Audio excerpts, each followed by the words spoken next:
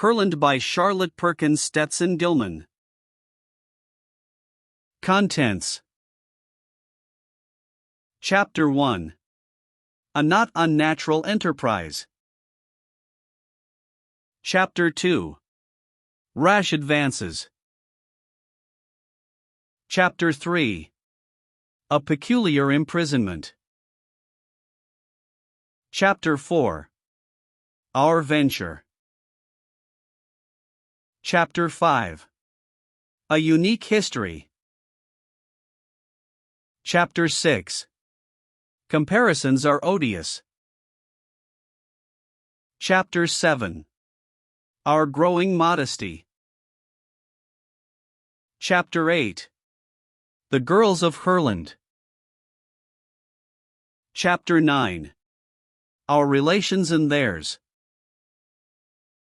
Chapter 10. Their Religions and Our Marriages. Chapter 11. Our Difficulties. Chapter 12. Expelled. Chapter 1. A Not Unnatural Enterprise. This is written from memory, unfortunately. If I could have brought with me the material I so carefully prepared, this would be a very different story. Whole books full of notes, carefully copied records, first-hand descriptions, and the pictures, that's the worst loss. We had some bird's eyes of the cities and parks, a lot of lovely views of streets, of buildings, outside and in, and some of those gorgeous gardens, and, most important of all, of the women themselves.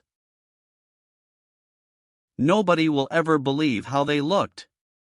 Descriptions aren't any good when it comes to women, and I never was good at descriptions anyhow. But it's got to be done somehow. The rest of the world needs to know about that country. I haven't said where it was for fear some self-appointed missionaries, or traders, or land-greedy expansionists, will take it upon themselves to push in. They will not be wanted, I can tell them that, and will fare worse than we did if they do find it. It began this way. There were 3 of us, classmates and friends, Terry O. Nicholson, we used to call him the Old Nick, with good reason, Jeff Margrave, and I, Van Dyck Jennings. We had known each other years and years, and in spite of our differences we had a good deal in common. All of us were interested in science. Terry was rich enough to do as he pleased. His great aim was exploration. He used to make all kinds of a row because there was nothing left to explore now, only patchwork and filling in, he said. He filled in well enough, he had a lot of talents, great on mechanics and electricity.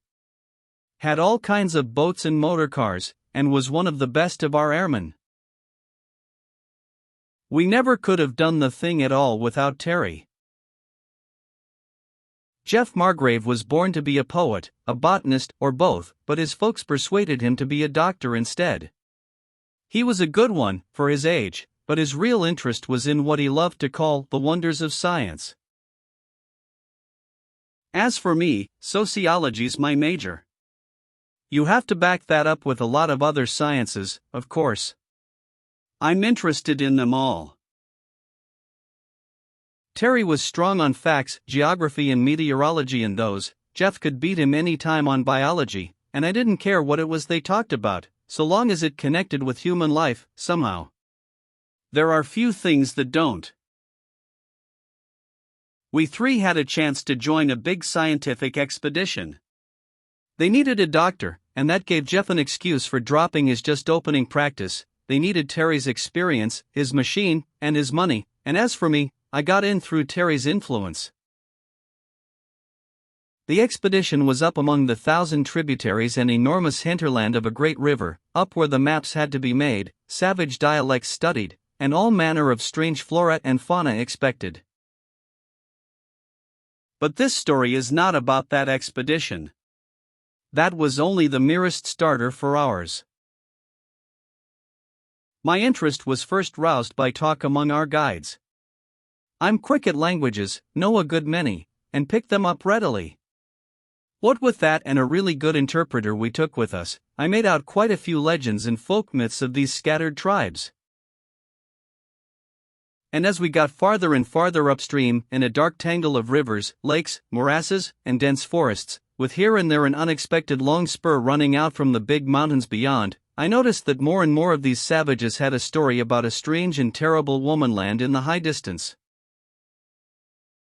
Up yonder, over there, way up, was all the direction they could offer, but their legends all agreed on the main point that there was this strange country where no men lived, only women and girl children. None of them had ever seen it.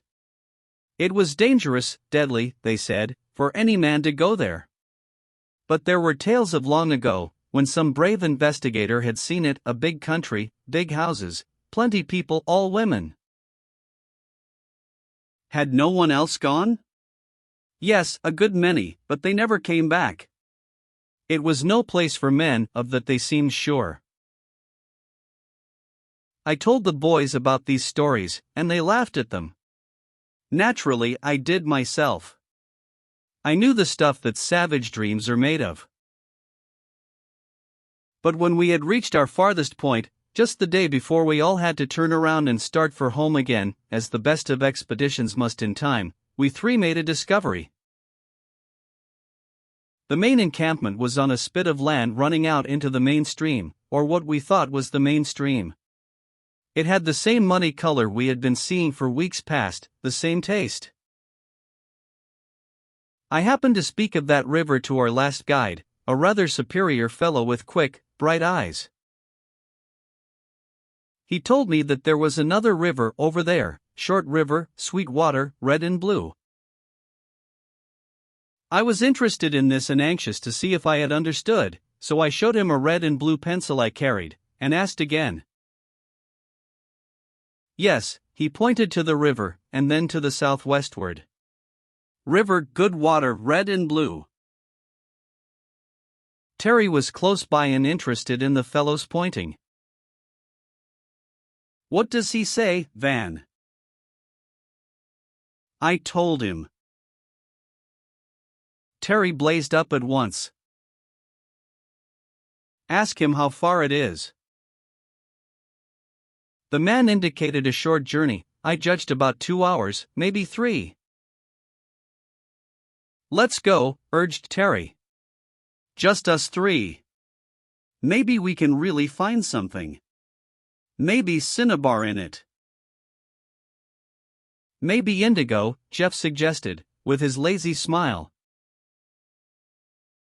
It was early yet, we had just breakfasted, and leaving word that we'd be back before night, we got away quietly, not wishing to be thought too gullible if we failed, and secretly hoping to have some nice little discovery all to ourselves.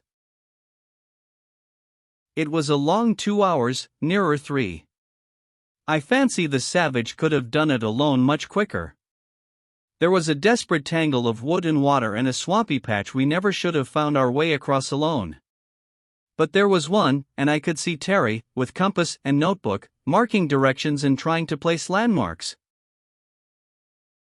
We came after a while to a sort of marshy lake, very big, so that the circling forest looked quite low and dim across it. Our guide told us that boats could go from there to our camp, but long way all day. This water was somewhat clearer than that we had left, but we could not judge well from the margin. We skirted it for another half hour or so, the ground growing firmer as we advanced, and presently we turned the corner of a wooded promontory and saw a quite different country, a sudden view of mountains, steep and bare. One of those long easterly spurs, Terry said appraisingly. Maybe hundreds of miles from the range. They crop out like that. Suddenly we left the lake and struck directly toward the cliffs. We heard running water before we reached it, and the guide pointed proudly to his river. It was short. We could see where it poured down a narrow vertical cataract from an opening in the face of the cliff. It was sweet water. The guide drank eagerly and so did we. That's snow water, Terry announced. Must come from way back in the hills. But as to being red and blue, it was greenish in tint. The guide seemed not at all surprised. He hunted about a little and showed us a quiet marginal pool where there were smears of red along the border, yes, and of blue. Terry got out his magnifying glass and squatted down to investigate. Chemicals of some sort, I can't tell on the spot. Looked to me like dyestuffs. Let's get nearer, he urged, up there by the fall. We scrambled along the steep banks and got close to the pool that foamed and boiled beneath the falling water. Here we searched the border and found traces of color beyond dispute. More, Jeff suddenly held up an unlooked-for trophy. It was only a rag, a long, raveled fragment of cloth. But it was a well-woven fabric, with a pattern, and of a clear scarlet that the water had not faded. No savage tribe that we had heard of made such fabrics. The guide stood serenely on the bank, well pleased with our excitement. One day blue, one day red, one day green, he told us, and pulled from his pouch another strip of bright-hued cloth. Come down, he said, pointing to the cataract. Woman country, up there. Then we were interested. We had our rest and lunch right there and pumped the man for further information. He could tell us only what the others had: a land of women, no men, babies, but all girls. No place for men, dangerous. Some had gone to sea, none had come back. I could see Terry's jaw set at that. No place for men? Dangerous? He looked as if he might shin up the waterfall on the spot. But the guide would not hear of going up, even if there had been any possible method of scaling that sheer cliff, and we had to get back to our party before night. They might stay if we told them, I suggested. But Terry stopped in his tracks. Look here, fellows, he said. This is our find. Let's not tell those cocky old professors.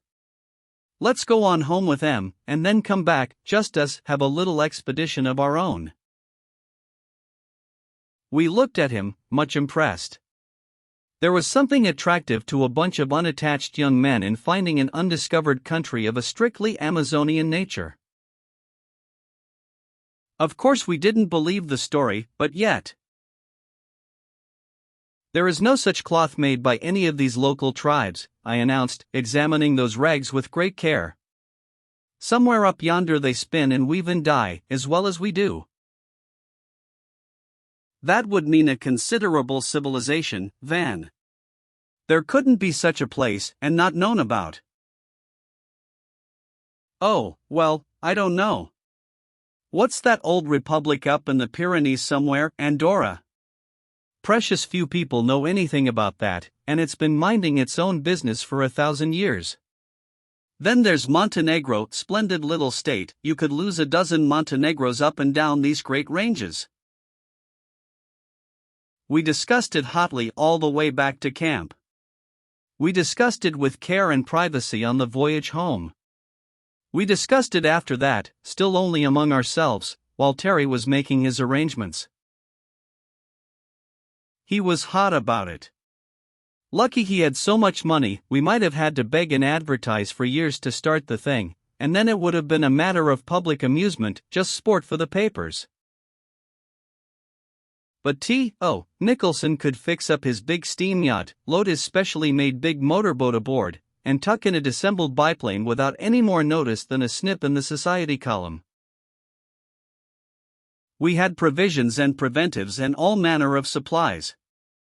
His previous experience stood him in good stead there. It was a very complete little outfit. We were to leave the yacht at the nearest safe port and go up that endless river in our motorboat, just the three of us and a pilot, then drop the pilot when we got to that last stopping place of the previous party, and hunt up that clear water stream ourselves. The motorboat we were going to leave at anchor in that wide shallow lake. It had a special covering of fitted armor, thin but strong, shut up like a clamshell. Those natives can't get into it, or hurt it, or move it, Terry explained proudly. We'll start our flyer from the lake and leave the boat as a base to come back to. If we come back, I suggested cheerfully. "'Fraid the ladies will eat you," he scoffed. "We're not so sure about those ladies, you know," drawled Jeff. "There may be a contingent of gentlemen with poison arrows or something." "You don't need to go if you don't want to," Terry remarked drily. "Go? You'll have to get an injunction to stop me." Both Jeff and I were sure about that. But we did have differences of opinion, all the long way. An ocean voyage is an excellent time for discussion. Now we had no eavesdroppers, we could loll and loaf in our deck chairs and talk, there was nothing else to do. Our absolute lack of facts only made the field of discussion wider. "We'll leave papers with our consul where the yacht stays," Terry planned. "If we don't come back in, say, a month, they can send a relief party after us." "A punitive expedition," I urged. "If the ladies do eat us, we must make reprisals." "They can locate that last stopping place easy enough, and I've made a sort of chart of that lake and cliff and waterfall." "Yes, but how will they get up?" asked Jeff. "Same way we do, of course. If 3 valuable American citizens are lost up there, they will follow somehow, to say nothing of the glittering attractions of that fair land. Let's call it Feminisia," he broke off. "You're right, Terry.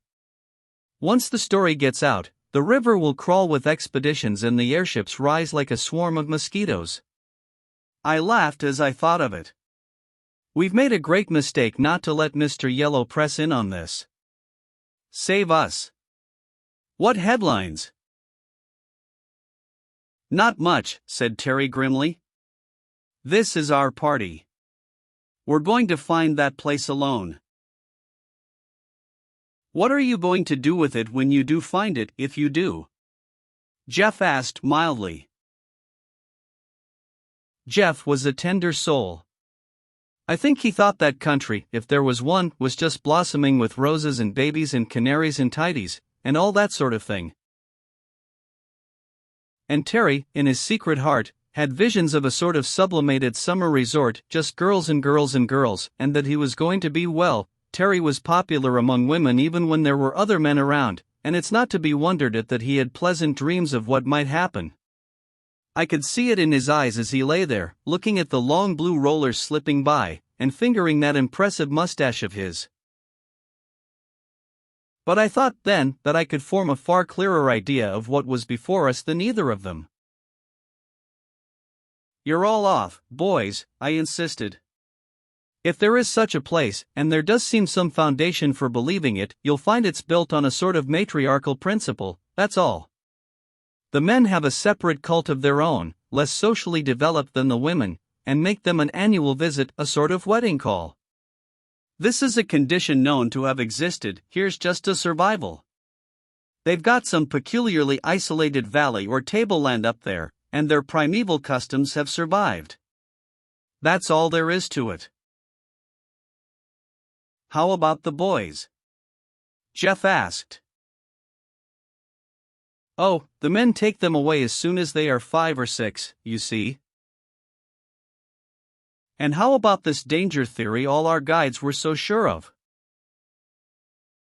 "Danger enough, Terry, and we'll have to be mighty careful. Women of that stage of culture are quite able to defend themselves and have no welcome for unseasonable visitors." We talked and talked. And with all my airs of sociological superiority, I was no nearer than any of them. It was funny though, in the light of what we did find, those extremely clear ideas of ours as to what a country of women would be like. It was no use to tell ourselves and one another that all this was idle speculation. We were idle and we did speculate, on the ocean voyage and the river voyage, too.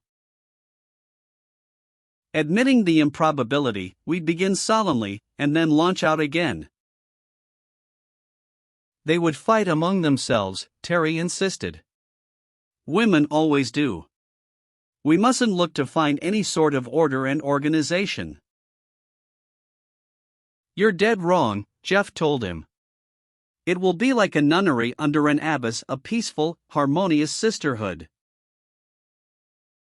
I snorted derision at this idea.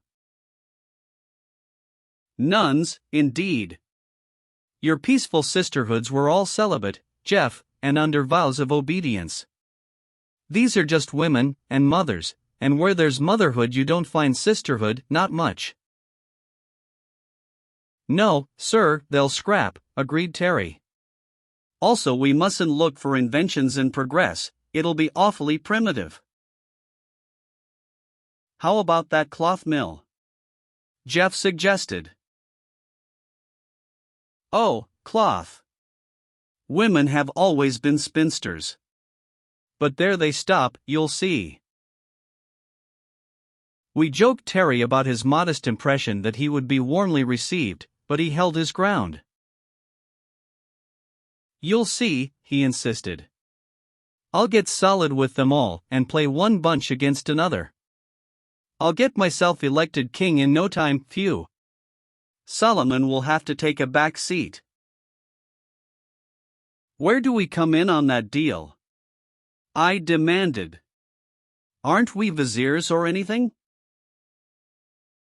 Couldn't risk it, he asserted solemnly. You might start a revolution, probably would. No, you'll have to be beheaded, or bowstrung, or whatever the popular method of execution is. You'd have to do it yourself, remember, grinned Jeff. No husky black slaves and Mamelukes. And there'd be two of us and only one of you, Van? Jeff's ideas and Terry's were so far apart that sometimes it was all I could do to keep the peace between them.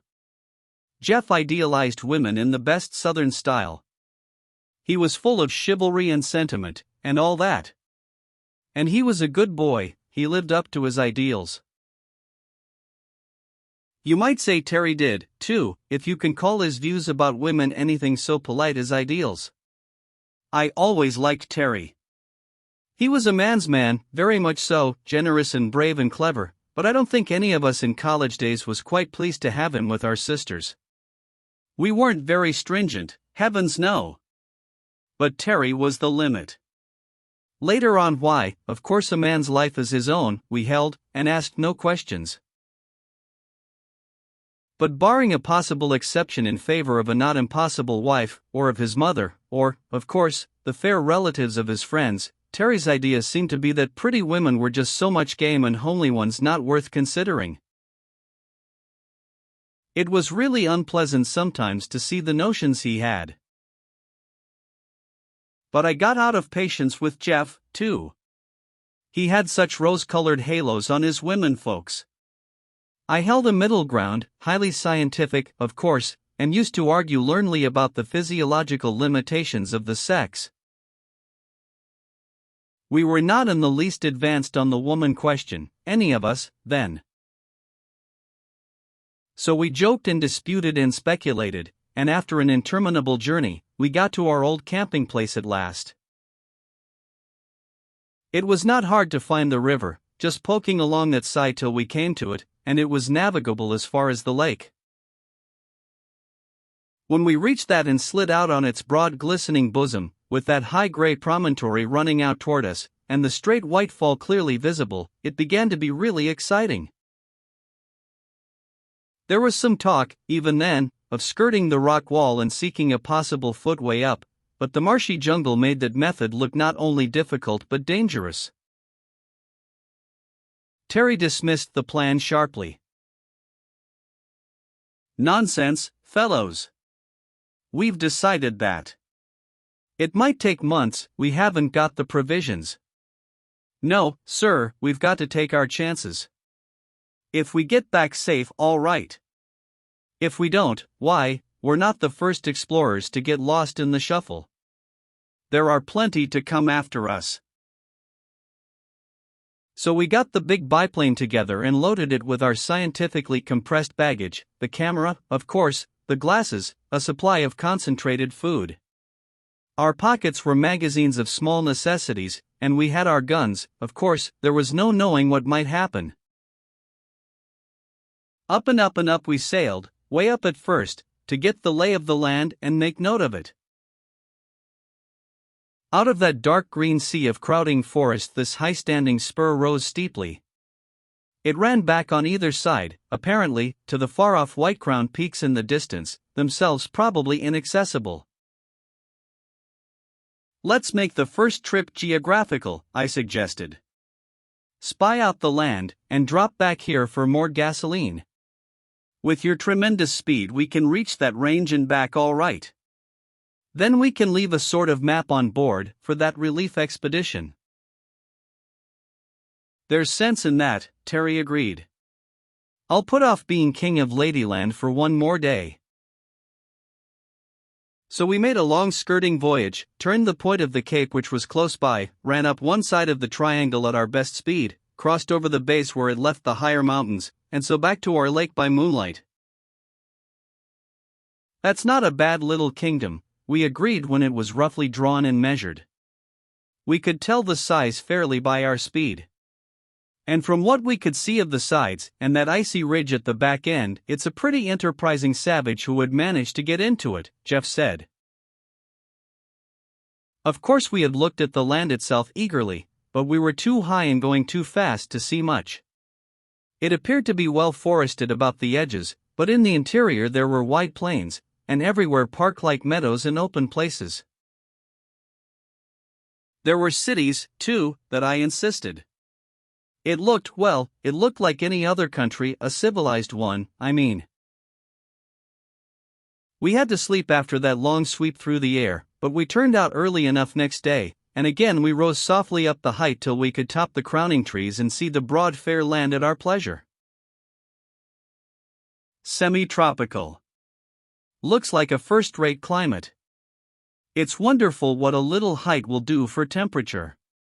Terry was studying the forest growth. "Little height. Is that what you call little?" I asked. Our instruments measured it clearly. We had not realized the long gentle rise from the coast perhaps. "Mighty lucky piece of land, I call it," Terry pursued.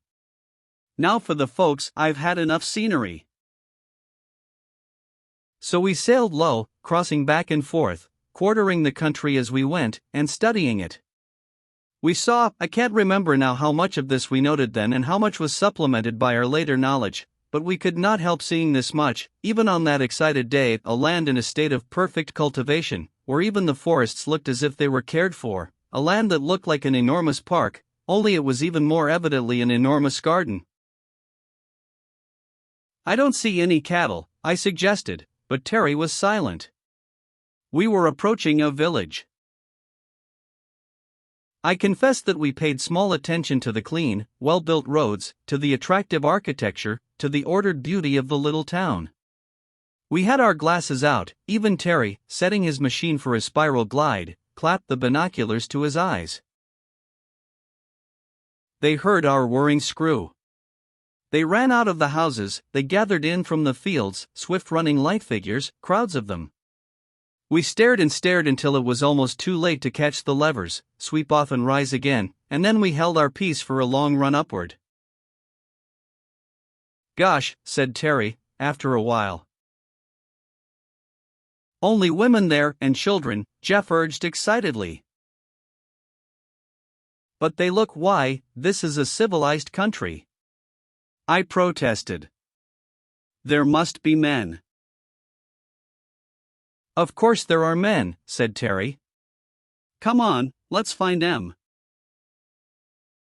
He refused to listen to Jeff's suggestion that we examine the country further before we risked leaving our machine. "There's a fine landing place right there where we came over," he insisted, and it was an excellent one, a wide, flat-topped rock overlooking the lake, and quite out of sight from the interior. "They won't find this in a hurry," he asserted, as we scrambled with the utmost difficulty down to safer footing. "Come on, boys, there were some good lookers in that bunch." Of course it was unwise of us. It was quite easy to see afterward that our best plan was to have studied the country more fully before we left our swooping airship and trusted ourselves to mere foot service. But we were 3 young men. We had been talking about this country for over a year, hardly believing that there was such a place, and now we were in it. It looked safe and civilized enough, and among those upturned, crowding faces, though some were terrified enough, there was great beauty, on that we all agreed. "Come on," cried Terry, pushing forward. "Oh, come on. Here goes for Herland." Chapter 2. Rash Advances. Not more than 10 or 15 miles we judged it from our landing rock to that last village. For all our eagerness we thought it wise to keep to the woods and go carefully. Even Terry's ardor was held in check by his firm conviction that there were men to be met, and we saw to it that each of us had a good stock of cartridges. They may be scarce, and they may be hidden away somewhere, some kind of a matriarch 8, as Jeff tells us. For that matter, they may live up in the mountains yonder and keep the women in this part of the country, sort of a national harem. But there are men somewhere. Didn't you see the babies? We had all seen babies, children big and little, everywhere that we had come near enough to distinguish the people. And though by dress we could not be sure of all the grown persons, still there had not been one man that we were certain of. "I always liked that Arab saying, 'First tie your camel and then trust in the Lord,'" Jeff murmured, so we all had our weapons in hand, and stole cautiously through the forest. Terry studied it as we progressed. "Talk of civilization," he cried softly in restrained enthusiasm. "I never saw a forest so petted, even in Germany. Look, there's not a dead bough, the vines are trained actually. And see here," he stopped and looked about him, calling Jeff's attention to the kinds of trees. They left me for a landmark and made a limited excursion on either side. Food-bearing, practically all of them, they announced returning. The rest, splendid hardwood. Call this a forest? It's a truck farm. Good thing to have a botanist on hand, I agreed. Sure there are no medicinal ones? Or any for pure ornament? As a matter of fact, they were quite right. These towering trees were under as careful cultivation as so many cabbages. In other conditions we should have found those woods full of fair foresters and fruit gatherers, but an airship is a conspicuous object, and by no means quiet, and women are cautious. All we found moving in those woods, as we started through them, were birds, some gorgeous, some musical, all so tame that it seemed almost to contradict our theory of cultivation, at least until we came upon occasional little glades, where carved stone seats and tables stood in the shade beside clear fountains, with shallow bird baths always added. "They don't kill birds, and apparently they do kill cats," Terry declared. "Must be men here. Hark!" We had heard something not in the least like a birdsong, and very much like a suppressed whisper of laughter, a little happy sound, instantly smothered. We stood like so many pointers, and then used our glasses, swiftly, carefully. "It couldn't have been far off," said Terry excitedly. "How about this big tree?" There was a very large and beautiful tree in the glade we had just entered, with thick wide-spreading branches that sloped out in lapping fans like a beech or pine. It was trimmed underneath some 20 feet up, and stood there like a huge umbrella, with circling seats beneath. "Look," he pursued. "There are short stumps of branches left to climb on. There's someone up that tree, I believe." We stole near, cautiously. "Look out for a poison arrow in your eye," I suggested, but Terry pressed forward, sprang up on the seat back, and grasped the trunk. "In my heart, more likely," he answered. "Gee! Look, boys!" We rushed close in and looked up. There among the boughs overhead was something more than one something that clung motionless, close to the great trunk at first, and then, as one and all we started up the tree, separated into three swift-moving figures and fled upward. As we climbed we could catch glimpses of them scattering above us. By the time we had reached about as far as three men together dared push, they had left the main trunk and moved outward, each one balanced on a long branch that dipped and swayed beneath the weight. We paused uncertain. If we pursued further, the boughs would break under the double burden. We might shake them off, perhaps, but none of us was so inclined. In the soft dappled light of these high regions, breathless with our rapid climb, we rested a while, eagerly studying our objects of pursuit, while they in turn, with no more terror than a set of frolicsome children in a game of tag, sat as lightly as so many big bright birds on their precarious perches and frankly, curiously, stared at us. "Girls," whispered Jeff, under his breath, as if they might fly if he spoke aloud. "Peaches," added Terry, scarcely louder. "Peacherinos, apricot nectarines." Phew! They were girls, of course, no boys could ever have shown that sparkling beauty, and yet none of us was certain at first.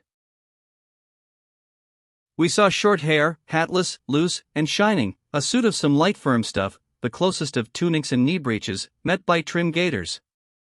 As bright and smooth as parrots and as unaware of danger, they swung there before us, wholly at ease, staring as we stared, till first one, and then all of them burst into peals of delighted laughter. Then there was a torrent of soft talk tossed back and forth, no savage sing-song, but clear musical fluent speech. We met their laughter cordially, and doffed our hats to them, at which they laughed again, delightedly. Then Terry, wholly in his element, made a polite speech, with explanatory gestures, and proceeded to introduce us, with pointing finger. "Mr. Jeff Margrave," he said clearly. Jeff bowed as gracefully as a man could in the fork of a great limb. "Mr. Van Dyck Jennings." I also tried to make an effective salute and nearly lost my balance. Then Terry laid his hand upon his chest, a fine chest he had, too, and introduced himself. He was braced carefully for the occasion and achieved an excellent obeisance. Again they laughed delightedly, and the one nearest me followed his tactics. "Silas," she said distinctly, pointing to the one in blue, "Alima, the one in rose." Then, with a vivid imitation of Terry's impressive manner, she laid a firm delicate hand on her gold-green jerkin. "Elidor." This was pleasant, but we got no nearer. "We can't sit here and learn the language," Terry protested. He beckoned to them to come nearer, most winningly, but they gaily shook their heads. He suggested, by signs, that we all go down together, but again they shook their heads, still merrily. Then Elidor clearly indicated that we should go down, pointing to each and all of us, with unmistakable firmness, and further seeming to imply by the sweep of a lithe arm that we not only go downward, but go away altogether, at which we shook our heads in turn. "Have to use bait," grinned Terry. "I don't know about you fellows, but I came prepared." He produced from an inner pocket a little box of purple velvet, that opened with a snap, and out of it he drew a long sparkling thing, a necklace of big varicolored stones that would have been worth $1 million if real ones. He held it up, swung it, glittering in the sun, offered it first to one, then to another, holding it out as far as he could reach toward the girl nearest him. He stood braced in the fork, held firmly by one hand, the other, swinging his bright temptation, reached far out along the bough, but not quite to his full stretch. She was visibly moved, I noted, hesitated, spoke to her companions. They chattered softly together, one evidently warning her, the other encouraging. Then, softly and slowly, she drew nearer. This was Alima, a tall long-limbed lass, well-knit and evidently both strong and agile. Her eyes were splendid, wide, fearless, as free from suspicion as a child's who has never been rebuked. Her interest was more that of an intent boy playing a fascinating game than of a girl lured by an ornament. The others moved a bit farther out, holding firmly, watching. Terry's smile was irreproachable, but I did not like the look in his eyes. It was like a creature about to spring. I could already see it happen, the dropped necklace, the sudden clutching hand, the girl's sharp cry as he seized her and drew her in. But it didn't happen. She made a timid reach with her right hand for the gay swinging thing. He held it a little nearer, then, swift as light, she seized it from him with her left, and dropped on the instant to the bough below. He made his snatch, quite vainly, almost losing his position as his hand clutched only air, and then, with inconceivable rapidity, the three bright creatures were gone. They dropped from the ends of the big boughs to those below, fairly pouring themselves off the tree, while we climbed downward as swiftly as we could. We heard their vanishing gay laughter, we saw them fleeting away in the wide open reaches of the forest, and gave chase, but we might as well have chased wild antelopes, so we stopped at length somewhat breathless. "No use," gasped Terry. "They got away with it. My word! The men of this country must be good sprinters." "Inhabitants evidently arboreal," I grimly suggested. "Civilized and still arboreal, peculiar people." "You shouldn't have tried that way," Jeff protested. "They were perfectly friendly, now we've scared them." But it was no use grumbling, and Terry refused to admit any mistake. "Nonsense," he said. "They expected it. Women like to be run after. Come on, let's get to that town, maybe we'll find them there."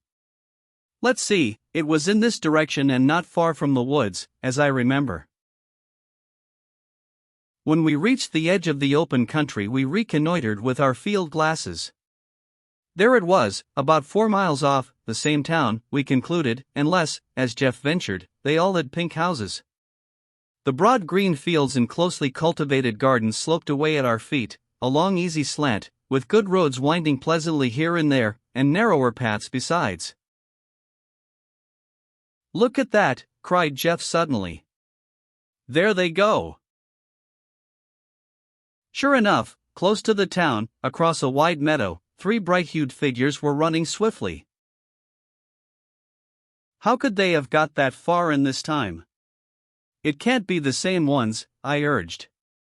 But through the glasses we could identify our pretty tree climbers quite plainly, at least by costume. Terry watched them, we all did for that matter, till they disappeared among the houses. Then he put down his glass and turned to us, drawing a long breath. "Mother of Mike, boys, what gorgeous girls! To climb like that! To run like that! And afraid of nothing! This country suits me all right. Let's get ahead." "Nothing venture, nothing have," I suggested, but Terry preferred faint heart ne'er won fair lady. We set forth in the open, walking briskly.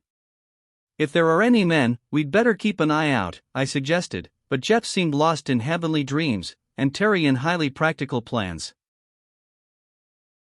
What a perfect road! What a heavenly country! See the flowers, will you? This was Jeff, always an enthusiast, but we could agree with him fully. The road was some sort of hard manufactured stuff, sloped slightly to shed rain, with every curve and grade and gutter as perfect as if it were Europe's best. "No men, eh?" sneered Terry. On either side a double row of trees shaded the footpaths, between the trees bushes or vines, all fruit-bearing, now and then seats and little wayside fountains, everywhere flowers. "We'd better import some of these ladies and set 'em to parking the United States," I suggested. "Mighty nice place they've got here." We rested a few moments by one of the fountains, tested the fruit that looked ripe, and went on, impressed, for all our gay bravado by the sense of quiet potency which lay about us. Here was evidently a people highly skilled, efficient, caring for their country as a florist cares for his costliest orchids. Under the soft brilliant blue of that clear sky, in the pleasant shade of those endless rows of trees, we walked unharmed, the placid silence broken only by the birds. Presently there lay before us at the foot of a long hill the town or village we were aiming for. We stopped and studied it. Jeff drew a long breath. I wouldn't have believed a collection of houses could look so lovely, he said. They've got architects and landscape gardeners in plenty, that's sure, agreed Terry. I was astonished myself. You see, I come from California, and there's no country lovelier, but when it comes to towns. I have often groaned at home to see the offensive mess man made in the face of nature, even though I'm no art sharp, like Jeff. But this place. It was built mostly of a sort of dull rose-colored stone, with here and there some clear white houses, and it lay abroad among the green groves and gardens like a broken rosary of pink coral. Those big white ones are public buildings evidently, Terry declared. This is no savage country, my friend. But no men? Boys, it behooves us to go forward most politely. The place had an odd look, more impressive as we approached. It's like an exposition. It's too pretty to be true. Plenty of palaces, but where are the homes? Oh, there are little ones enough, but it certainly was different from any towns we had ever seen. There's no dirt, said Jeff suddenly. There's no smoke, he added after a little. There's no noise, I offered, but Terry snubbed me. That's because they are laying low for us. We'd better be careful how we go in there. Nothing could induce him to stay out, however, so we walked on. Everything was beauty, order, perfect cleanness, and the pleasantest sense of home over it all. As we neared the center of the town, the houses stood thicker, ran together as it were, grew into rambling palaces grouped among parks and open squares, something as college buildings stand in their quiet greens. And then, turning a corner, we came into a broad paved space and saw before us a band of women standing close together in even order, evidently waiting for us. We stopped a moment and looked back. The street behind was closed by another band, marching steadily, shoulder to shoulder. We went on, there seemed no other way to go, and presently found ourselves quite surrounded by this close-massed multitude, women, all of them, but they were not young. They were not old. They were not, in the girl sense, beautiful. They were not in the least ferocious. And yet, as I looked from face to face, calm, grave, wise, wholly unafraid, evidently assured and determined, I had the funniest feeling, a very early feeling, a feeling that I traced back in memory until I caught up with it at last. It was that sense of being hopelessly in the wrong that I had so often felt in early youth when my short legs' utmost effort failed to overcome the fact that I was late to school. Jeff felt it too, I could see he did. We felt like small boys, very small boys, caught doing mischief in some gracious lady's house. But Terry showed no such consciousness. I saw his quick eyes darting here and there, estimating numbers, measuring distances, judging chances of escape. He examined the close ranks about us, reaching back far on every side, and murmured softly to me, "Every one of 'em over 40 is I'm a sinner." Yet they were not old women. Each was in the full bloom of rosy health, erect, serene, standing sure-footed and light as any pugilist. They had no weapons, and we had, but we had no wish to shoot. "I'd as soon shoot my aunts," muttered Terry again. "What do they want with us anyhow? They seem to mean business." But in spite of that businesslike aspect, he determined to try his favorite tactics. Terry had come armed with a theory. He stepped forward, with his brilliant ingratiating smile, and made low obeisance to the women before him. Then he produced another tribute, a broad soft scarf of filmy texture, rich in color and pattern, a lovely thing, even to my eye, and offered it with a deep bow to the tall unsmiling woman who seemed to head the ranks before him. She took it with a gracious nod of acknowledgement, and passed it on to those behind her. He tried again, this time bringing out a circlet of rhinestones, a glittering crown that should have pleased any woman on earth. He made a brief address, including Jeff and me as partners in his enterprise, and with another bow presented this. Again his gift was accepted and, as before, passed out of sight. If they were only younger, he muttered between his teeth. What on earth is a fellow to say to a regiment of old colonels like this? In all our discussions and speculations we had always unconsciously assumed that the women, whatever else they might be, would be young. Most men do think that way, I fancy. Woman in the abstract is young, and, we assume, charming. As they get older they pass off the stage, somehow, into private ownership mostly, or out of it altogether. But these good ladies were very much on the stage, and yet any one of them might have been a grandmother. We looked for nervousness, there was none. For terror, perhaps, there was none. For uneasiness, for curiosity, for excitement, and all we saw was what might have been a vigilance committee of women doctors, as cool as cucumbers, and evidently meaning to take us to task for being there. 6 of them stepped forward now, one on either side of each of us, and indicated that we were to go with them. We thought it best to accede, at first anyway, and marched along, one of these close at each elbow, and the others in close masses before, behind, on both sides. A large building opened before us, a very heavy thick-walled impressive place, big, and old-looking, of grey stone, not like the rest of the town.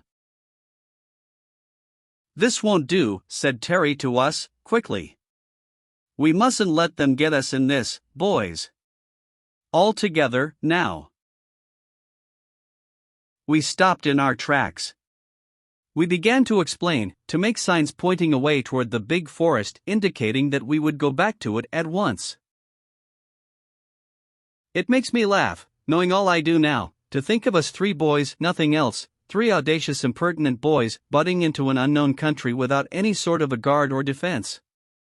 We seemed to think that if there were men we could fight them, and if there were only women, why, there would be no obstacles at all. Jeff, with his gentle romantic old-fashioned notions of women as clinging vines. Terry, with his clear decided practical theories that there were 2 kinds of women, those he wanted and those he didn't, desirable and undesirable was his demarcation. The latter as a large class, but negligible, he had never thought about them at all.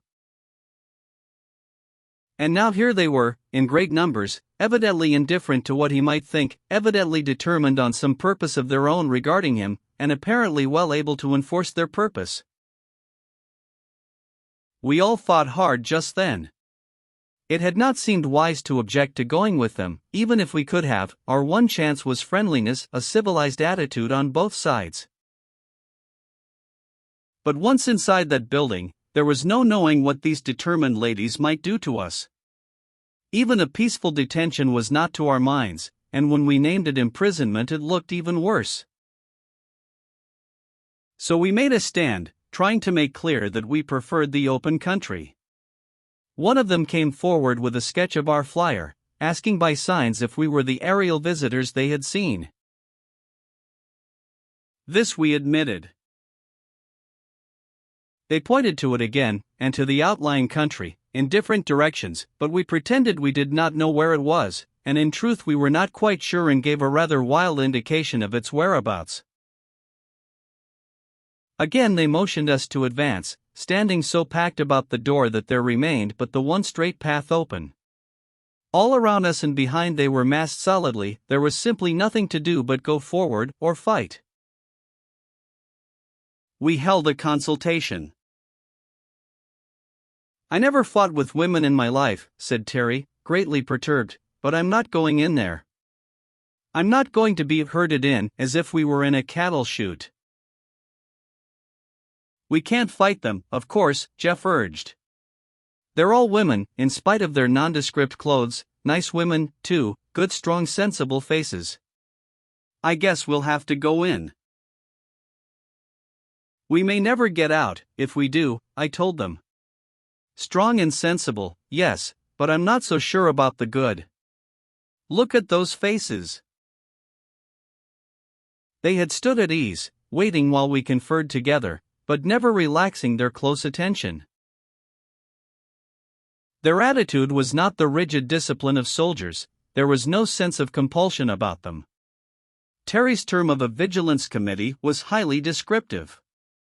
They had just the aspect of sturdy burghers, gathered hastily to meet some common need or peril, all moved by precisely the same feelings, to the same end. Never, anywhere before, had I seen women of precisely this quality. Fishwives and market women might show similar strength, but it was coarse and heavy. These were merely athletic, light and powerful. College professors, teachers, writers, many women showed similar intelligence but often wore a strained nervous look, while these were as calm as cows, for all their evident intellect. We observed pretty closely just then, for all of us felt that it was a crucial moment. The leader gave some word of command and beckoned us on, and the surrounding mass moved a step nearer. "We've got to decide quick," said Terry. "I vote to go in," Jeff urged. But we were 2-1 against him and he loyally stood by us. We made one more effort to be let go, urgent, but not imploring. In vain. "Now for a rush, boys," Terry said. "And if we can't break M, I'll shoot in the air." Then we found ourselves much in the position of the suffragette trying to get to the Parliament buildings through a triple cordon of London police.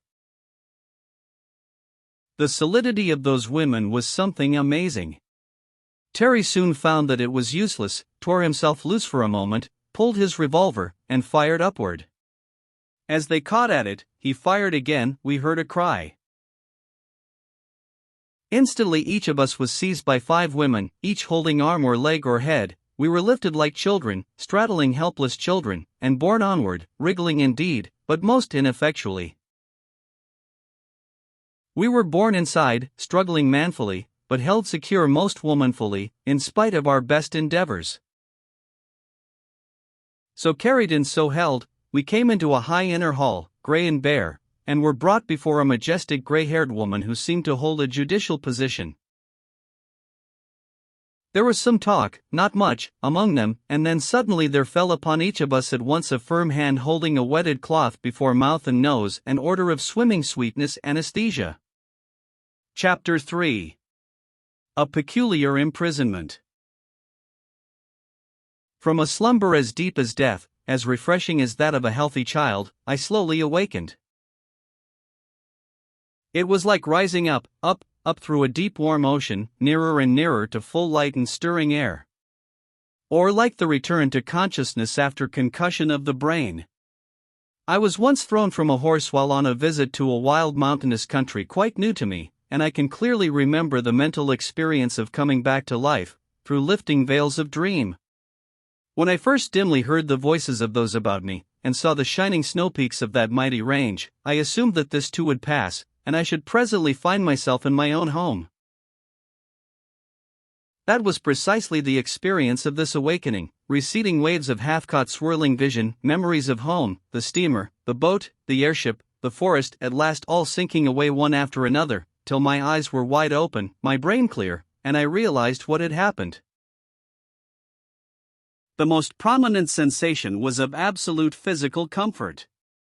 I was lying in a perfect bed, long, broad, smooth, firmly soft and level, with the finest linen, some warm light quilt of blanket, and a counterpane that was a joy to the eye.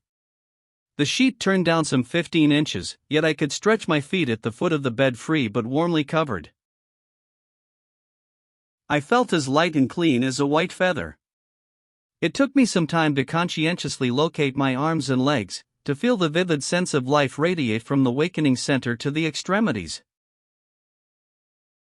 A big room, high and wide, with many lofty windows whose closed blinds let through soft green-lit air, a beautiful room, in proportion, in color, in smooth simplicity, a scent of blossoming gardens outside. I lay perfectly still, quite happy, quite conscious, and yet not actively realizing what had happened till I heard Terry. "Gosh," was what he said. I turned my head.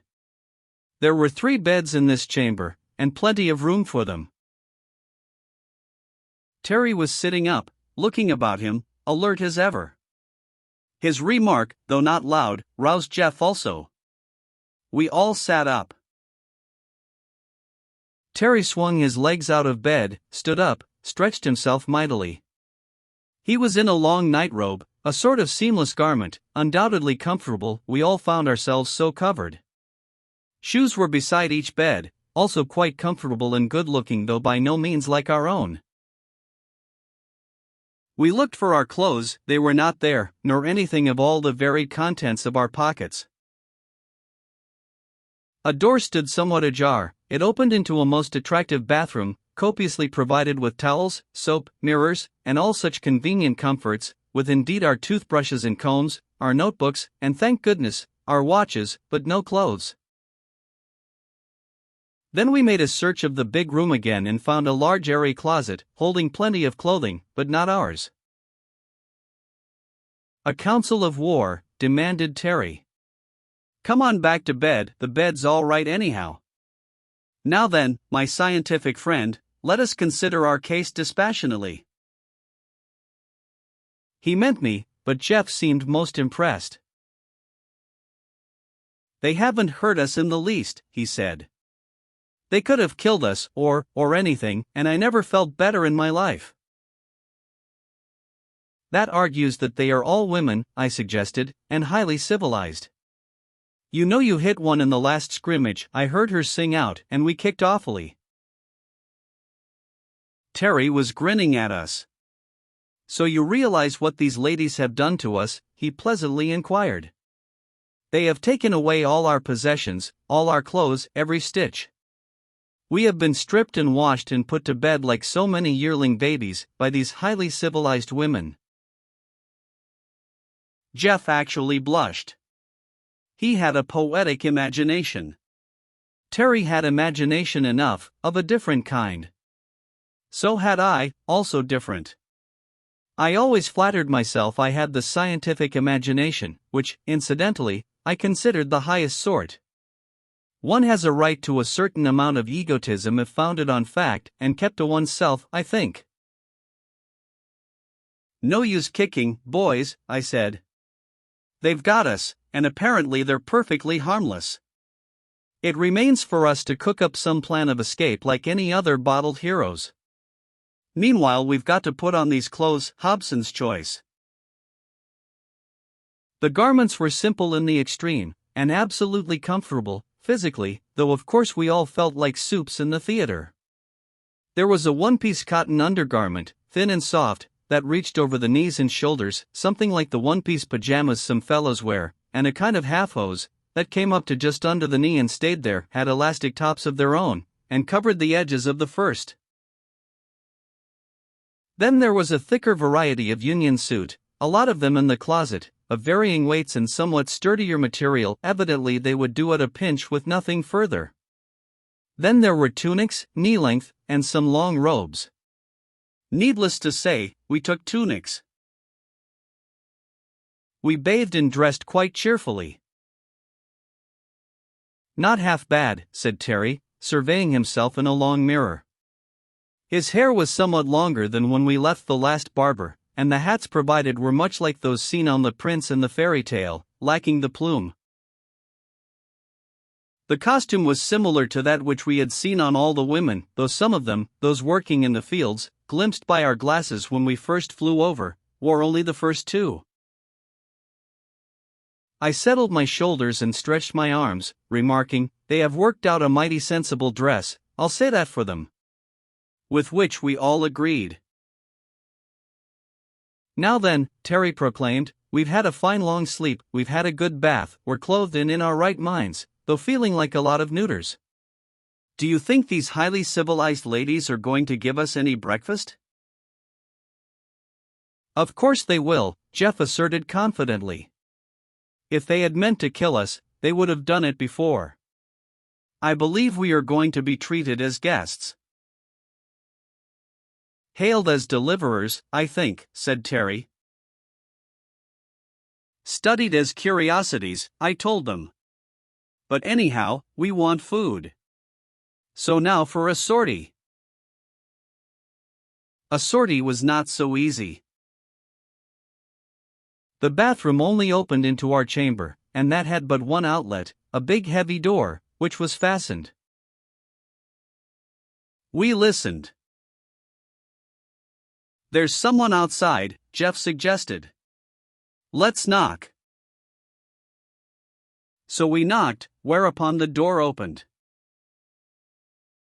Outside was another large room, furnished with a great table at one end, long benches or couches against the wall, some smaller tables and chairs. All these were solid, strong, simple in structure, and comfortable in use, also, incidentally, beautiful. This room was occupied by a number of women, 18 to be exact, some of whom we distinctly recalled. Terry heaved a disappointed sigh. "The Colonels," I heard him whisper to Jeff. Jeff, however, advanced and bowed in his best manner, so did we all, and we were saluted civilly by the tall standing women. We had no need to make pathetic pantomime of hunger. The smaller tables were already laid with food, and we were gravely invited to be seated. The tables were set for two, each of us found ourselves placed vis-a-vis with one of our hosts, and each table had 5 other stalwarts nearby, unobtrusively watching. We had plenty of time to get tired of those women. The breakfast was not profuse, but sufficient in amount and excellent in quality. We were all too good travelers to object to novelty, and this repast with its new but delicious fruit, its dish of large rich flavored nuts, and its highly satisfactory little cakes was most agreeable. There was water to drink, and a hot beverage of a most pleasing quality, some preparation like cocoa. And then and there, willy-nilly, before we had satisfied our appetites, our education began. By each of our plates lay a little book, a real printed book, though different from ours both in paper and binding, as well, of course, as in type. We examined them curiously. "Shades of silver," muttered Terry. "We're to learn the language." We were indeed to learn the language, and not only that, but to teach our own.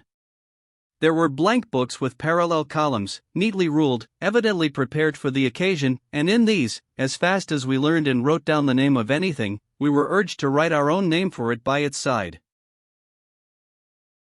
The book we had to study was evidently a school book, one in which children learn to read, and we judged from this, and from their frequent consultation as to methods, that they had had no previous experience in the art of teaching foreigners their language, or of learning any other. On the other hand, what they lacked in experience, they made up for in genius. Such subtle understanding, such instant recognition of our difficulties, and readiness to meet them, were a constant surprise to us. Of course, we were willing to meet them halfway. It was wholly to our advantage to be able to understand and speak with them, and as to refusing to teach them, why should we? Later on we did try open rebellion, but only once. That first meal was pleasant enough, each of us quietly studying his companion, Jeff with sincere admiration, Terry with that highly technical look of his, as of a past master, like a lion tamer, a serpent charmer, or some such professional. I myself was intensely interested. It was evident that those sets of 5 were there to check any outbreak on our part. We had no weapons, and if we did try to do any damage, with a chair, say, why 5 to 1 was too many for us, even if they were women, that we had found out to our sorrow. It was not pleasant, having them always around, but we soon got used to it. "It's better than being physically restrained ourselves," Jeff philosophically suggested when we were alone. "They've given us a room with no great possibility of escape and personal liberty heavily chaperoned. It's better than we'd have been likely to get in a man country." Man country. Do you really believe there are no men here, you innocent? Don't you know there must be a, demanded Terry. Yes, Jeff agreed. Of course, and yet. And yet what? Come, you obdurate sentimentalist, what are you thinking about? They may have some peculiar division of labor we've never heard of, I suggested. The men may live in separate towns, or they may have subdued them somehow and keep them shut up. But there must be some. That last suggestion of yours is a nice one, Van, Terry protested. Same as they've got us subdued and shut up. You make me shiver. Well, figure it out for yourself, any way you please. We saw plenty of kids, the first day, and we've seen those girls. Real girls. Terry agreed, in immense relief. Glad you mentioned them. I declare, if I thought there was nothing in the country but those grenadiers, I'd jump out the window. Speaking of windows, I suggested, let's examine ours. We looked out of all the windows. The blinds opened easily enough, and there were no bars, but the prospect was not reassuring. This was not the pink-walled town we had so rashly entered the day before. Our chamber was high up, in a projecting wing of a sort of castle, built out on a steep spur of rock. Immediately below us were gardens, fruitful and fragrant, but their high walls followed the edge of the cliff which dropped sheer down. We could not see how far. The distant sound of water suggested a river at the foot. We could look out east, west, and south. To the southeastward stretched the open country, lying bright and fair in the morning light, but on either side, and evidently behind, rose great mountains. This thing is a regular fortress, and no women built it, I can tell you that, said Terry. We nodded agreeingly. It's right up among the hills, they must have brought us a long way. We saw some kind of swift-moving vehicles the first day, Jeff reminded us. If they've got motors, they are civilized. Civilized or not, we've got our work cut out for us to get away from here. I don't propose to make a rope of bedclothes and try those walls till I'm sure there is no better way. We all concurred on this point, and returned to our discussion as to the women. Jeff continued thoughtful. All the same, there's something funny about it, he urged. It isn't just that we don't see any men, but we don't see any signs of them. The reaction of these women is different from any that I've ever met. There is something in what you say, Jeff, I agreed. There is a different atmosphere. They don't seem to notice our being men, he went on. They treat us, well, just as they do one another. It's as if our being men was a minor incident. I nodded. I'd noticed it myself. But Terry broke in rudely. Fiddlesticks, he said. It's because of their advanced age. They're all grandmas, I tell you, or ought to be. Great aunts, anyhow. Those girls were girls all right, weren't they? Yes, Jeff agreed, still slowly. But they weren't afraid, they flew up that tree and hid, like schoolboys caught out of bounds, not like shy girls. And they ran like marathon winners, you'll admit that, Terry, he added. Terry was moody as the days passed. He seemed to mind our confinement more than Jeff or I did, and he harped on Alima, and how near he'd come to catching her. If I had, he would say, rather savagely, we'd have had a hostage and could have made terms. But Jeff was getting on excellent terms with his tutor, and even his guards, and so was I. It interested me profoundly to note and study the subtle difference between these women and other women, and try to account for them. In the matter of personal appearance, there was a great difference. They all wore short hair, some few inches at most, some curly, some not, all light and clean and fresh-looking. If their hair was only long, Jeff would complain, it would look so much more feminine. I rather liked it myself, after I got used to it. Why we should so admire a woman's crown of hair and not admire a Chinaman's queue is hard to explain, except that we are so convinced that the long hair belongs to a woman. whereas the mane in horses is on both, and in lions, buffaloes, and such creatures only on the male. But I did miss it at first. Our time was quite pleasantly filled. We were free of the garden below our windows, quite long in its irregular rambling shape, bordering the cliff. The walls were perfectly smooth and high, ending in the masonry of the building, and as I studied the great stones I became convinced that the whole structure was extremely old. It was built like the pre-Incan architecture in Peru, of enormous monoliths, fitted as closely as mosaics. These folks have a history, that's sure, I told the others. And sometime they were fighters, else why a fortress? I said we were free of the garden, but not wholly alone in it. There was always a string of those uncomfortably strong women sitting about, always one of them watching us even if the others were reading, playing games, or busy at some kind of handiwork. When I see them knit, Terry said, I can almost call them feminine. That doesn't prove anything, Jeff promptly replied. Scotch shepherds knit, always knitting. When we get out, Terry stretched himself and looked at the far peaks, when we get out of this and get to where the real women are, the mothers, and the girls. Well, what'll we do then? I asked, rather gloomily. How do you know we'll ever get out? This was an unpleasant idea, which we unanimously considered, returning with earnestness to our studies. If we are good boys and learn our lessons well, I suggested. If we are quiet and respectful and polite and they are not afraid of us, then perhaps they will let us out. And anyway, when we do escape, it is of immense importance that we know the language. Personally, I was tremendously interested in that language, and seeing they had books, was eager to get at them, to dig into their history, if they had one. It was not hard to speak, smooth and pleasant to the ear, and so easy to read and write that I marveled at it. They had an absolutely phonetic system, the whole thing was as scientific as Esperanto yet bore all the marks of an old and rich civilization.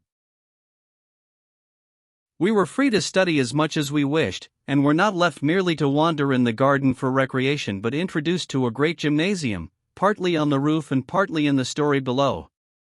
Here we learned real respect for our tall guards. No change of costume was needed for this work, save to lay off outer clothing. The first one was as perfect a garment for exercise as need be devised, absolutely free to move in, and, I had to admit, much better looking than our usual one. 40/40, some of M50, I bet, and look at M, grumbled Terry in reluctant admiration. There were no spectacular acrobatics, such as only the young can perform, but for all-around development they had a most excellent system. A good deal of music went with it, with posture dancing and, sometimes, gravely beautiful processional performances. Jeff was much impressed by it. We did not know then how small a part of their physical culture methods this really was, but found it agreeable to watch, and to take part in. Oh yes, we took part all right. It wasn't absolutely compulsory, but we thought it better to please.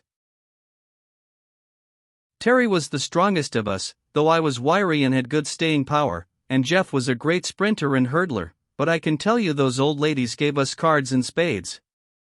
They ran like deer, by which I mean that they ran not as if it was a performance, but as if it was their natural gait. We remembered those fleeting girls of our first bright adventure, and concluded that it was. They leaped like deer, too, with a quick folding motion of the legs, drawn up and turned to one side with a sidelong twist of the body. I remembered the sprawling spread eagle way in which some of the fellows used to come over the line and try to learn the trick. We did not easily catch up with these experts, however. Never thought I'd live to be bossed by a lot of elderly lady acrobats, Terry protested. They had games, too, a good many of them, but we found them rather uninteresting at first. It was like two people playing solitaire to see who would get it first, more like a race or a competitive examination, than a real game with some fight in it. I philosophized a bit over this and told Terry it argued against their having any men about. There isn't a man-size game in the lot, I said. But they are interesting, I like them, Jeff objected, and I'm sure they are educational. I'm sick and tired of being educated, Terry protested. Fancy going to a dame school at our age. I want to get out. But we could not get out, and we were being educated swiftly. Our special tutors rose rapidly in our esteem. They seemed of rather finer quality than the guards, though all were on terms of easy friendliness. Mine was named Summel, Jeff's Zava, and Terry's Modine. We tried to generalize from the names, those of the guards, and of our 3 girls, but got nowhere. They sound well enough, and they're mostly short, but there's no similarity of termination, and no two alike. However, our acquaintance is limited as yet. There were many things we meant to ask as soon as we could talk well enough. Better teaching I never saw. From morning to night there was Summel, always on call except between 2 and 4, always pleasant with a steady friendly kindness that I grew to enjoy very much. Jeff said Miss Zava he would put on a title, though they apparently had none, was a darling, that she reminded him of his Aunt Esther at home, but Terry refused to be one, and rather jeered at his own companion when we were alone. I'm sick of it, he protested. Sick of the whole thing. Here we are cooped up as helpless as a bunch of 3-year-old orphans, and being taught what they think is necessary, whether we like it or not. Confound their old-maid impudence. Nevertheless we were taught. They brought in a raised map of their country, beautifully made, and increased our knowledge of geographical terms, but when we inquired for information as to the country outside, they smilingly shook their heads. They brought pictures, not only the engravings in the books but colored studies of plants and trees and flowers and birds. They brought tools and various small objects. We had plenty of material in our school. If it had not been for Terry we would have been much more contented, but as the weeks ran into months he grew more and more irritable. Don't act like a bear with a sore head, I begged him. We're getting on finely. Every day we can understand them better, and pretty soon we can make a reasonable plea to be let out. Let out, he stormed. Let out like children kept after school. I want to get out, and I'm going to. I want to find the men of this place and fight, or the girls. Guess it's the girls you're most interested in, Jeff commented.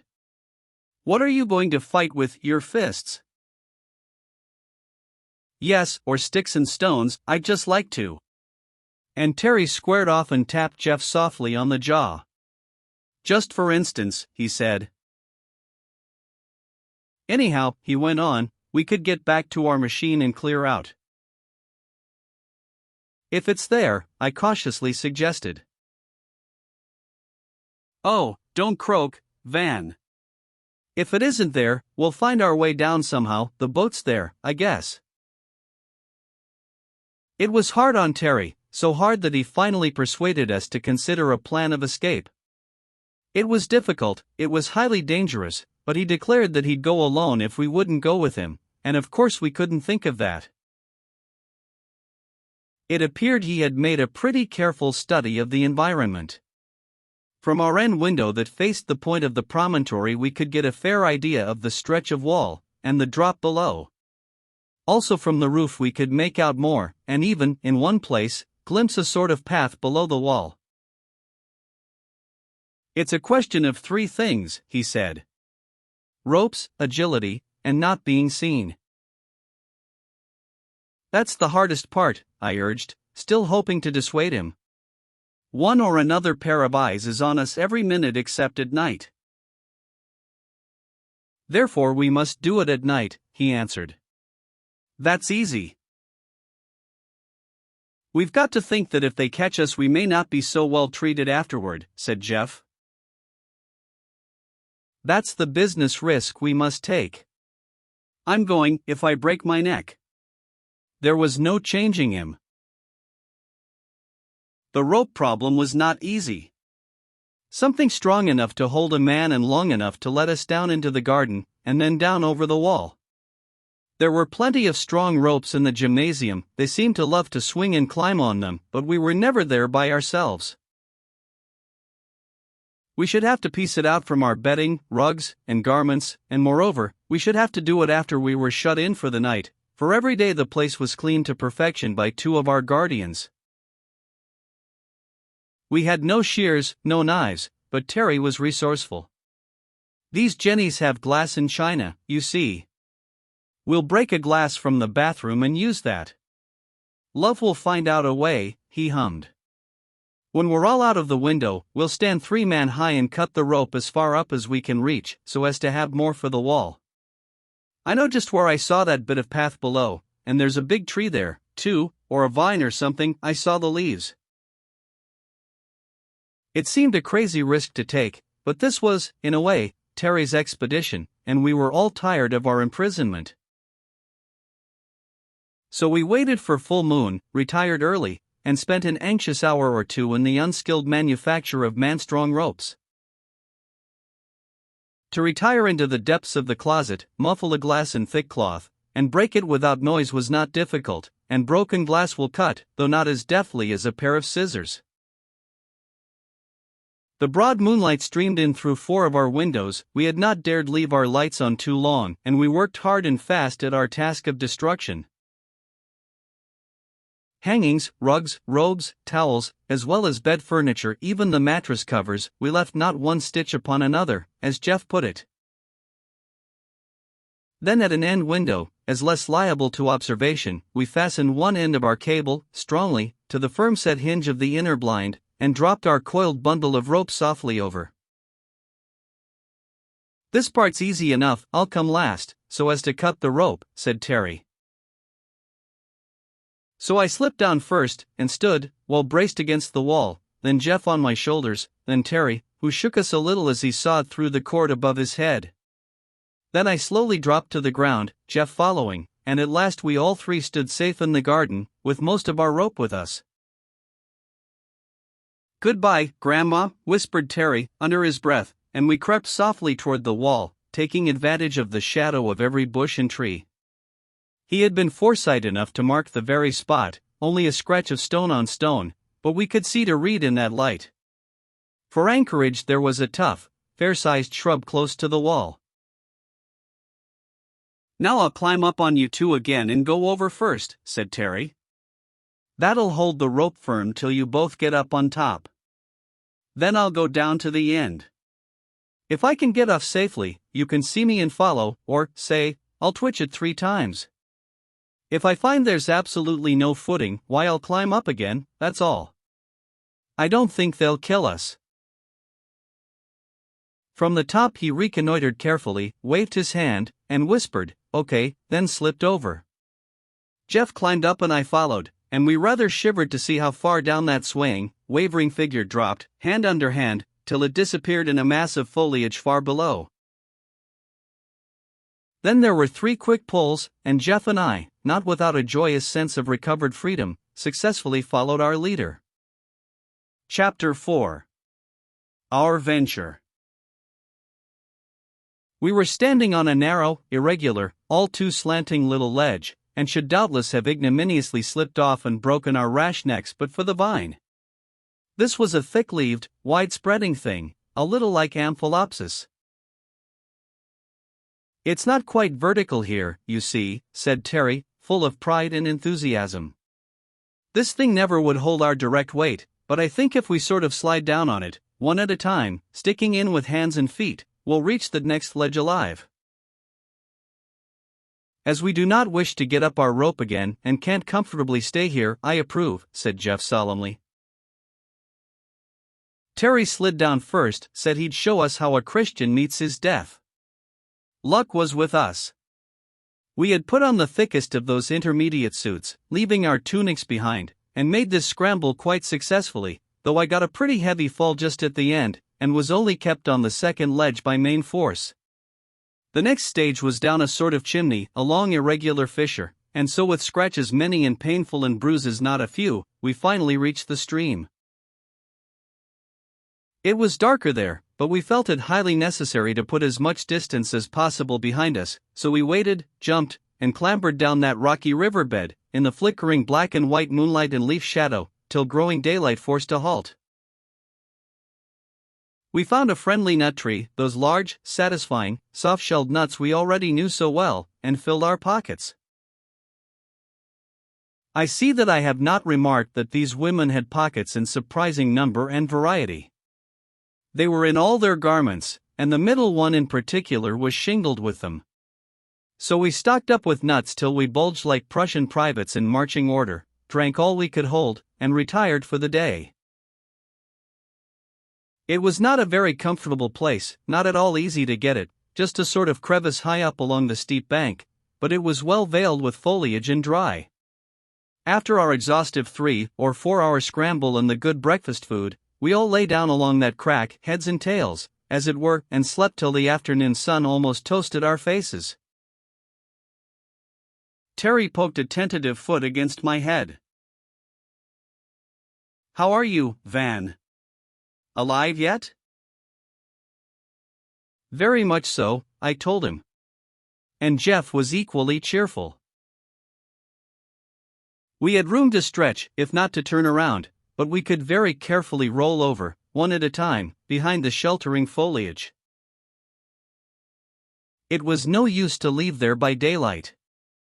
We could not see much of the country, but enough to know that we were now at the beginning of the cultivated area, and no doubt there would be an alarm sent out far and wide. Terry chuckled softly to himself, lying there on that hot narrow little rim of rock. He dilated on the discomfiture of our guards and tutors, making many discourteous remarks. I reminded him that we had still a long way to go before getting to the place where we'd left our machine, and no probability of finding it there, but he only kicked me, mildly, for a croaker. "If you can't boost, don't knock," he protested. "I never said 'twould be a picnic. But I'd run away in the Antarctic icefields rather than be a prisoner." We soon dozed off again. The long rest and penetrating dry heat were good for us, and that night we covered a considerable distance, keeping always in the rough forested belt of land which we knew bordered the whole country. Sometimes we were near the outer edge, and caught sudden glimpses of the tremendous depths beyond. "This piece of geography stands up like a basalt column," Jeff said. "Nice time we'll have getting down if they have confiscated our machine." For which suggestion he received summary chastisement. What we could see inland was peaceable enough, but only moonlit glimpses. By daylight we lay very close.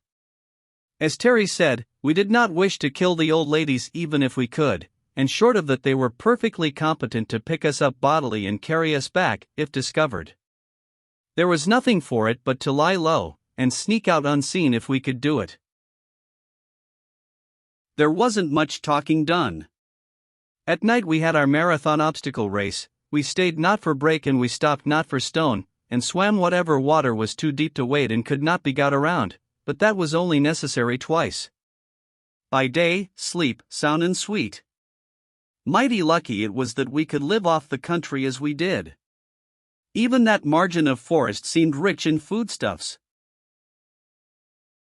But Jeff thoughtfully suggested that that very thing showed how careful we should have to be, as we might run into some stalwart group of gardeners or foresters or nut gatherers at any minute. Careful we were, feeling pretty sure that if we did not make good this time we were not likely to have another opportunity, and at last we reached a point from which we could see, far below, the broad stretch of that still lake from which we had made our ascent. "That looks pretty good to me," said Terry, gazing down at it. "Now, if we can't find the plane, we know where to aim if we have to drop over this wall some other way." The wall at that point was singularly uninviting.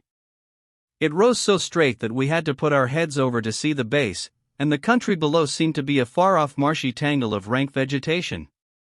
We did not have to risk our necks to that extent, however, for at last, stealing along among the rocks and trees like so many creeping savages, we came to that flat space where we had landed, and there, in unbelievable good fortune, we found our machine. covered, too, by Jingo. Would you think they had that much sense? Cried Terry. If they had that much, they're likely to have more, I warned him, softly. Bet you the things watched. We reconnoitered as widely as we could in the failing moonlight. Moons are of a painfully unreliable nature, but the growing dawn showed us the familiar shape, shrouded in some heavy cloth-like canvas, and no slightest sign of any watchman near. We decided to make a quick dash as soon as the light was strong enough for accurate work. I don't care if the old thing'll go or not, Terry declared.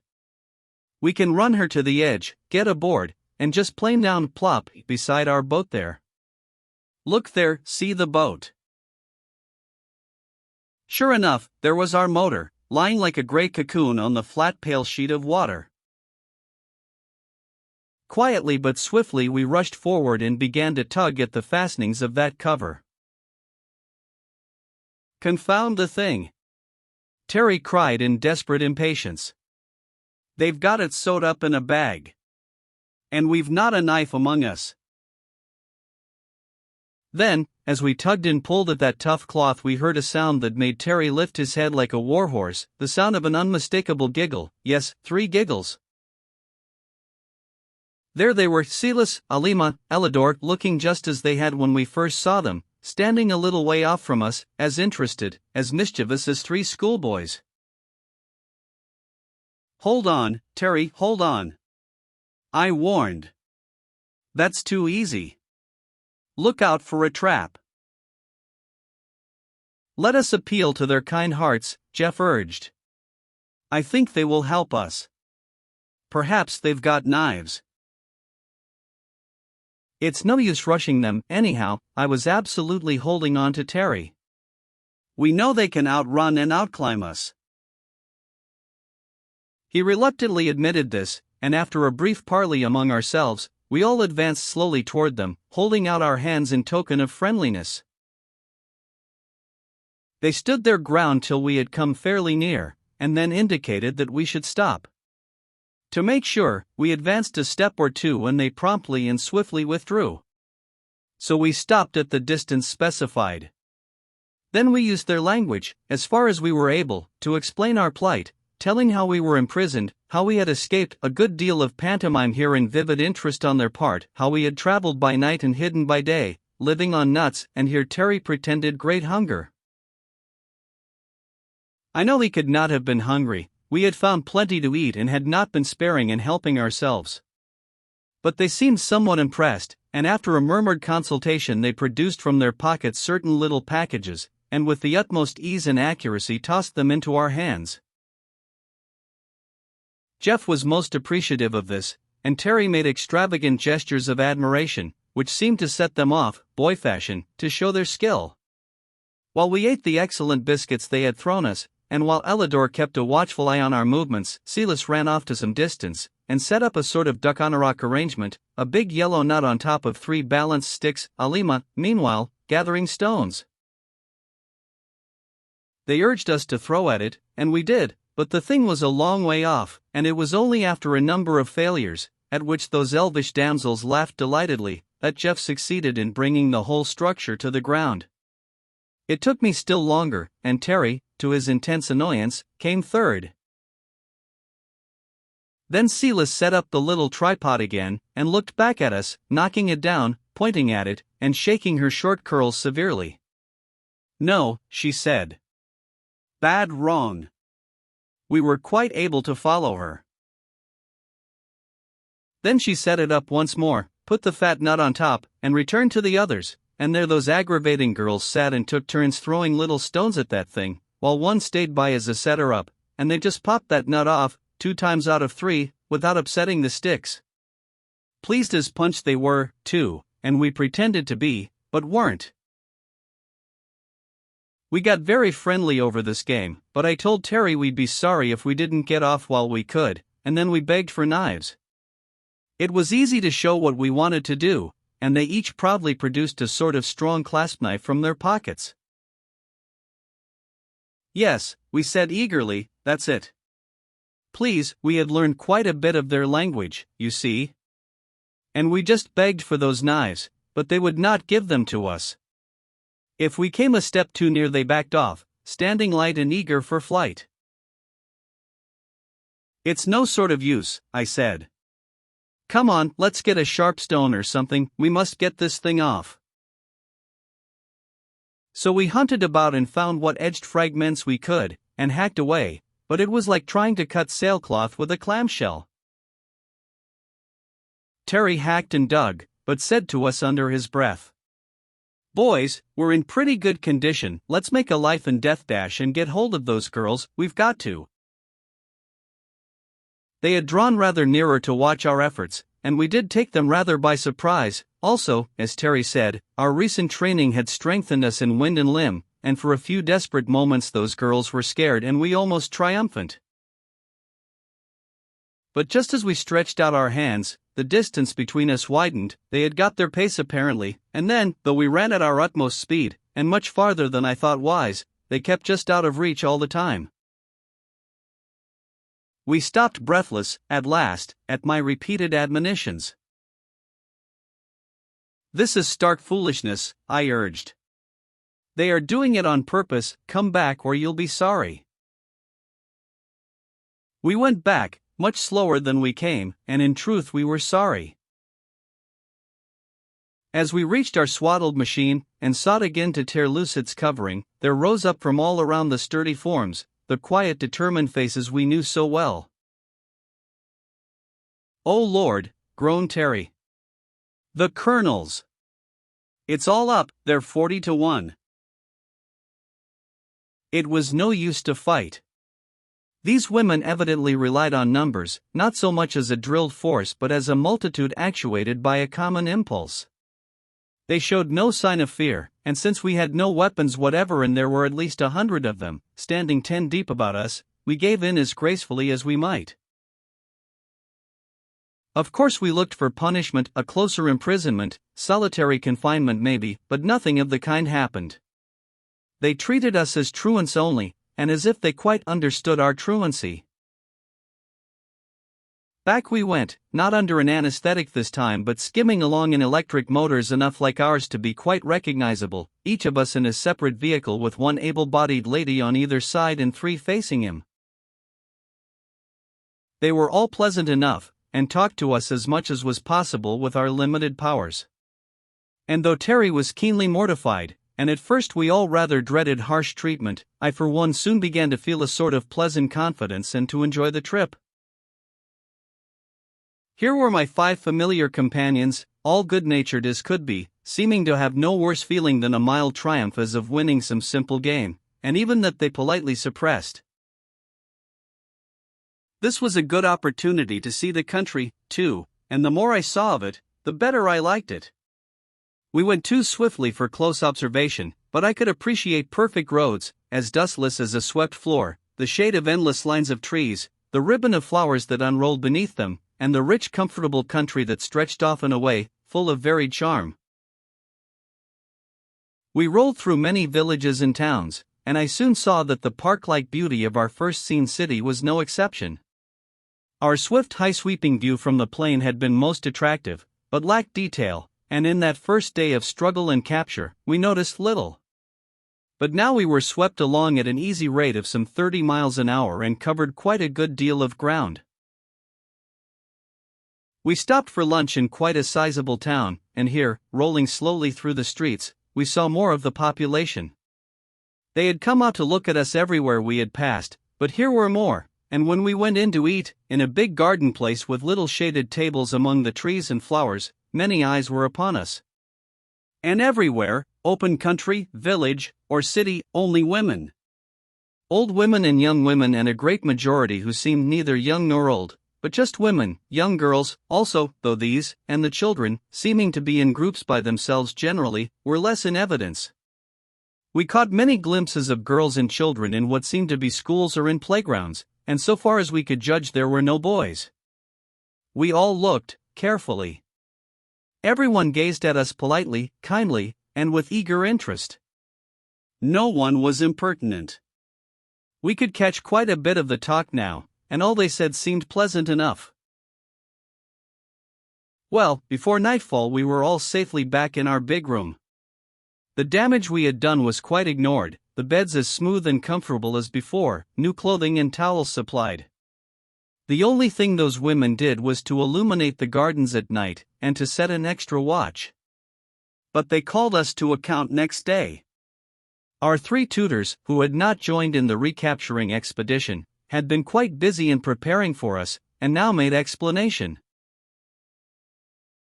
They knew well we would make for our machine, and also that there was no other way of getting down alive. So our flight had troubled no one. All they did was to call the inhabitants to keep an eye on our movements all along the edge of the forest between the 2 points. It appeared that many of those nights we had been seen by careful ladies sitting snugly in big trees by the riverbed, or up among the rocks. Terry looked immensely disgusted, but it struck me as extremely funny. Here we had been risking our lives, hiding and prowling like outlaws, living on nuts and fruit, getting wet and cold at night, and dry and hot by day, and all the while these estimable women had just been waiting for us to come out. Now they began to explain, carefully using such words as we could understand. It appeared that we were considered as guests of the country, sort of public wards. Our first violence had made it necessary to keep us safeguarded for a while, but as soon as we learned the language and would agree to do no harm, they would show us all about the land. Jeff was eager to reassure them. Of course he did not tell on Terry, but he made it clear that he was ashamed of himself, and that he would now conform. As to the language, we all fell upon it with redoubled energy. They brought us books, in greater numbers, and I began to study them seriously. Pretty punk literature, Terry burst forth one day, when we were in the privacy of our own room. Of course one expects to begin on child stories, but I would like something more interesting now. Can't expect stirring romance and wild adventure without men, can you? I asked. Nothing irritated Terry more than to have us assume that there were no men, but there were no signs of them in the books they gave us, or the pictures.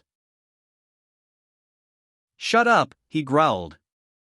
What infernal nonsense you talk. I'm going to ask him outright, we know enough now. In truth, we had been using our best efforts to master the language, and were able to read fluently and to discuss what we read with considerable ease. That afternoon we were all sitting together on the roof, we 3 and the tutors gathered about a table, no guards about. We had been made to understand some time earlier that if we would agree to do no violence they would withdraw their constant attendance, and we promised most willingly. So there we sat, at ease, all in similar dress, our hair, by now, as long as there's only our beards to distinguish us. We did not want those beards, but had so far been unable to induce them to give us any cutting instruments. Ladies, Terry began, out of a clear sky, as it were, are there no men in this country? Men? Some all answered. Like you? Yes, men. Terry indicated his beard, and threw back his broad shoulders. Men, real men. No, she answered quietly. There are no men in this country. There has not been a man among us for 2,000 years. Her look was clear and truthful, and she did not advance this astonishing statement as if it was astonishing, but quite as a matter of fact. But the people, the children, he protested, not believing her in the least, but not wishing to say so. Oh yes, she smiled. I do not wonder you are puzzled. We are mothers, all of us, but there are no fathers. We thought you would ask about that long ago, why have you not? Her look was as frankly kind as always, her tone quite simple. Terry explained that we had not felt sufficiently used to the language, making rather a mess of it, I thought, but Jeff was franker. Will you excuse us all, he said, if we admit that we find it hard to believe? There is no such a possibility in the rest of the world. Have you no kind of life where it is possible? Asked Zava. Why, yes, some low forms, of course. How low, or how high, rather? Well, there are some rather high forms of insect life in which it occurs. Parthenogenesis, we call it, that means virgin birth. She could not follow him. Birth, we know, of course, but what is virgin? Terry looked uncomfortable, but Jeff met the question quite calmly. Among mating animals, the term virgin is applied to the female who has not mated, he answered. Oh, I see. And does it apply to the male also? Or is there a different term for him? He passed this over rather hurriedly, saying that the same term would apply, but was seldom used. No, she said. But one cannot mate without the other, surely. Is not each then virgin before mating? And, tell me, have you any forms of life in which there is birth from a father only? I know of none, he answered, and I inquired seriously. You ask us to believe that for 2,000 years there have been only women here, and only girl babies born? Exactly, answered Summel, nodding gravely. Of course we know that among other animals it is not so, that there are fathers as well as mothers, and we see that you are fathers, that you come from a people who are of both kinds. We have been waiting, you see, for you to be able to speak freely with us, and teach us about your country and the rest of the world. You know so much, you see, and we know only our own land. In the course of our previous studies we had been at some pains to tell them about the big world outside, to draw sketches, maps, to make a globe, even, out of a spherical fruit, and show the size and relation of the countries, and to tell of the numbers of their people. All this had been scant and in outline, but they quite understood. I find I succeed very poorly in conveying the impression I would like to of these women. So far from being ignorant, they were deeply wise, that we realized more and more, and for clear reasoning, for real brain scope and power they were a number one, but there were a lot of things they did not know. They had the evenest tempers, the most perfect patience and good nature. One of the things most impressive about them all was the absence of irritability. So far we had only this group to study, but afterward I found it a common trait. We had gradually come to feel that we were in the hands of friends, and very capable ones at that, but we couldn't form any opinion yet of the general level of these women. We want you to teach us all you can, Summel went on, her firm shapely hands clasped on the table before her, her clear quiet eyes meeting ours frankly. And we want to teach you what we have that is novel and useful. You can well imagine that it is a wonderful event to us, to have men among us after 2,000 years. And we want to know about your women.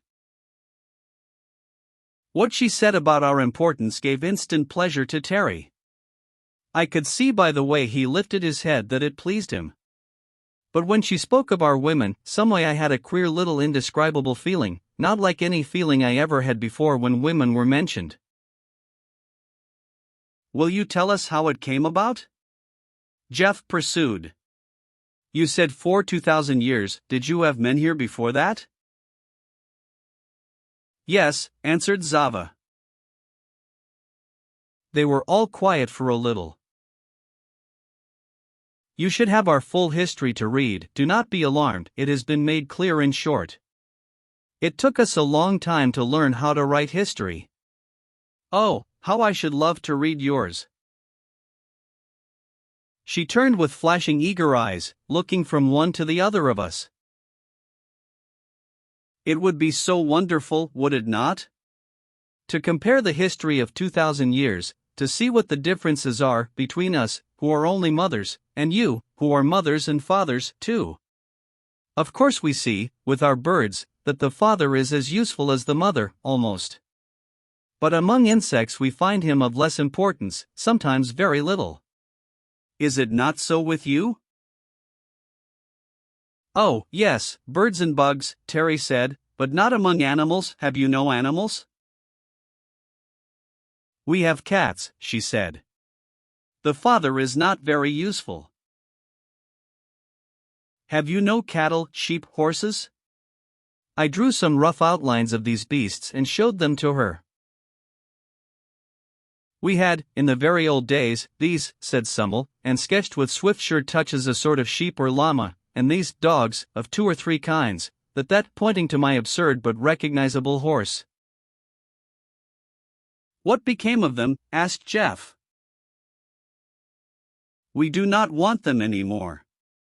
They took up too much room. We need all our land to feed our people. It is such a little country, you know. Whatever do you do without milk? Terry demanded incredulously. Milk?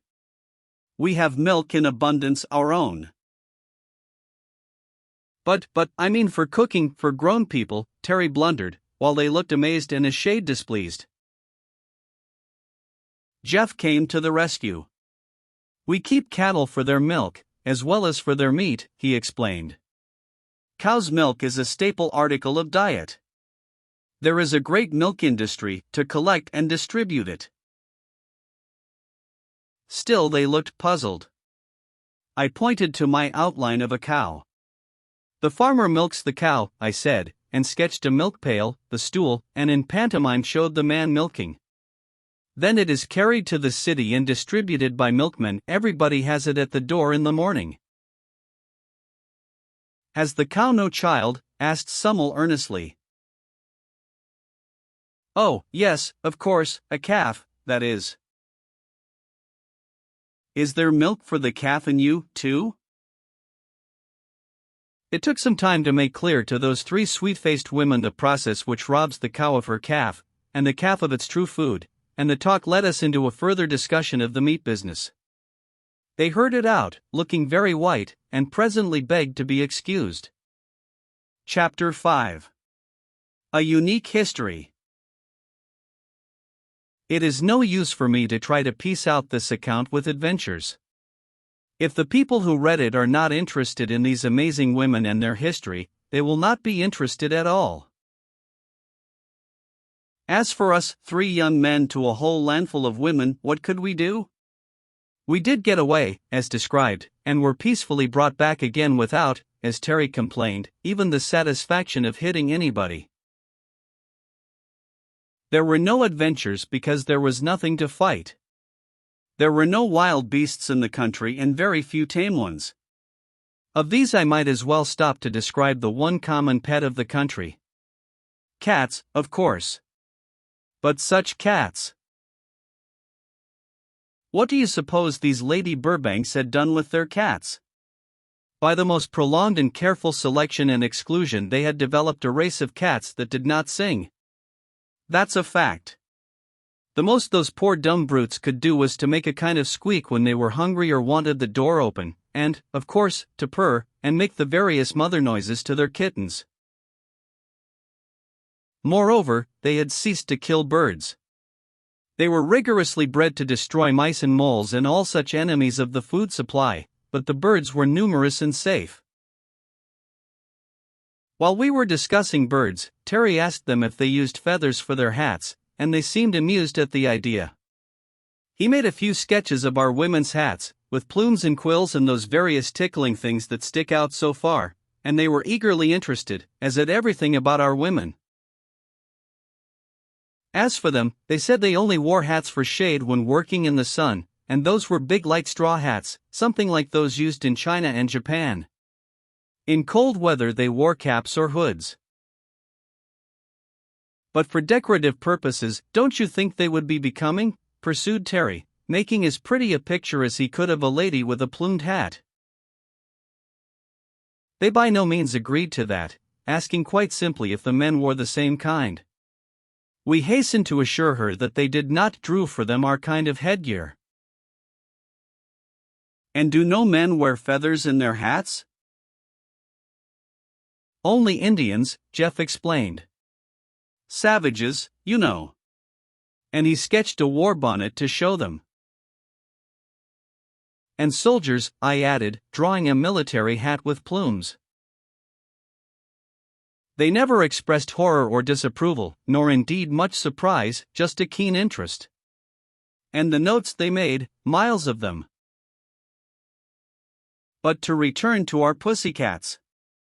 We were a good deal impressed by this achievement in breeding, and when they questioned us, I can tell you we were well pumped for information. We told of what had been done for dogs and horses and cattle, but that there was no effort applied to cats, except for show purposes. I wish I could represent the kind, quiet, steady, ingenious way they questioned us. It was not just curiosity, they weren't a bit more curious about us than we were about them, if as much. But they were bent on understanding our kind of civilization, and their lines of interrogation would gradually surround us and drive us until we found ourselves up against some admissions we did not want to make. "Are all these breeds of dogs you have made useful?" they asked. "Oh, useful. Why, the hunting dogs and watchdogs and sheepdogs are useful, and sled dogs of course, and ratters, I suppose, but we don't keep dogs for their usefulness. The dog is the friend of man, we say we love them." That they understood. We love our cats that way. They surely are our friends, and helpers, too. You can see how intelligent and affectionate they are. It was a fact. I'd never seen such cats, except in a few rare instances. Big, handsome silky things, friendly with everyone and devotedly attached to their special owners. "You must have a heartbreaking time drowning kittens," we suggested. But they said, "Oh, no. You see, we care for them as you do for your valuable cattle. The fathers are few compared to the mothers, just a few very fine ones in each town. They live quite happily in walled gardens and the houses of their friends. But they only have a mating season once a year." "Rather hard on Thomas, isn't it?" suggested Terry. "Oh, no, truly. You see, it is many centuries that we have been breeding the kind of cats we wanted. They are healthy and happy and friendly, as you see. How do you manage with your dogs? Do you keep them in pairs, or segregate the fathers, or what?" Then we explained that it wasn't a question of fathers exactly, that nobody wanted a mother dog, that practically all our dogs were males, there was only a very small percentage of females allowed to live. Then Zava, observing Terry with her grave sweet smile, quoted back at him, "Rather hard on Thomas, isn't it? Do they enjoy it, living without mates? Are your dogs as uniformly healthy and sweet-tempered as our cats?" Jeff laughed, eyeing Terry mischievously. As a matter of fact, we began to feel Jeff something of a traitor. He so often flopped over and took their side of things, also his medical knowledge gave him a different point of view somehow. "I'm sorry to admit," he told them, "that the dog, with us, is the most diseased of any animal next to man. And as to temper, there are always some dogs who bite people, especially children."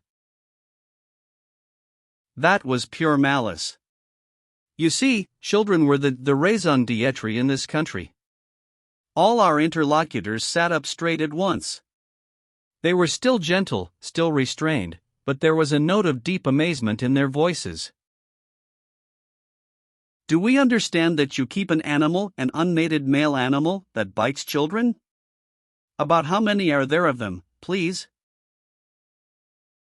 "Thousands, in a large city," said Jeff, "and nearly every family has one in the country." Terry broke in at this. "You must not imagine they are all dangerous, it's not 1 in 100 that ever bites anybody.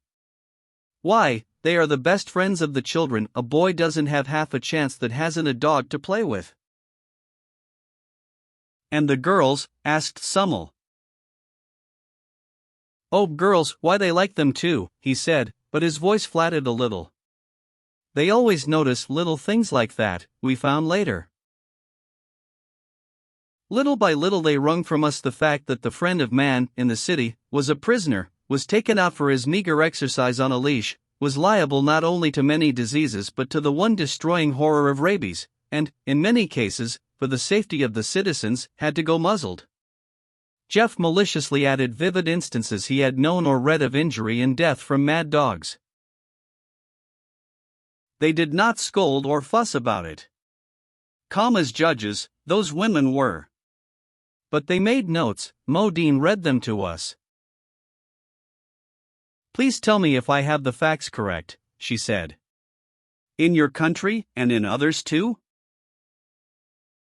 "Yes," we admitted, "in most civilized countries." "In most civilized countries a kind of animal is kept which is no longer useful." "They are a protection," Terry insisted. "They bark if burglars try to get in." Then she made notes of burglars and went on, "because of the love which people bear to this animal." Zava interrupted here. "Is it the men or the women who love this animal so much?" "Both," insisted Terry. "Equally?" she inquired.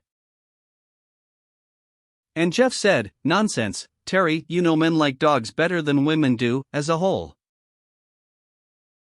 Because they love it so much, especially men. This animal is kept shut up, or chained." "Why?" suddenly asked Summel. "We keep our father cats shut up because we do not want too much fathering, but they are not chained, they have large grounds to run in."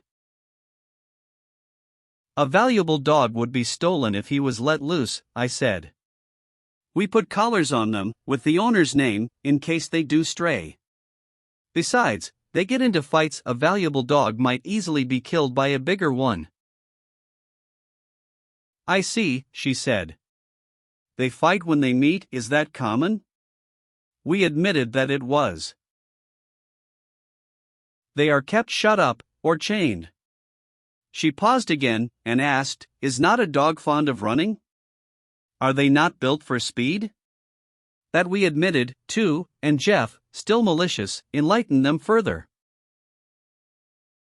"I've always thought it was a pathetic sight, both ways, to see a man or a woman taking a dog to walk at the end of a string. Have you bred them to be as neat in their habits as cats are?" was the next question. And when Jeff told them of the effect of dogs on sidewalk merchandise and the streets generally, they found it hard to believe.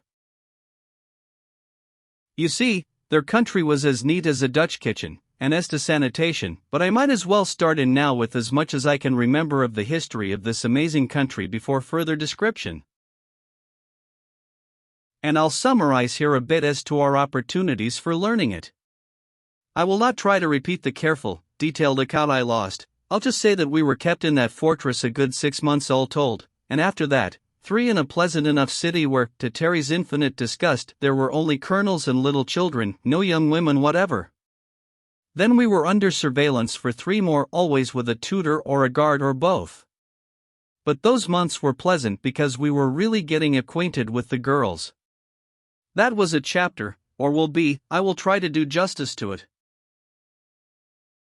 We learned their language pretty thoroughly, had to, and they learned ours much more quickly and used it to hasten our own studies. Jeff, who was never without reading matter of some sort, had 2 little books with him, a novel and a little anthology of verse, and I had one of those pocket encyclopedias, a fat little thing, bursting with facts. These were used in our education, and theirs. Then as soon as we were up to it, they furnished us with plenty of their own books, and I went in for the history part. I wanted to understand the genesis of this miracle of theirs. And this is what happened, according to their records. As to geography, at about the time of the Christian era this land had a free passage to the sea. I'm not saying where, for good reasons. But there was a fairly easy pass through that wall of mountains behind us, and there is no doubt in my mind that these people were of Aryan stock, and were once in contact with the best civilization of the Old World. They were white, but somewhat darker than our northern races because of their constant exposure to sun and air. The country was far larger then, including much land beyond the pass, and a strip of coast. They had ships, commerce, an army, a king, for at that time they were what they so calmly called us, a bisexual race. What happened to them first was merely a succession of historic misfortunes such as have befallen other nations often enough. They were decimated by war, driven up from their coastline till finally the reduced population, with many of the men killed in battle, occupied this hinterland, and defended it for years, in the mountain passes. Where it was open to any possible attack from below, they strengthened the natural defenses so that it became unscalably secure, as we found it. They were a polygamous people, and a slave-holding people, like all of their time, and during the generation or two of this struggle to defend their mountain home they built the fortresses, such as the one we were held in, and other of their oldest buildings, some still in use. Nothing but earthquakes could destroy such architecture, huge solid blocks, holding by their own weight. They must have had efficient workmen and enough of them in those days. They made a brave fight for their existence, but no nation can stand up against what the steamship companies call an act of God. While the whole fighting force was doing its best to defend their mountain pathway, there occurred a volcanic outburst, with some local tremors, and the result was the complete filling up of the pass, their only outlet. Instead of a passage, a new ridge, sheer and high, stood between them and the sea. They were walled in, and beneath that wall lay their whole little army. Very few men were left alive, save the slaves, and these now seized their opportunity, rose in revolt, killed their remaining masters even to the youngest boy, killed the old women too, and the mothers, intending to take possession of the country with the remaining young women and girls. But this succession of misfortunes was too much for those infuriated virgins. There were many of them, and but few of these would-be masters, so the young women, instead of submitting, rose in sheer desperation and slew their brutal conquerors. This sounds like Titus Andronicus, I know, but that is their account. I suppose they were about crazy. Can you blame them? There was literally no one left on this beautiful high garden land but a bunch of hysterical girls and some older slave women. That was about 2,000 years ago. At first there was a period of sheer despair. The mountains towered between them and their old enemies, but also between them and escape. There was no way up or down or out, they simply had to stay there. Some were for suicide, but not the majority. They must have been a plucky lot, as a whole, and they decided to live as long as they did live. Of course they had hope, as youth must, that something would happen to change their fate. So they set to work, to bury the dead, to plow and sow, to care for one another. Speaking of burying the dead, I will set down while I think of it, that they had adopted cremation in about the 13th century, for the same reason that they had left off raising cattle, they could not spare the room. They were much surprised to learn that we were still burying, asked our reasons for it, and were much dissatisfied with what we gave. We told them of the belief in the resurrection of the body, and they asked if our God was not as well able to resurrect from ashes as from long corruption. We told them of how people thought it repugnant to have their loved ones burn, and they asked if it was less repugnant to have them decay. They were inconveniently reasonable, those women. Well, that original bunch of girls set to work to clean up the place and make their living as best they could. Some of the remaining slave women rendered invaluable service, teaching such trades as they knew. They had such records as were then kept, all the tools and implements of the time, and a most fertile land to work in. There were a handful of the younger matrons who had escaped slaughter, and a few babies were born after the cataclysm, but only 2 boys, and they both died. For 5 or 10 years they worked together, growing stronger and wiser and more mutually attached, and then the miracle happened, one of these young women bore a child. Of course they all thought there must be a man somewhere, but none was found. Then they decided it must be a direct gift from the gods, and placed the proud mother in the temple of Maya, their goddess of motherhood, under strict watch. And there, as years passed, this Wonder Woman bore child after child, 5 of them all girls. I did my best, keenly interested as I have always been in sociology and social psychology, to reconstruct in my mind the real position of these ancient women. There were some 500 or 600 of them, and they were harem-bred, yet for the few preceding generations they had been reared in the atmosphere of such heroic struggle that the stock must have been toughened somewhat. Left alone in that terrific orphanhood, they had clung together, supporting one another and their little sisters, and developing unknown powers in the stress of new necessity. To this pain-hardened and work-strengthened group, who had lost not only the love and care of parents, but the hope of ever having children of their own, there now dawned the new hope. Here at last was motherhood, and though it was not for all of them personally, it might, if the power was inherited, found here a new race. It may be imagined how those 5 daughters of Maya, children of the temple, mothers of the future, they had all the titles that love and hope and reverence could give, were reared. The whole little nation of women surrounded them with loving service, and waited, between a boundless hope and an equally boundless despair, to see if they, too, would be mothers. And they were. As fast as they reached the age of 25 they began bearing. Each of them, like her mother, bore 5 daughters. Presently there were 25 new women, mothers in their own right, and the whole spirit of the country changed from mourning and mere courageous resignation to proud joy. The older women, those who remembered men, died off. The youngest of all the first lot of course died too, after a while, and by that time there were left 155 parthenogenetic women, founding a new race. They inherited all that the devoted care of that declining band of original ones could leave them. Their little country was quite safe. Their farms and gardens were all in full production. Such industries as they had were in careful order. The records of their past were all preserved, and for years the older women had spent their time in the best teaching they were capable of, that they might leave to the little group of sisters and mothers all they possessed of skill and knowledge.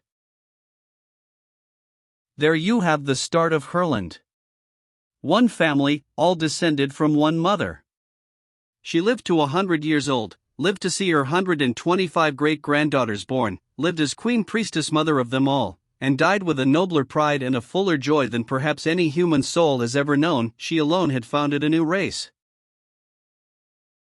The first 5 daughters had grown up in an atmosphere of holy calm, of awed watchful waiting, of breathless prayer. To them the longed-for motherhood was not only a personal joy, but a nation's hope. Their 25 daughters in turn, with a stronger hope, a richer, wider outlook, with the devoted love and care of all the surviving population, grew up as a holy sisterhood, their whole ardent youth looking forward to their great office. And at last they were left alone. The white-haired first mother was gone, and this one family, 5 sisters, 25 first cousins, and 125 second cousins, began a new race. Here you have human beings, unquestionably, but what we were slow in understanding was how these ultra-women, inheriting only from women, had eliminated not only certain masculine characteristics, which of course we did not look for, but so much of what we had always thought essentially feminine. The tradition of men as guardians and protectors had quite died out. These stalwart virgins had no men to fear and therefore no need of protection. As to wild beasts, there were none in their sheltered land. The power of mother love, that maternal instinct we so highly laud, was theirs of course, raised to its highest power, and as sister love which, even while recognizing the actual relationship, we found it hard to credit. Terry, incredulous, even contemptuous, when we were alone, refused to believe the story. A lot of traditions as old as Herodotus and about as trustworthy, he said. It's likely women, just a pack of women, would have hung together like that. We all know women can't organize, that they scrap like anything, are frightfully jealous. But these new ladies didn't have anyone to be jealous of, remember, drawled Jeff. That's a likely story, Terry sneered. Why don't you invent a likelier one? I asked him. Here are the women, nothing but women, and you yourself admit there's no trace of a man in the country. This was after we had been about a good deal. I'll admit that, he growled. And it's a big miss, too. There's not only no fun without no real sport, no competition, but these women aren't womanly. You know they aren't. That kind of talk always set Jeff going, and I gradually grew to side with him. Then you don't call a breed of women whose one concern is motherhood womanly? He asked. Indeed I don't, snapped Terry. What does a man care for motherhood when he hasn't a ghost of a chance at fatherhood? And besides, what's the good of talking sentiment when we are just men together? What a man wants of women is a good deal more than all this motherhood. We were as patient as possible with Terry. He had lived about 9 months among the colonels when he made that outburst, and with no chance at any more strenuous excitement than our gymnastics gave us, save for our escape fiasco. I don't suppose Terry had ever lived so long with neither love, combat, nor danger to employ his superabundant energies, and he was irritable. Neither Jeff nor I found it so wearing. I was so much interested intellectually that our confinement did not wear on me, and as for Jeff, bless his heart, he enjoyed the society of that tutor of his almost as much as if she had been a girl, I don't know, but more. As to Terry's criticism, it was true. These women, whose essential distinction of motherhood was the dominant note of their whole culture, were strikingly deficient in what we call femininity. This led me very promptly to the conviction that those feminine charms we are so fond of are not feminine at all, but mere reflected masculinity developed to please us because they had to please us, and in no way essential to the real fulfillment of their great process. But Terry came to no such conclusion. "Just you wait till I get out," he muttered.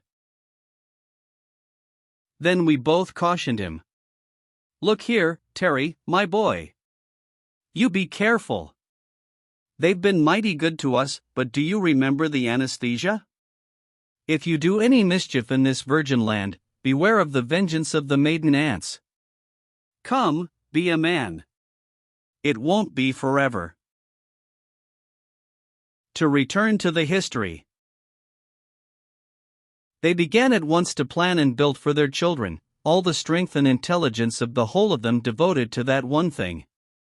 Each girl, of course, was reared in full knowledge of her crowning office, and they had, even then, very high ideas of the molding powers of the mother, as well as those of education.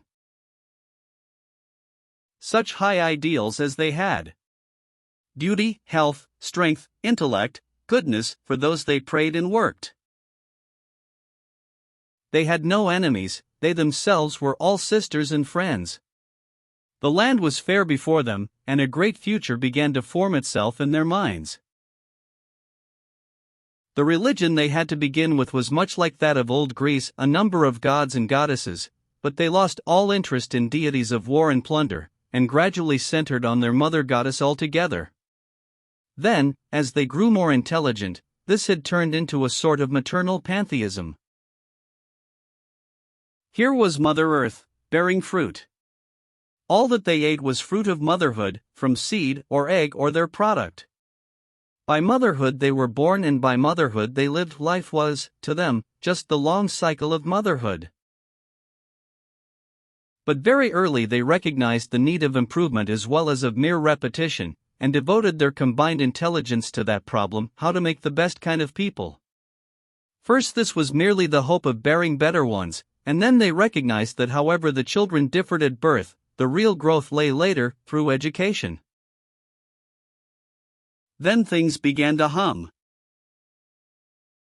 As I learned more and more to appreciate what these women had accomplished, the less proud I was of what we, with all our manhood, had done. You see, they had had no wars.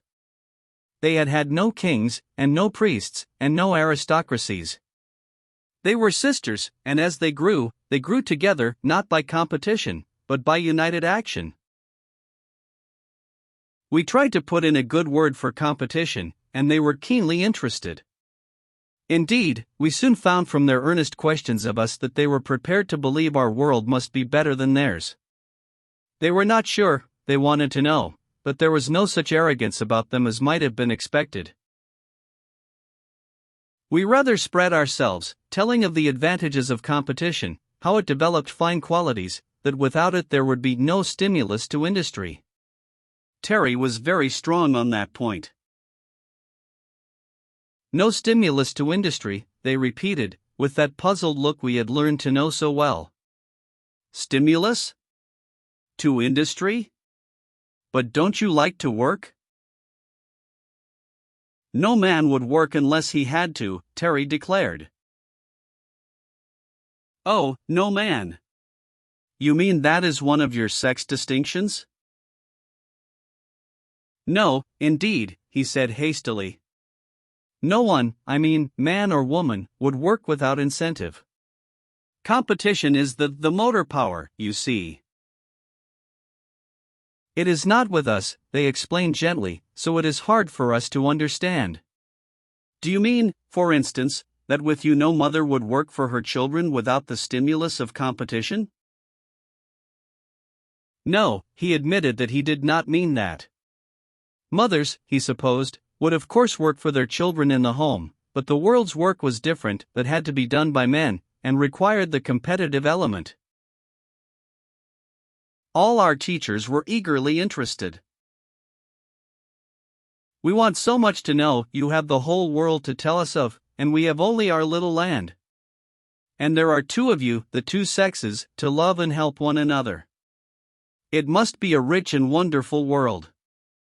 Tell us, what is the work of the world, that men do, which we have not here? Oh, everything, Terry said grandly. The men do everything, with us. He squared his broad shoulders and lifted his chest. We do not allow our women to work. Women are loved, idolized, honored, kept in the home to care for the children. What is the home? Asked Summel a little wistfully. But Zava begged, tell me first, do no women work, really? Why, yes, Terry admitted. Some have to, of the poorer sort. About how many, in your country? About 7 or 8 million, said Jeff, as mischievous as ever. Chapter 6. Comparisons are odious. I had always been proud of my country, of course. Everyone is. Compared with the other lands and other races I knew, the United States of America had always seemed to me, speaking modestly, as good as the best of them. But just as a clear-eyed, intelligent, perfectly honest, and well-meaning child will frequently jar one's self-esteem by innocent questions, so did these women, without the slightest appearance of malice or satire, continually bring up points of discussion which we spent our best efforts in evading. Now that we were fairly proficient in their language, had read a lot about their history, and had given them the general outlines of ours, they were able to press their questions closer. So when Jeff admitted the number of women wage earners we had, they instantly asked for the total population, for the proportion of adult women, and found that there were but 20 million or so at the outside. Then at least a third of your women are, what is it you call them, wage earners? And they are all poor. What is poor, exactly? Ours is the best country in the world as to poverty, Terry told them. We do not have the wretched paupers and beggars of the older countries, I assure you. Why, European visitors tell us, we don't know what poverty is. Neither do we, answered Zava. Won't you tell us? Terry put it up to me, saying I was the sociologist, and I explained that the laws of nature require a struggle for existence, and that in the struggle the fittest survive, and the unfit perish. In our economic struggle, I continued, there was always plenty of opportunity for the fittest to reach the top, which they did, in great numbers, particularly in our country, that where there was severe economic pressure the lowest classes of course felt it the worst, and that among the poorest of all the women were driven into the labor market by necessity. They listened closely, with the usual note-taking. About 1/3, then, belong to the poorest class, observed Modine gravely. And 2/3 are the ones who are, how was it you so beautifully put it, loved, honored, kept in the home to care for the children. This inferior 1/3 have no children, I suppose? Jeff, he was getting as bad as they were, solemnly replied that, on the contrary, the poorer they were, the more children they had. That too, he explained, was a law of nature. Reproduction is in inverse proportion to individuation. These laws of nature, Zava gently asked, are they all the laws you have? I should say not, protested Terry. We have systems of law that go back thousands and thousands of years, just as you do, no doubt, he finished politely. Oh no, Modine told him. We have no laws over 100 years old, and most of them are under 20. In a few weeks more, she continued, we are going to have the pleasure of showing you over our little land and explaining everything you care to know about. We want you to see our people. And I assure you, Summel added, that our people want to see you. Terry brightened up immensely at this news, and reconciled himself to the renewed demands upon our capacity as teachers. It was lucky that we knew so little, really, and had no books to refer to, else, I fancy we might all be there yet, teaching those eager-minded women about the rest of the world. As to geography, they had the tradition of the Great Sea, beyond the mountains, and they could see for themselves the endless thick-forested plains below them, that was all. But from the few records of their ancient condition, not before the flood with them, but before that mighty quake which had cut them off so completely, they were aware that there were other peoples in other countries. In geology they were quite ignorant. As to anthropology, they had those same remnants of information about other peoples, and the knowledge of the savagery of the occupants of those dim forests below. Nevertheless, they had inferred, marvelously keen on inference and deduction their minds were, the existence and development of civilization in other places, much as we infer it on other planets. When our biplane came whirring over their heads in that first scouting flight of ours, they had instantly accepted it as proof of the high development of somewhere else, and had prepared to receive us as cautiously and eagerly as we might prepare to welcome visitors who came by meteor from Mars. Of history, outside their own, they knew nothing, of course, save for their ancient traditions. Of astronomy they had a fair working knowledge, that is a very old science, and with it, a surprising range and facility in mathematics. Physiology they were quite familiar with. Indeed, when it came to the simpler and more concrete sciences, wherein the subject matter was at hand and they had but to exercise their minds upon it, the results were surprising. They had worked out a chemistry, a botany, a physics, with all the blends where a science touches an art, or merges into an industry, to such fullness of knowledge as made us feel like schoolchildren.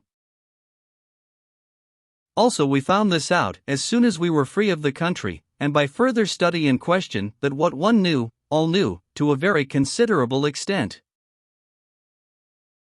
I talked later with little mountain girls from the fir-dark valleys away up at their highest part, and with sunburned plains women and agile foresters, all over the country, as well as those in the towns, and everywhere there was the same high level of intelligence. Some knew far more than others about one thing, they were specialized, of course, but all of them knew more about everything, that is, about everything the country was acquainted with, than is the case with us. We boast a good deal of our high level of general intelligence and our compulsory public education, but in proportion to their opportunities they were far better educated than our people. With what we told them, from what sketches and models we were able to prepare, they constructed a sort of working outline to fill in as they learned more. A big globe was made, and our uncertain maps, helped out by those in that precious yearbook thing I had, were tentatively indicated upon it. They sat in eager groups, masses of them who came for the purpose, and listened while Jeff roughly ran over the geologic history of the Earth, and showed them their own land in relation to the others. Out of that same pocket reference book of mine came facts and figures which were seized upon and placed in right relation with unerring acumen. Even Terry grew interested in this work. If we can keep this up, they'll be having us lecture to all the girls' schools and colleges, how about that, he suggested to us. Don't know as I'd object to being an authority to such audiences. They did, in fact, urge us to give public lectures later, but not to the hearers or with the purpose we expected. What they were doing with us was well, say like Napoleon extracting military information from a few illiterate peasants. They knew just what to ask, and just what use to make of it. They had mechanical appliances for disseminating information almost equal to ours at home, and by the time we were led forth to lecture, our audiences had thoroughly mastered a well-arranged digest of all we had previously given to our teachers, and were prepared with such notes and questions as might have intimidated a university professor. They were not audiences of girls, either. It was some time before we were allowed to meet the young women. "Do you mind telling what you intend to do with us?" Terry burst forth one day, facing the calm and friendly Modine with that funny half-blustering air of his. At first he used to storm and flourish quite a good deal, but nothing seemed to amuse them more. They would gather around and watch him as if it was an exhibition, politely, but with evident interest. So he learned to check himself, and was almost reasonable in his bearing, but not quite. She announced smoothly and evenly, "Not in the least. I thought it was quite plain. We are trying to learn of you all we can, and to teach you what you are willing to learn of our country." "Is that all?" he insisted. She smiled a quiet, enigmatic smile. "That depends." "Depends on what?" "Mainly on yourselves," she replied. "Why do you keep us shut up so closely?" "Because we do not feel quite safe in allowing you at large where there are so many young women." Terry was really pleased at that. He had thought as much inwardly, but he pushed the question. "Why should you be afraid? We are gentlemen." She smiled that little smile again, and asked, "Are gentlemen always safe?" "You surely do not think that any of us," he said it with a good deal of emphasis on the us, "would hurt your young girls?" "Oh no," she said quickly, in real surprise. "The danger is quite the other way. They might hurt you. If, by any accident, you did harm any one of us, you would have to face a million mothers." He looked so amazed and outraged that Jeff and I laughed outright, but she went on gently. "I do not think you quite understand yet. You are but men, 3 men, in a country where the whole population are mothers or are going to be. Motherhood means to us something which I cannot yet discover in any of the countries of which you tell us. You have spoken," she turned to Jeff, "of human brotherhood as a great idea among you, but even that I judge is far from a practical expression?" Jeff nodded rather sadly. "Very far," he said. "Here we have human motherhood in full working use," she went on. "Nothing else except the literal sisterhood of our origin, and the far higher and deeper union of our social growth. The children in this country are the one center and focus of all our thoughts. Every step of our advance is always considered in its effect on them, on the race. You see, we are mothers," she repeated, as if in that she had said it all.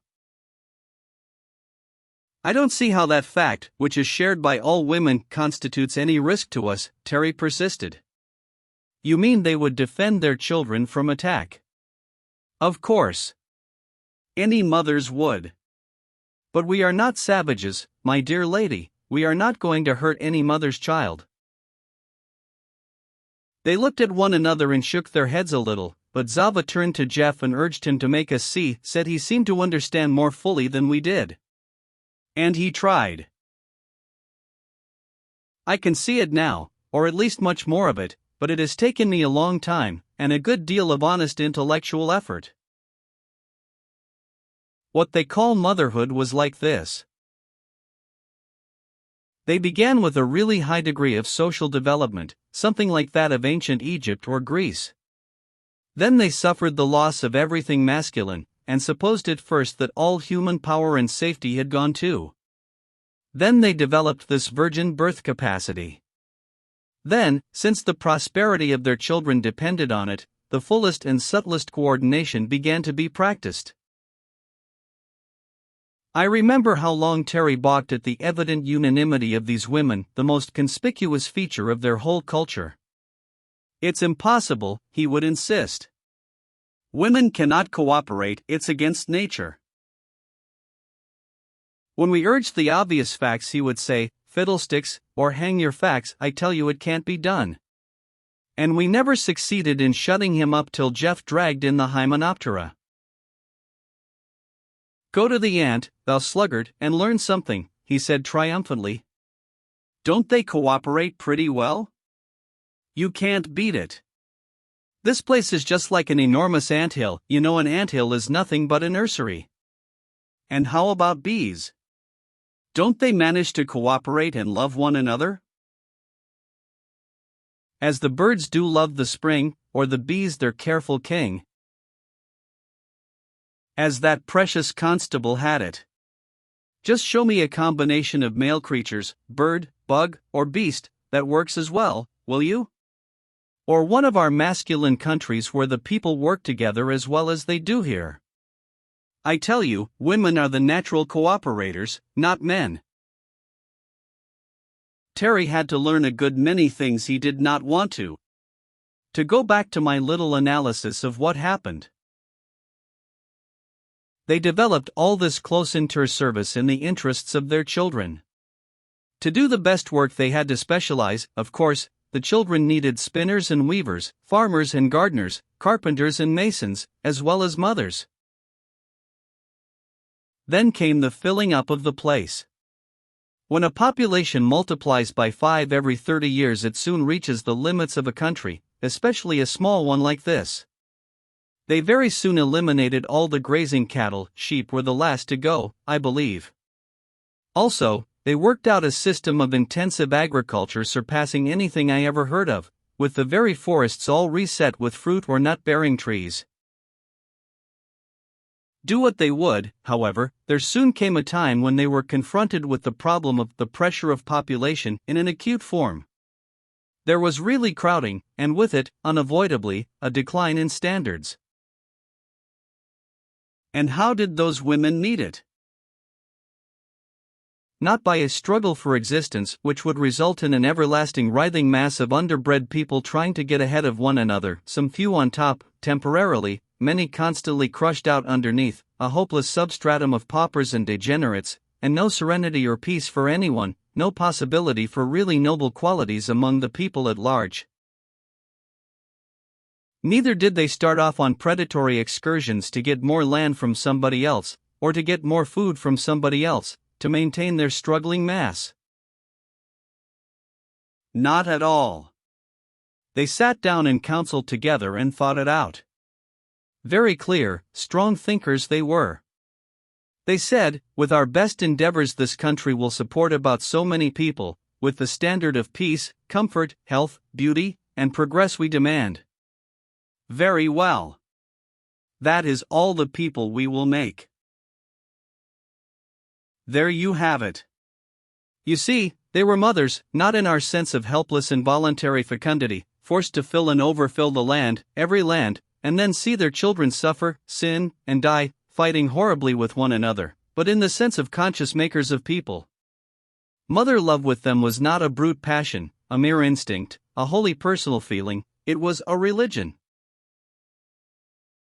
It included that limitless feeling of sisterhood, that wide unity in service, which was so difficult for us to grasp. And it was national, racial, human, I don't know how to say it.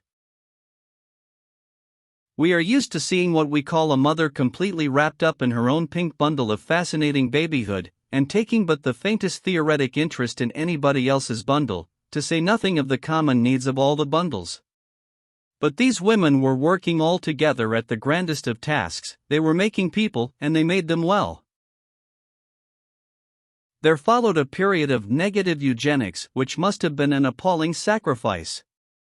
We are commonly willing to lay down our lives for our country, but they had to forego motherhood for their country, and it was precisely the hardest thing for them to do. When I got this far in my reading, I went to Summel for more light. We were as friendly by that time as I had ever been in my life with any woman. A mighty comfortable soul she was, giving one the nice smooth mother feeling a man likes in a woman, and yet giving also the clear intelligence and dependableness I used to assume to be masculine qualities. We had talked volumes already. "See here," said I, "here was this dreadful period when they got far too thick, and decided to limit the population. We have a lot of talk about that among us, but your position is so different that I'd like to know a little more about it. I understand that you make motherhood the highest social service, a sacrament, really, that it is only undertaken once, by the majority of the population, that those held unfit are not allowed even that, and that to be encouraged to bear more than one child is the very highest reward and honor in the power of the state." She interpolated here that the nearest approach to an aristocracy they had was to come of a line of overmothers, those who had been so honored. "But what I do not understand, naturally, is how you prevent it. I gathered that each woman had 5. You have no tyrannical husbands to hold in check, and you surely do not destroy the unborn." The look of ghastly horror she gave me I shall never forget. She started from her chair, pale, her eyes blazing. "Destroy the unborn," she said in a hard whisper. "Do men do that in your country?" "Men."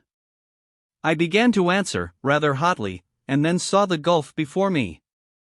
None of us wanted these women to think that our women, of whom we boasted so proudly, were in any way inferior to them.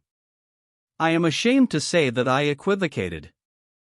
I told her of certain criminal types of women, perverts, or crazy, who had been known to commit infanticide. I told her, truly enough, that there was much in our land which was open to criticism, but that I hated to dwell on our defects until they understood us and our conditions better. And, making a wide detour, I scrambled back to my question of how they limited the population. As for Summel, she seemed sorry, a little ashamed even, of her too clearly expressed amazement. As I look back now, knowing them better, I am more and more amazed as I appreciate the exquisite courtesy with which they had received over and over again statements and admissions on our part which must have revolted them to the soul. She explained to me, with sweet seriousness, that as I had supposed, at first each woman bore 5 children, and that, in their eager desire to build up a nation, they had gone on in that way for a few centuries, till they were confronted with the absolute need of a limit. This fact was equally plain to all were equally interested. They were now as anxious to check their wonderful power as they had been to develop it, and for some generations gave the matter their most earnest thought and study. "We were living on rations before we worked it out," she said. "But we did work it out. You see, before a child comes to one of us there is a period of utter exaltation, the whole being is uplifted and filled with a concentrated desire for that child.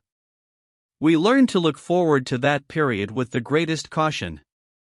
Often our young women, those to whom motherhood had not yet come, would voluntarily defer it. When that deep inner demand for a child began to be felt, she would deliberately engage in the most active work, physical and mental, and even more important, would solace her longing by the direct care and service of the babies we already had." She paused. Her wise sweet face grew deeply, reverently tender. "We soon grew to see that mother love has more than one channel of expression. I think the reason our children are so fully loved, by all of us, is that we never any of us have enough of our own." This seemed to me infinitely pathetic, and I said so.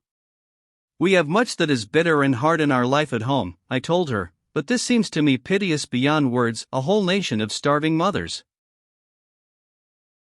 But she smiled her deep contented smile, and said I quite misunderstood. "We each go without a certain range of personal joy," she said, "but remember, we each have 1,000,000 children to love and serve, our children." It was beyond me to hear a lot of women talk about our children.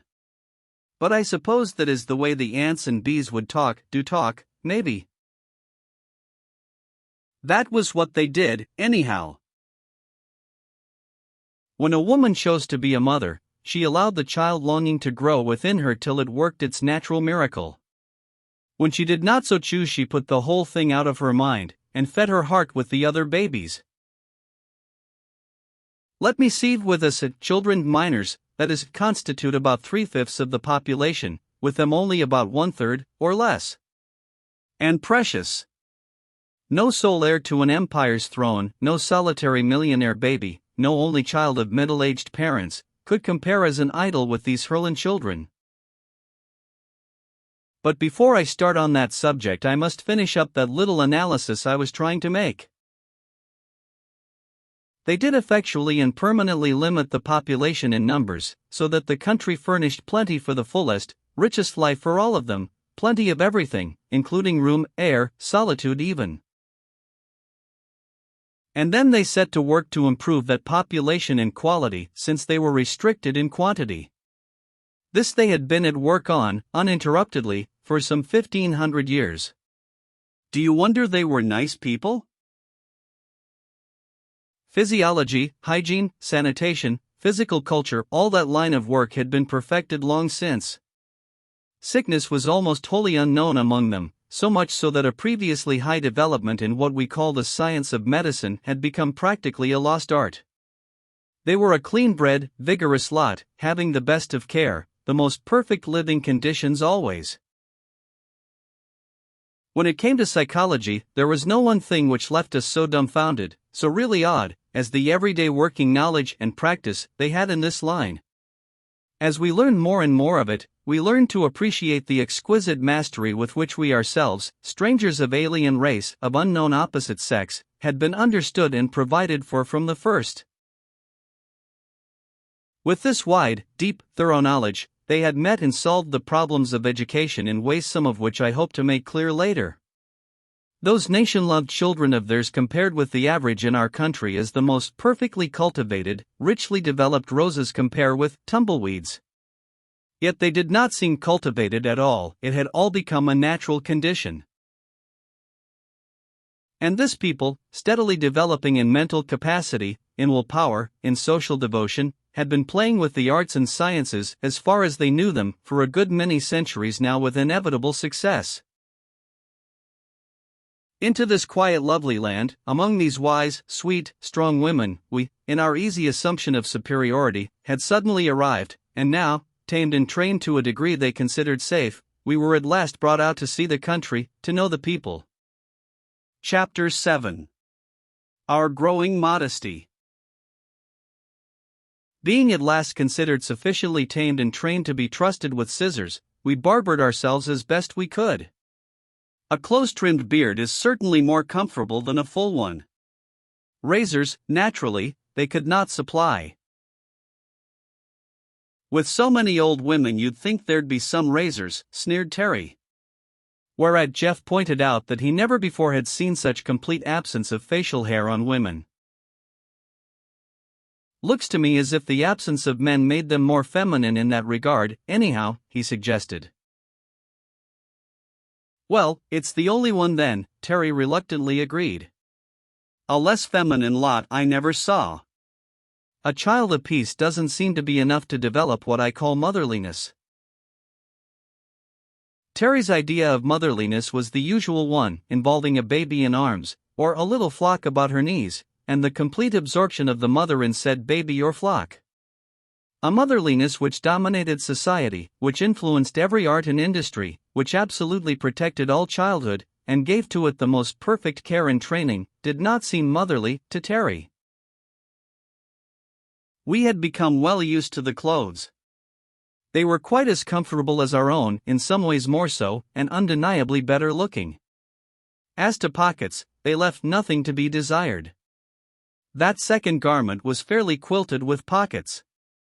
They were most ingeniously arranged, so as to be convenient to the hand and not inconvenient to the body, and were so placed as at once to strengthen the garment and add decorative lines of stitching. In this, as in so many other points we had now to observe, there was shown the action of a practical intelligence, coupled with fine artistic feeling, and, apparently, untrammeled by any injurious influences. Our first step of comparative freedom was a personally conducted tour of the country. No pentagonal bodyguard now. Only our special tutors, and we got on famously with them. Jeff said he loved Zava like an ant, only jollier than any ant I ever saw. Summel and I were as chummy as could be, the best of friends, but it was funny to watch Terry and Modine. She was patient with him, and courteous, but it was like the patience and courtesy of some great man, say a skilled, experienced diplomat, with a schoolgirl. Her grave acquiescence with his most preposterous expression of feeling, her genial laughter, not only with, but, I often felt, at him, though impeccably polite, her innocent questions, which almost invariably led him to say more than he intended. Jeff and I found it all amusing to watch. He never seemed to recognize that quiet background of superiority. When she dropped an argument, he always thought he had silenced her. When she laughed, he thought it tribute to his wit.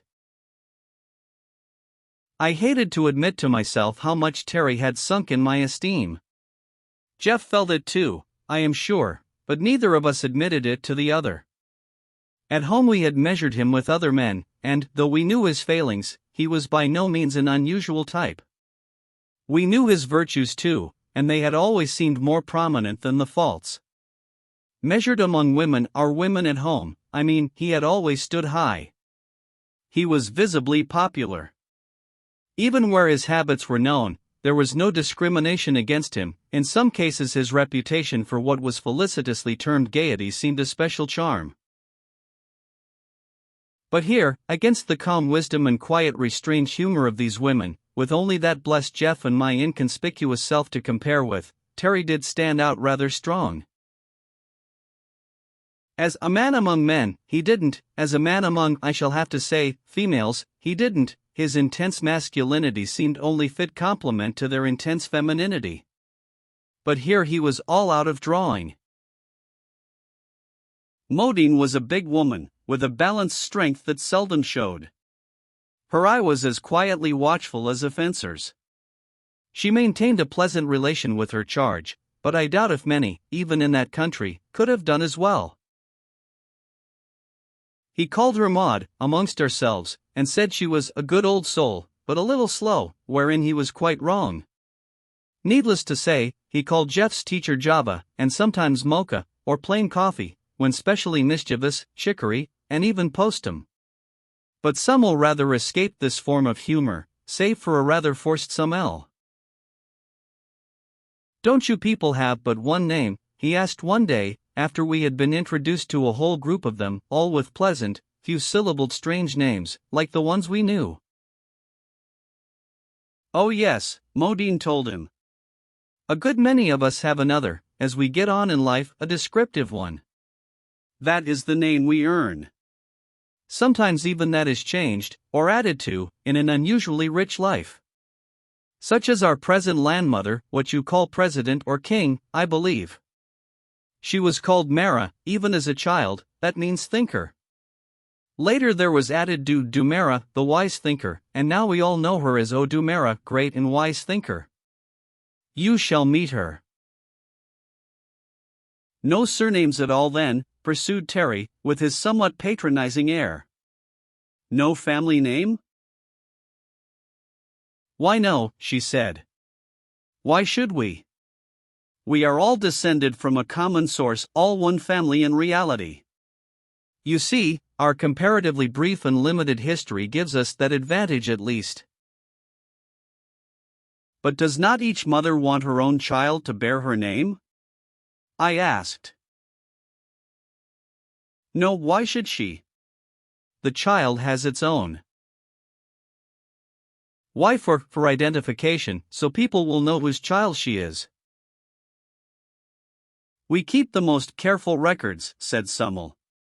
"Each one of us has our exact line of descent all the way back to our dear first mother. There are many reasons for doing that.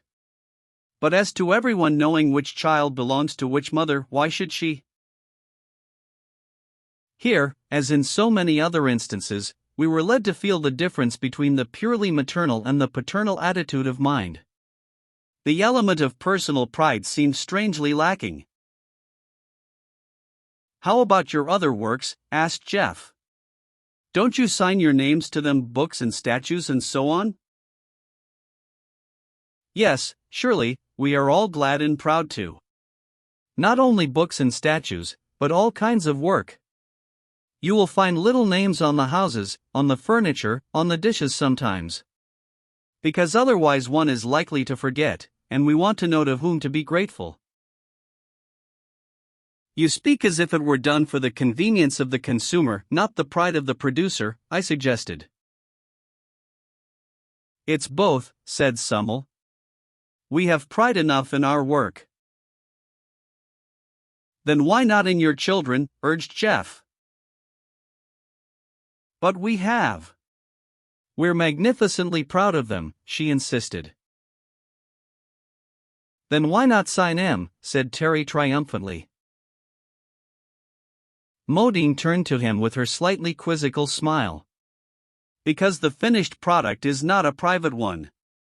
When they are babies, we do speak of them, at times, as S's Lotto, or Novine's Amel, but that is merely descriptive and conversational. In the records, of course, the child stands in her own line of mothers, but in dealing with it personally it is Lotto, or Amel, without dragging in its ancestors. But have you names enough to give a new one to each child? Assuredly we have, for each living generation. Then they asked about our methods, and found first that we did so, and then that other nations did differently. Upon which they wanted to know which method has been proved best, and we had to admit that so far as we knew there had been no attempt at comparison, each people pursuing its own custom and the fond conviction of superiority, and either despising or quite ignoring the others. With these women the most salient quality in all their institutions was reasonableness. When I dug into the records to follow out any line of development, that was the most astonishing thing, the conscious effort to make it better. They had early observed the value of certain improvements, had easily inferred that there was room for more, and took the greatest pains to develop two kinds of minds, the critic and inventor.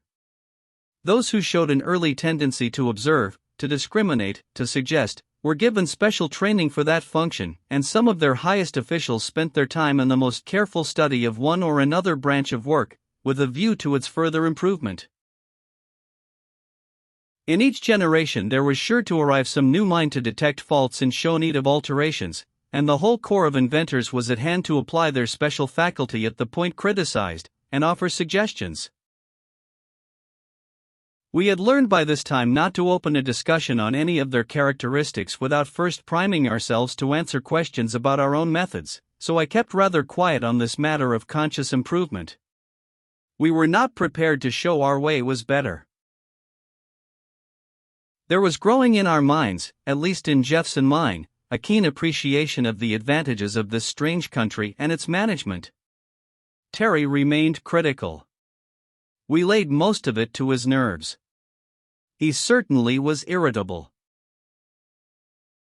The most conspicuous feature of the whole land was the perfection of its food supply.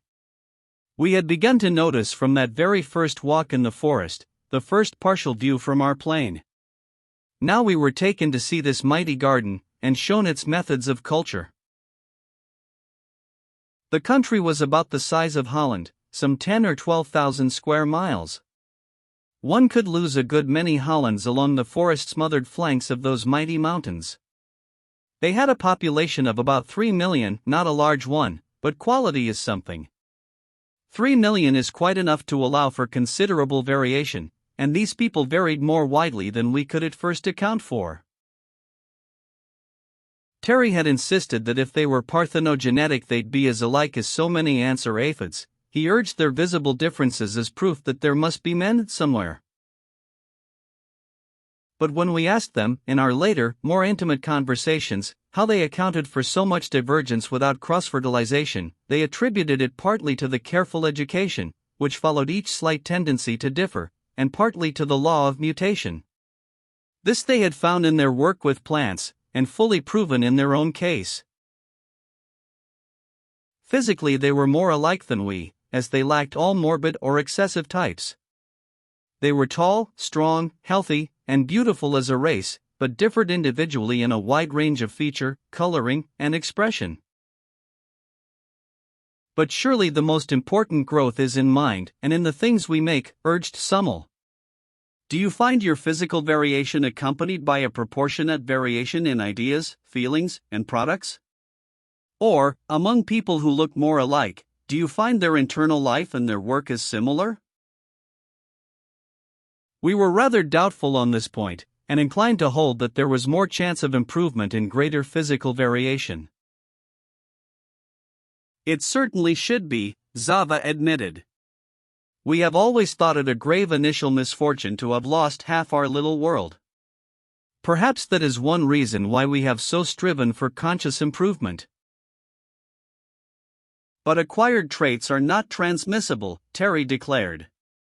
Weissman has proved that. They never disputed our absolute statements, only made notes of them.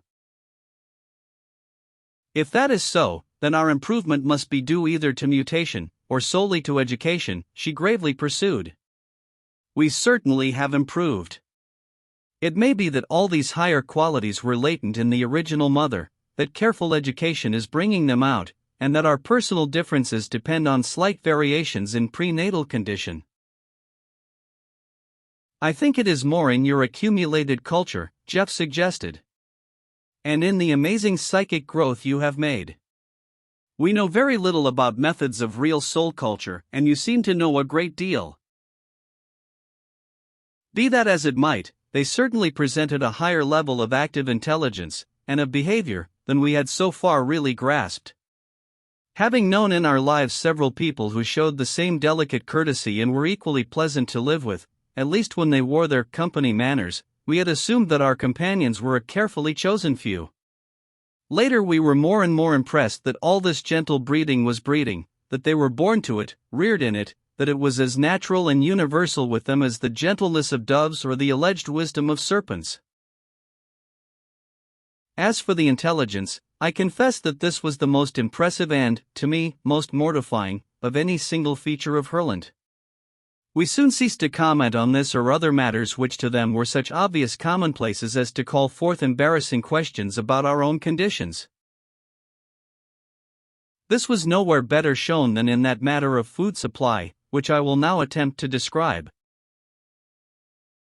Having improved their agriculture to the highest point, and carefully estimated the number of persons who could comfortably live on their square miles, having then limited their population to that number, one would think that was all there was to be done. But they had not thought so. To them the country was a unit, it was theirs. They themselves were a unit, a conscious group, they thought in terms of the community. As such, their time sense was not limited to the hopes and ambitions of an individual life. Therefore, they habitually considered and carried out plans for improvement which might cover centuries. I had never seen, had scarcely imagined, human beings undertaking such a work as the deliberate replanting of an entire forest area with different kinds of trees. Yet this seemed to them the simplest common sense, like a man's plowing up an inferior lawn and reseeding it. Now every tree bore fruit, edible fruit, that is. In the case of one tree, in which they took especial pride, it had originally no fruit at all, that is, none humanly edible, yet was so beautiful that they wished to keep it. For 900 years they had experimented, and now showed us this particularly lovely graceful tree, with a profuse crop of nutritious seeds. They had early decided that trees were the best food plants, requiring far less labor in tilling the soil, and bearing a larger amount of food for the same ground space, also doing much to preserve and enrich the soil. Due regard had been paid to seasonable crops, and their fruit and nuts, grains and berries, kept on almost the year through. On the higher part of the country, near the backing wall of mountains, they had a real winter with snow. Toward the southeastern point, where there was a large valley with a lake whose outlet was subterranean, the climate was like that of California, and citrus fruits, figs, and olives grew abundantly. What impressed me particularly was their scheme of fertilization. Here was this little shut-in piece of land where one would have thought an ordinary people would have been starved out long ago or reduced to an annual struggle for life. These careful culturists had worked out a perfect scheme of refeeding the soil with all that came out of it. All the scraps and leavings of their food, plant waste from lumber work or textile industry, all the solid matter from the sewage, properly treated and combined, everything which came from the earth went back to it. The practical result was like that in any healthy forest, an increasingly valuable soil was being built, instead of the progressive impoverishment so often seen in the rest of the world. When this first burst upon us, we made such approving comments that they were surprised that such obvious common sense should be praised, asked what our methods were, and we had some difficulty in diverting them, by referring to the extent of our own land, and the admitted carelessness with which we had skimmed the cream of it. At least we thought we had diverted them. Later I found that besides keeping a careful and accurate account of all we told them, they had a sort of skeleton chart, on which the things we said and the things we palpably avoided saying were all set down and studied. It really was child's play for those profound educators to work out a painfully accurate estimate of our conditions in some lines. When a given line of observation seemed to lead to some very dreadful inference, they always gave us the benefit of the doubt, leaving it open to further knowledge.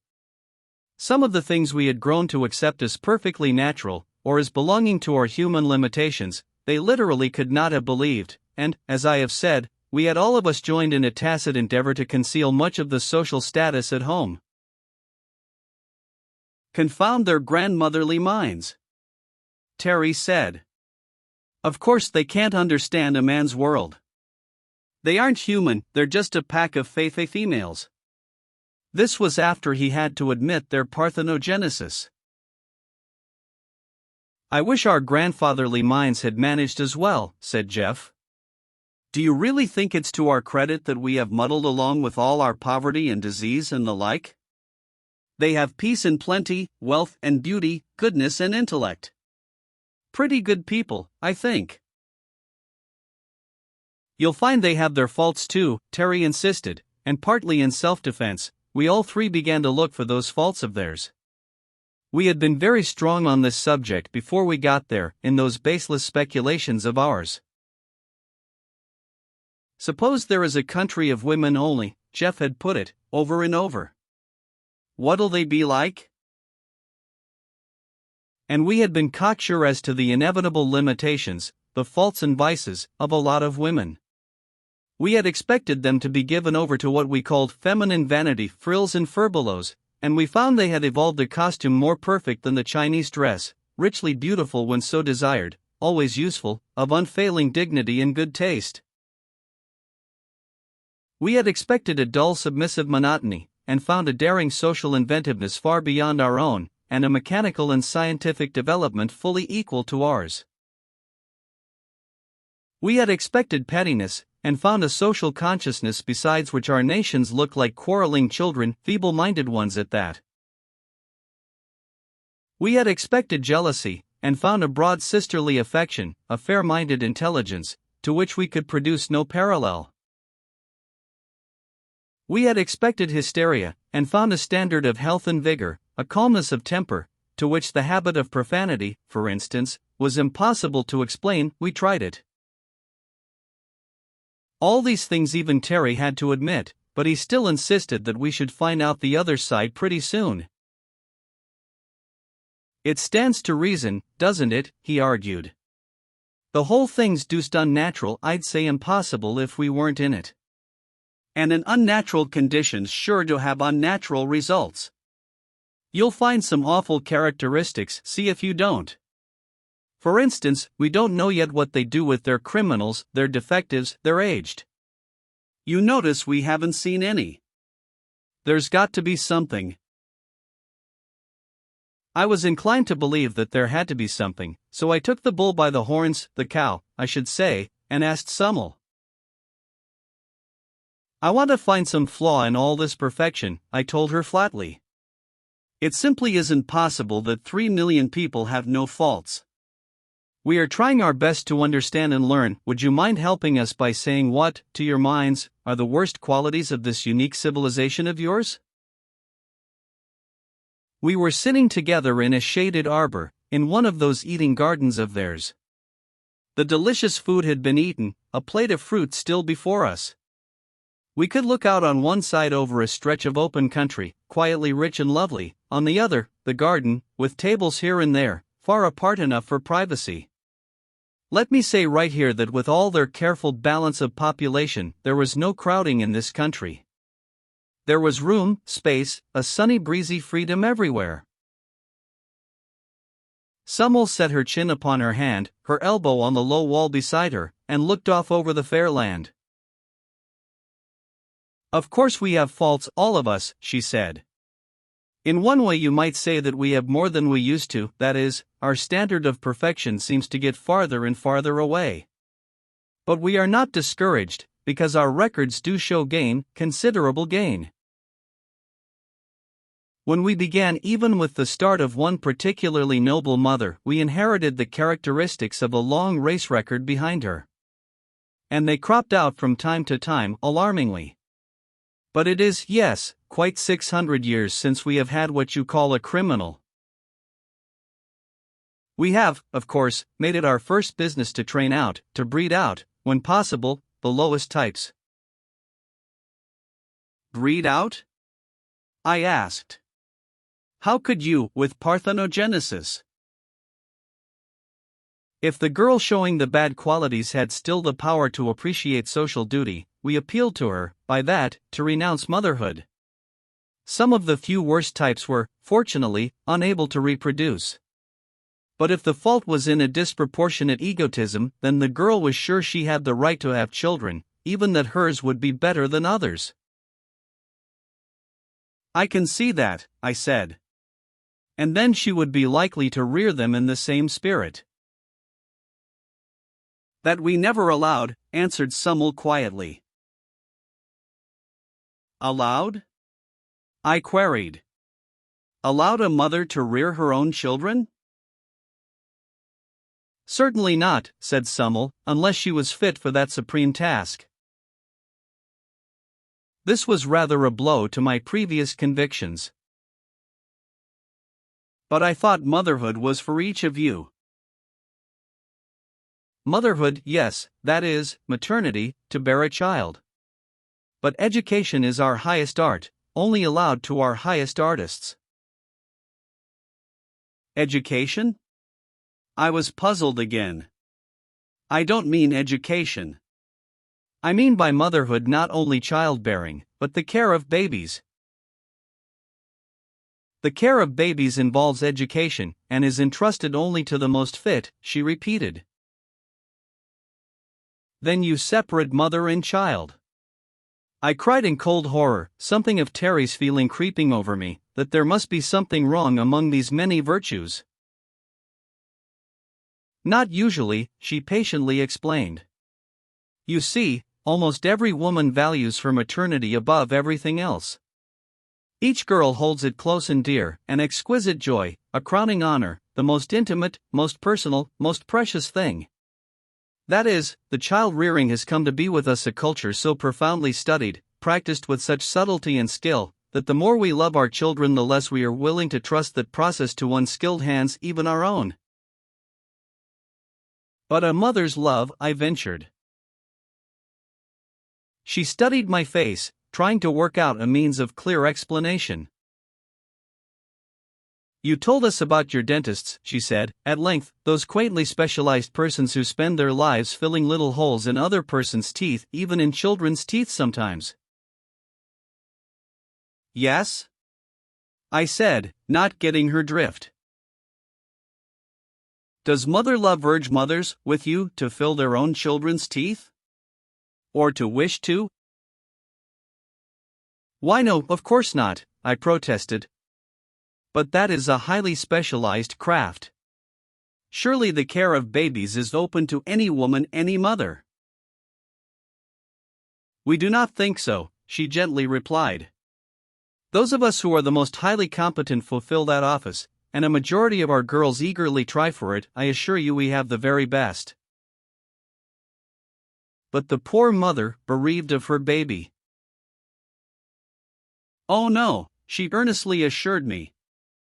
Not in the least bereaved. It is her baby still, it is with her, she has not lost it. But she is not the only one to care for it. There are others whom she knows to be wiser. She knows it because she has studied as they did, practiced as they did, and honors their real superiority. For the child's sake, she is glad to have for it this highest care. I was unconvinced. Besides, this was only hearsay. I had yet to see the motherhood of Herland. Chapter 8. The Girls of Herland. At last Terry's ambition was realized.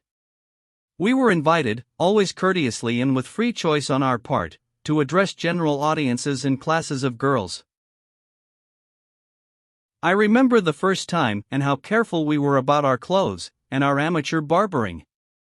Terry, in particular, was fussy to a degree about the cut of his beard, and so critical of our combined efforts, that we handed him the shears and told him to please himself. We began to rather prize those beards of ours. They were almost our sole distinction among those tall and sturdy women, with their cropped hair and sexless costume. Being offered a wide selection of garments, we had chosen according to our personal taste, and were surprised to find, on meeting large audiences, that we were the most highly decorated, especially Terry. He was a very impressive figure, his strong features softened by the somewhat longer hair, though he made me trim it as closely as I knew how, and he wore his richly embroidered tunic with its broad, loose girdle with quite a Henry V air. Jeff looked more like a Huguenot lover, and I don't know what I looked like, only that I felt very comfortable.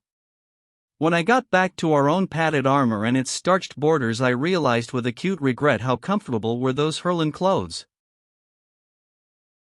We scanned that audience, looking for the three bright faces we knew, but they were not to be seen. Just a multitude of girls, quiet, eager, watchful, all eyes and ears to listen and learn. We had been urged to give, as fully as we cared to, a sort of synopsis of world history, in brief, and to answer questions. We are so utterly ignorant, you see, Modine had explained to us. We know nothing but such science as we have worked out for ourselves, just the brainwork of one small half-country, and you, we gather, have helped one another all over the globe, sharing your discoveries, pooling your progress. How wonderful, how supremely beautiful your civilization must be. Summel gave a further suggestion. You do not have to begin all over again, as you did with us. We have made a sort of digest of what we have learned from you, and it has been eagerly absorbed, all over the country. Perhaps you would like to see our outline?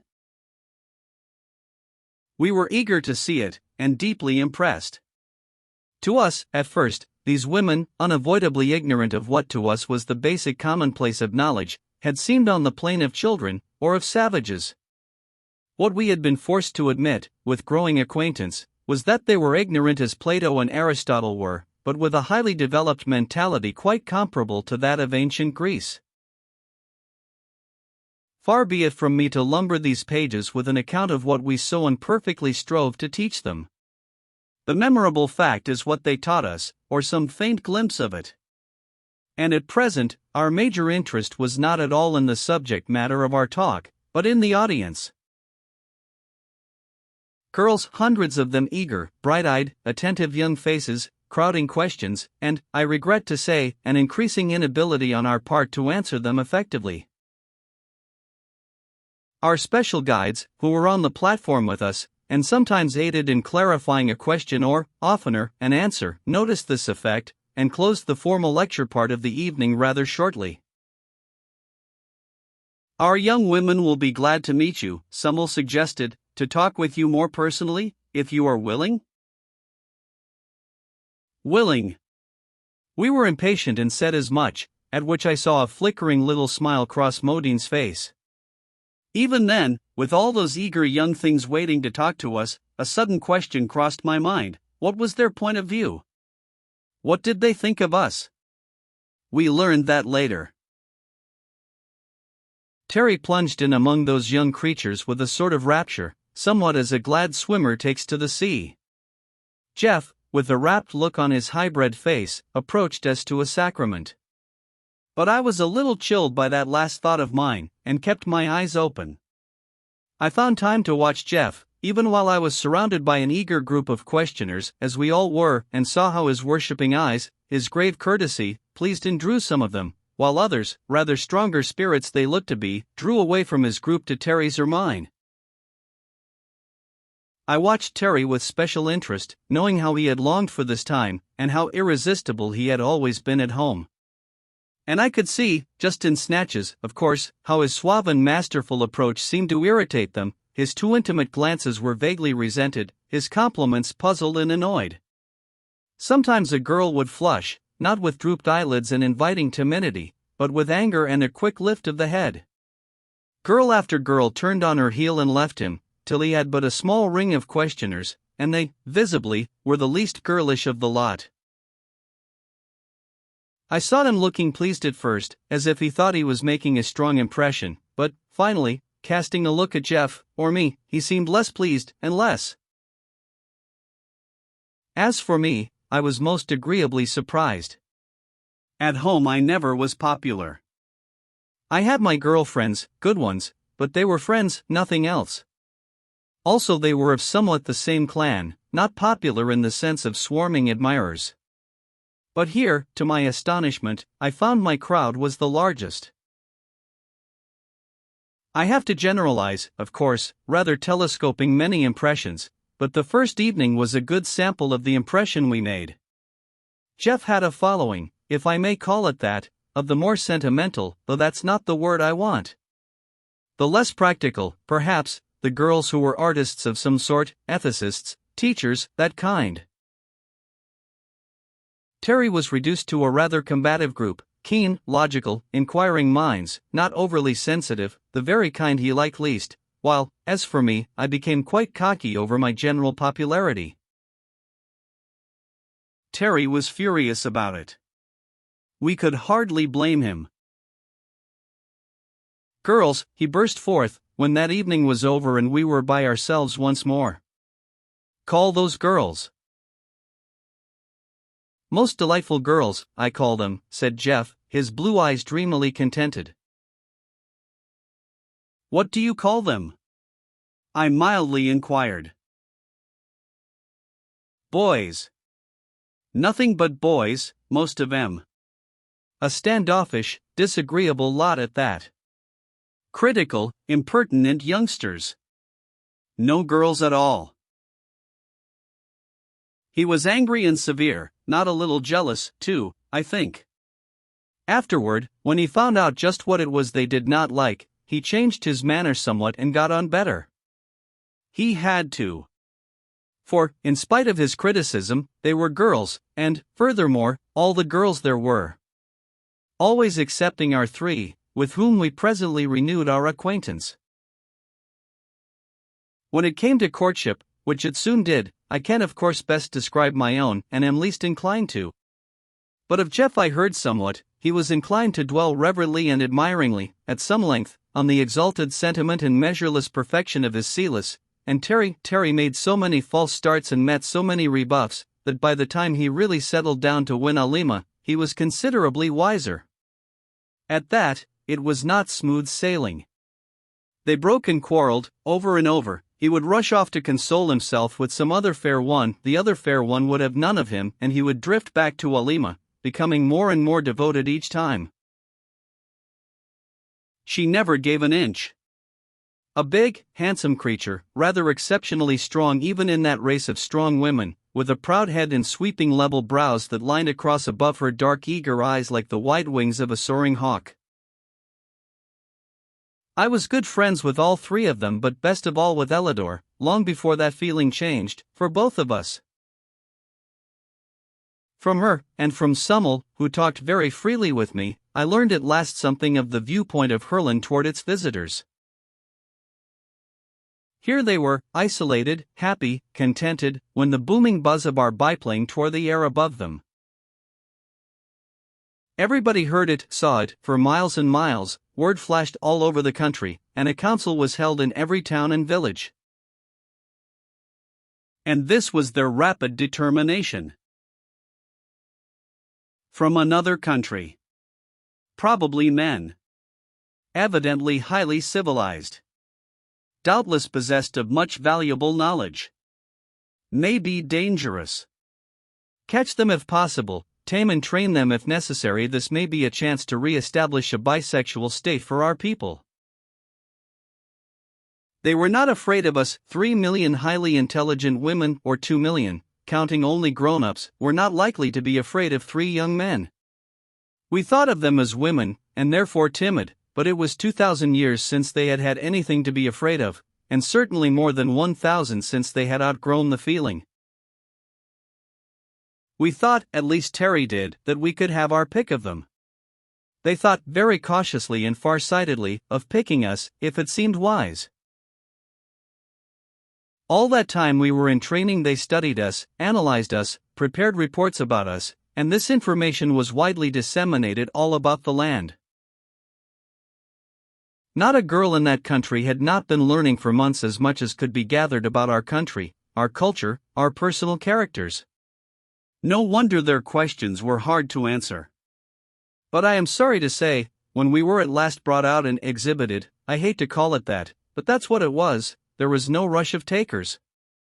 Here was poor old Terry fondly imagining that at last he was free to stray in a rosebud garden of girls, and behold, the rosebuds were all with keen appraising eye, studying us. They were interested, profoundly interested, but it was not the kind of interest we were looking for. To get an idea of their attitude, you have to hold in mind their extremely high sense of solidarity. They were not each choosing a lover, they hadn't the faintest idea of love, sex love, that is. These girls, to each of whom motherhood was a lodestar, and that motherhood exalted above a mere personal function, looked forward to as the highest social service, as the sacrament of a lifetime, were now confronted with an opportunity to make the great step of changing their whole status, of reverting to their earlier bisexual order of nature. Beside this underlying consideration, there was the limitless interest and curiosity in our civilization, purely impersonal, and held by an order of mind beside which we were like schoolboys. It was small wonder that our lectures were not a success, and none at all that our, or at least Terry's, advances were so well received. The reason for my own comparative success was at first far from pleasing to my pride.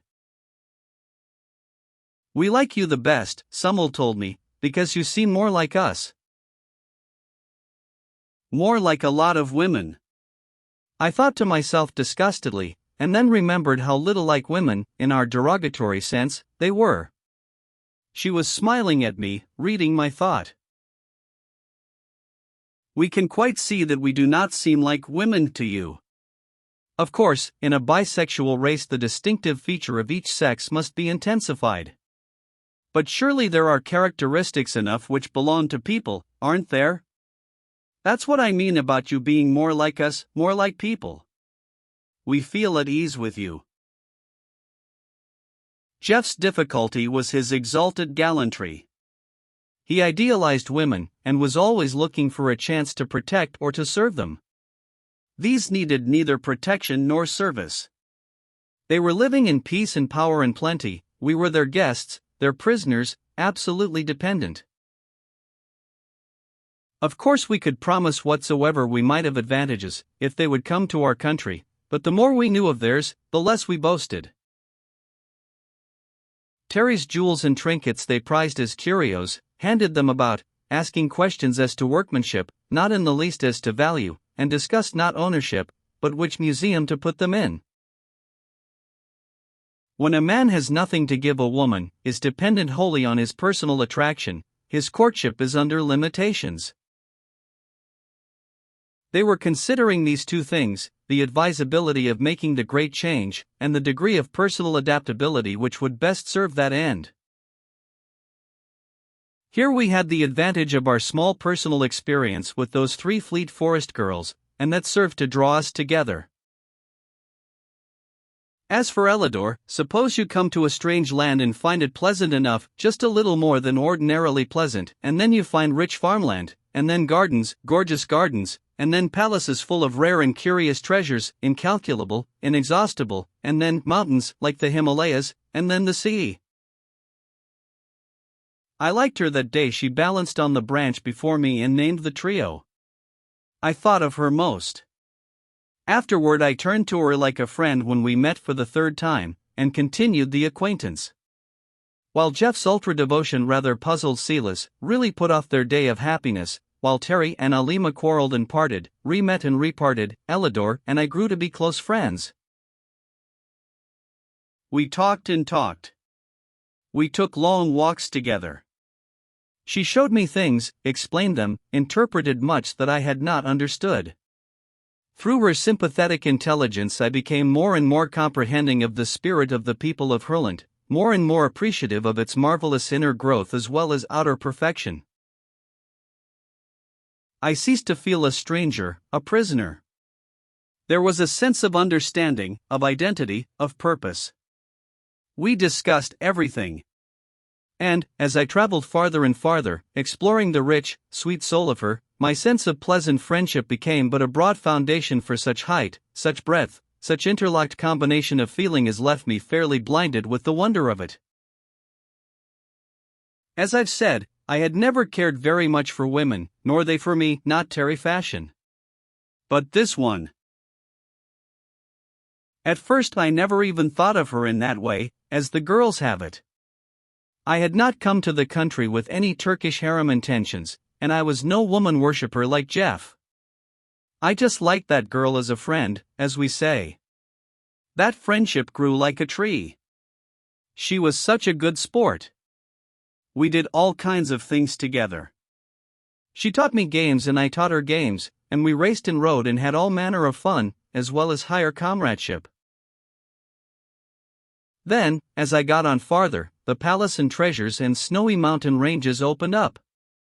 I had never known there could be such a human being. So great. I don't mean talented. She was a forester, one of the best, but it was not that gift I mean. When I say great, I mean great big, all through. If I had known more of those women, as intimately, I should not have found her so unique, but even among them she was noble. Her mother was an over-mother, and her grandmother, too, I heard later. So she told me more and more of her beautiful land, and I told her as much, yes, more than I wanted to, about mine, and we became inseparable. Then this deeper recognition came and grew. I felt my own soul rise and lift its wings, as it were. Life got bigger. It seemed as if I understood, as I never had before, as if I could do things, as if I too could grow, if she would help me. And then it came, to both of us, all at once. A still day, on the edge of the world, their world. The two of us, gazing out over the far dim forest land below, talking of heaven and earth and human life, and of my land and other lands and what they needed and what I hoped to do for them. If you will help me, I said. She turned to me, with that high, sweet look of hers, and then, as her eyes rested in mine and her hands too, then suddenly there blazed out between us a farther glory, instant, overwhelming, quite beyond any words of mine to tell. Silas was a blue-eyed gold and rose person, Alma, black and white and red, a blazing beauty. Elidor was brown, hair dark and soft, like a seal coat, clear brown skin with a healthy red in it, brown eyes all the way from topaz to black velvet. They seemed to range, splendid girls, all of them. They had seen us first of all, far down in the lake below, and flashed the tidings across the land even before our first exploring flight. They had watched our landing, flitted through the forest with us, hidden in that tree, and I shrewdly suspect, giggled on purpose. They had kept watch over our hooded machine, taking turns at it, and when our escape was announced, had followed alongside for a day or two, and been there at the last, as described. They felt a special claim on us, called us their men, and when we were at liberty to study the land and people, and be studied by them, their claim was recognized by the wise leaders. But I felt, we all did, that we should have chosen them among millions, unerringly. And yet the path of true love never did run smooth. This period of courtship was full of the most unsuspected pitfalls. Writing this as late as I do, after manifold experiences both in Herland and, later, in my own land, I can now understand and philosophize about what was then a continual astonishment and often a temporary tragedy. The long suit in most courtships is sex attraction, of course. Then gradually develops such comradeship as the two temperaments allow. Then, after marriage, there is either the establishment of a slow-growing, widely based friendship, the deepest, tenderest, sweetest of relations, all lit and warmed by the recurrent flame of love, or else the process is reversed, love cools and fades, no friendship grows, the whole relation turns from beauty to ashes. Here everything was different. There was no sex feeling to appeal to, or practically none. 2,000 years' disuse had left very little of the instinct. Also, we must remember that those who had at times manifested it as atavistic exceptions were often, by that very fact, denied motherhood. Yet while the mother process remains, the inherent ground for sex distinction remains also, and who shall say what long-forgotten feeling, vague and nameless, was stirred in some of these mother hearts by our arrival?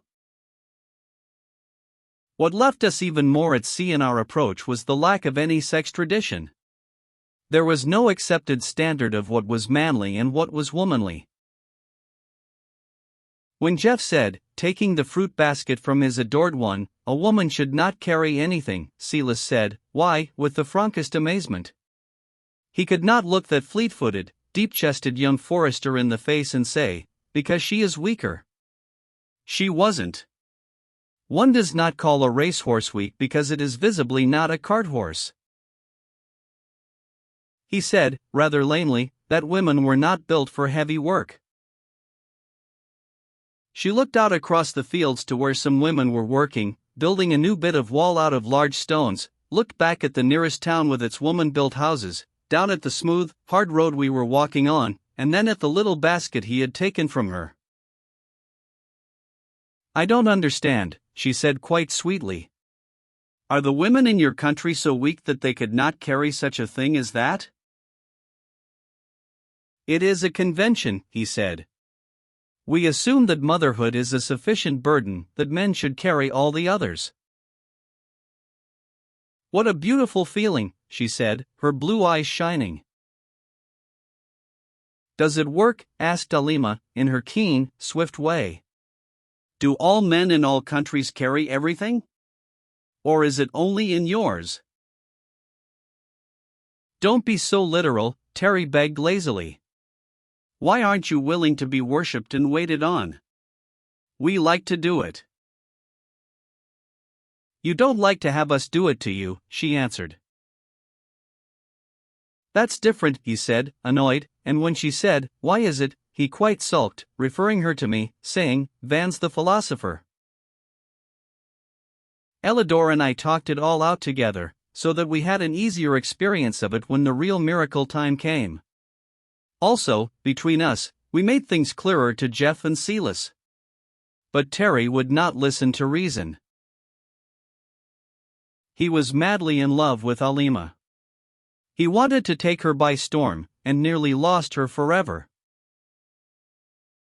You see, if a man loves a girl who is in the first place young and inexperienced, who in the second place is educated with a background of caveman tradition, a middle ground of poetry and romance, and a foreground of unspoken hope and interest all centering upon the one event, and who has, furthermore, absolutely no other hope or interest worthy of the name, why, it is a comparatively easy matter to sweep her off her feet with a dashing attack. Terry was a past master in this process. He tried it here, and Alima was so affronted, so repelled, that it was weeks before he got near enough to try again. The more coldly she denied him, the hotter his determination. He was not used to real refusal.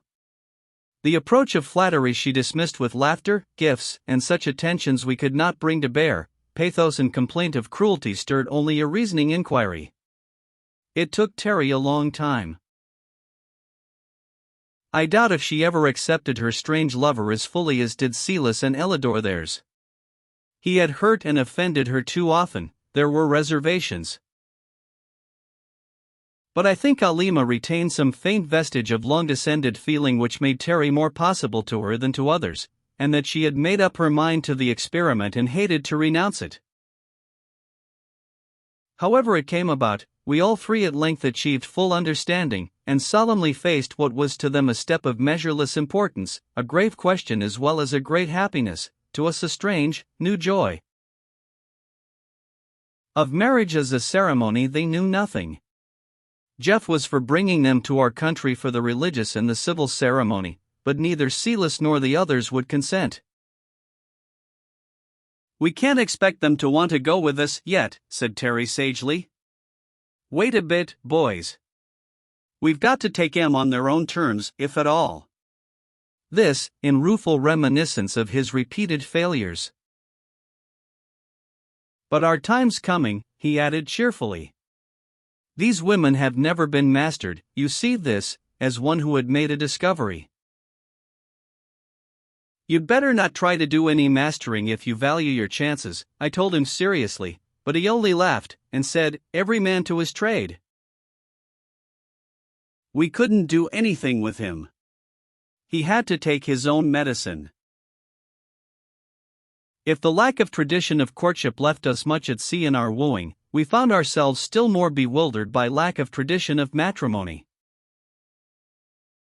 And here again, I have to draw on later experience, and as deep an acquaintance with their culture as I could achieve, to explain the gulfs of difference between us. 2,000 years of one continuous culture with no men. Back of that, only traditions of the harem. They had no exact analog for our word home, any more than they had for our Roman-based family. They loved one another with a practically universal affection, rising to exquisite and unbroken friendships, and broadening to a devotion to their country and people for which our word patriotism is no definition at all. Patriotism, red hot, is compatible with the existence of a neglect of national interests, a dishonesty, a cold indifference to the suffering of millions. Patriotism is largely pride, and very largely combativeness. Patriotism generally has a chip on its shoulder. This country had no other country to measure itself by, save the few poor savages far below, with whom they had no contact. They loved their country because it was their nursery, playground, and workshop, theirs and their children's. They were proud of it as a workshop, proud of their record of ever-increasing efficiency. They had made a pleasant garden of it, a very practical little heaven, but most of all they valued it, and here it is hard for us to understand them, as a cultural environment for their children. That, of course, is the keynote of the whole distinction, their children. From those first breathlessly guarded, half-adored race mothers, all up the ascending line, they had this dominant thought of building up a great race through the children. All the surrendering devotion our women have put into their private families, these women put into their country and race. All the loyalty and service men expect of wives, they gave, not singly to men, but collectively to one another. And the mother instinct, with us so painfully intense, so thwarted by conditions, so concentrated in personal devotion to a few, so bitterly hurt by death, disease, or barrenness, and even by the mere growth of the children, leaving the mother alone in her empty nest, all this feeling with them flowed out in a strong, wide current, unbroken through the generations, deepening and widening through the years, including every child in all the land. With their united power and wisdom, they had studied and overcome the diseases of childhood. Their children had none. They had faced the problems of education and so solved them that their children grew up as naturally as young trees, learning through every sense, taught continuously but unconsciously, never knowing they were being educated. In fact, they did not use the word as we do. Their idea of education was the special training they took, when half grown up, under experts. Then the eager young minds fairly flung themselves on their chosen subjects, and acquired with an ease, a breadth, a grasp, at which I never ceased to wonder. But the babies and little children never felt the pressure of that forcible feeding of the mind that we call education. Of this, more later. Chapter 9. Our Relations and Theirs.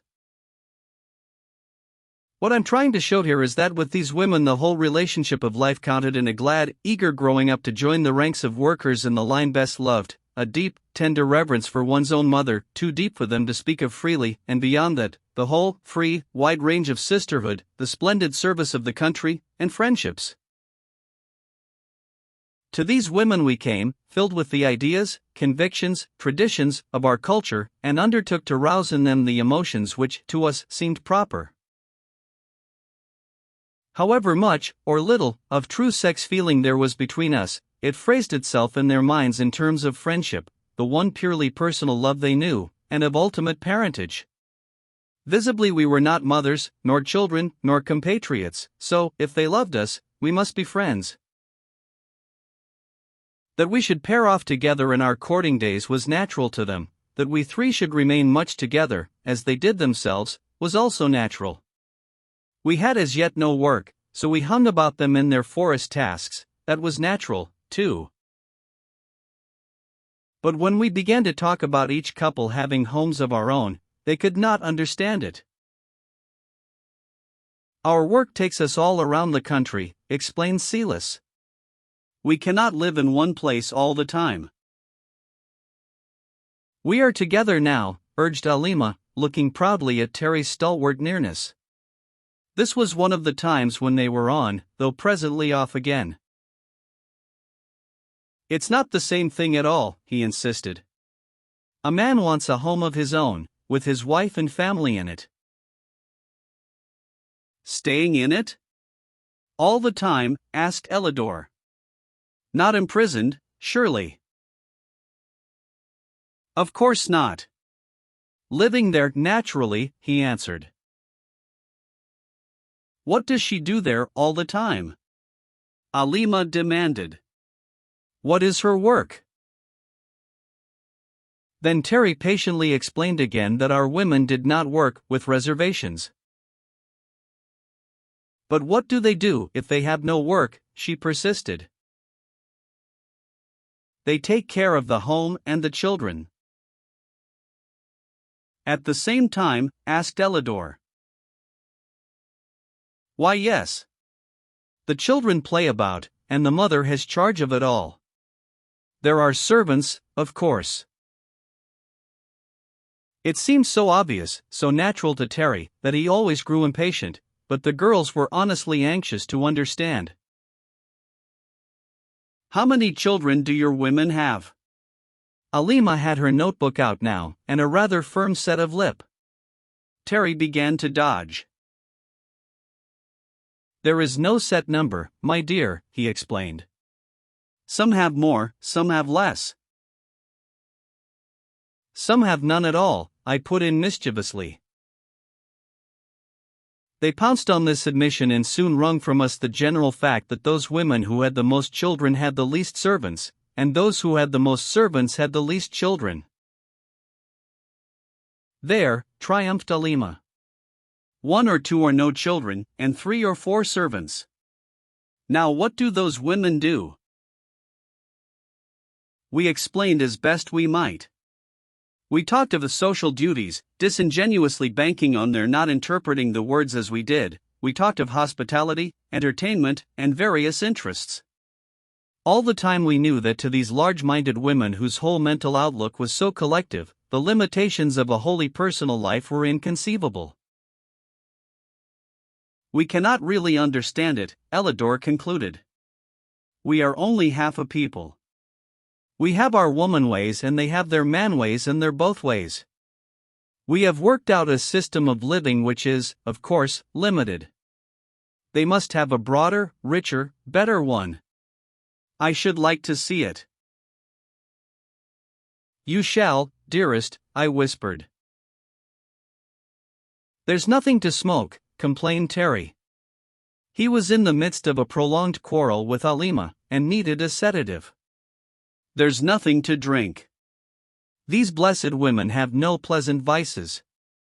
I wish we could get out of here. This wish was vain.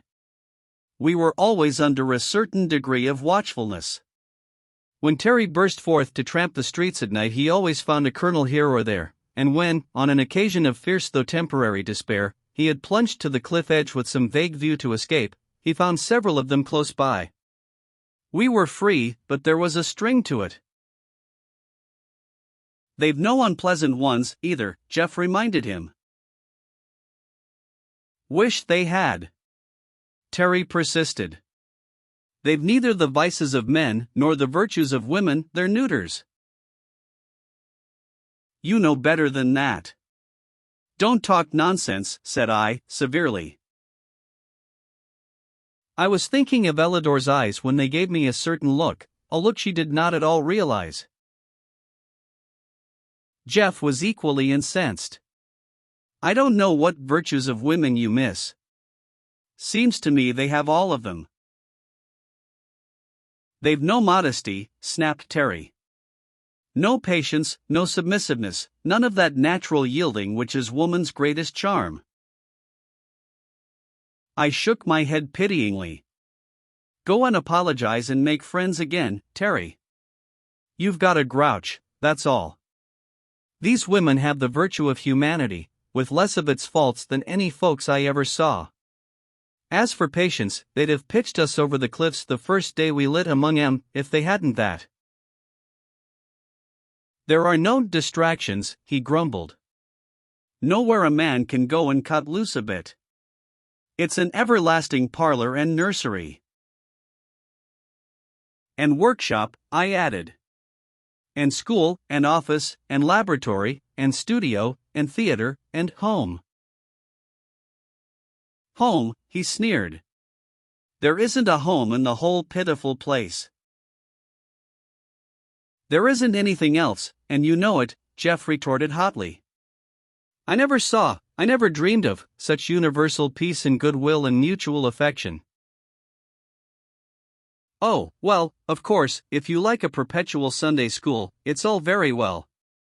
But I like something doing. Here it's all done. There was something to this criticism. The years of pioneering lay far behind them. Theirs was a civilization in which the initial difficulties had long since been overcome. The untroubled peace, the unmeasured plenty, the steady health, the large goodwill and smooth management which ordered everything, left nothing to overcome. It was like a pleasant family in an old established, perfectly run country place. I liked it because of my eager and continued interest in the sociological achievements involved. Jeff liked it as he would have liked such a family in such a place anywhere. Terry did not like it because he found nothing to oppose, to struggle with, to conquer.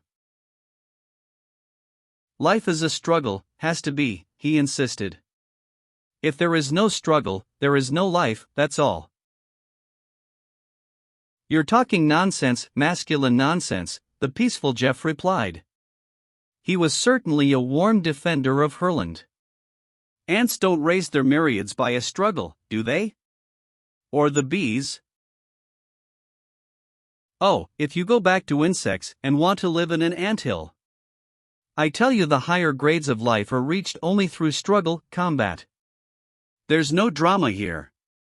Look at their plays. They make me sick. He rather had us there. The drama of the country was, to our taste, rather flat. You see, they lacked the sex motive and, with it, jealousy. They had no interplay of warring nations, no aristocracy and its ambitions, no wealth and poverty opposition. I see I have said little about the economics of the place, it should have come before, but I'll go on about the drama now. They had their own kind. There was a most impressive array of pageantry, of processions, a sort of grand ritual, with their arts and their religion broadly blended.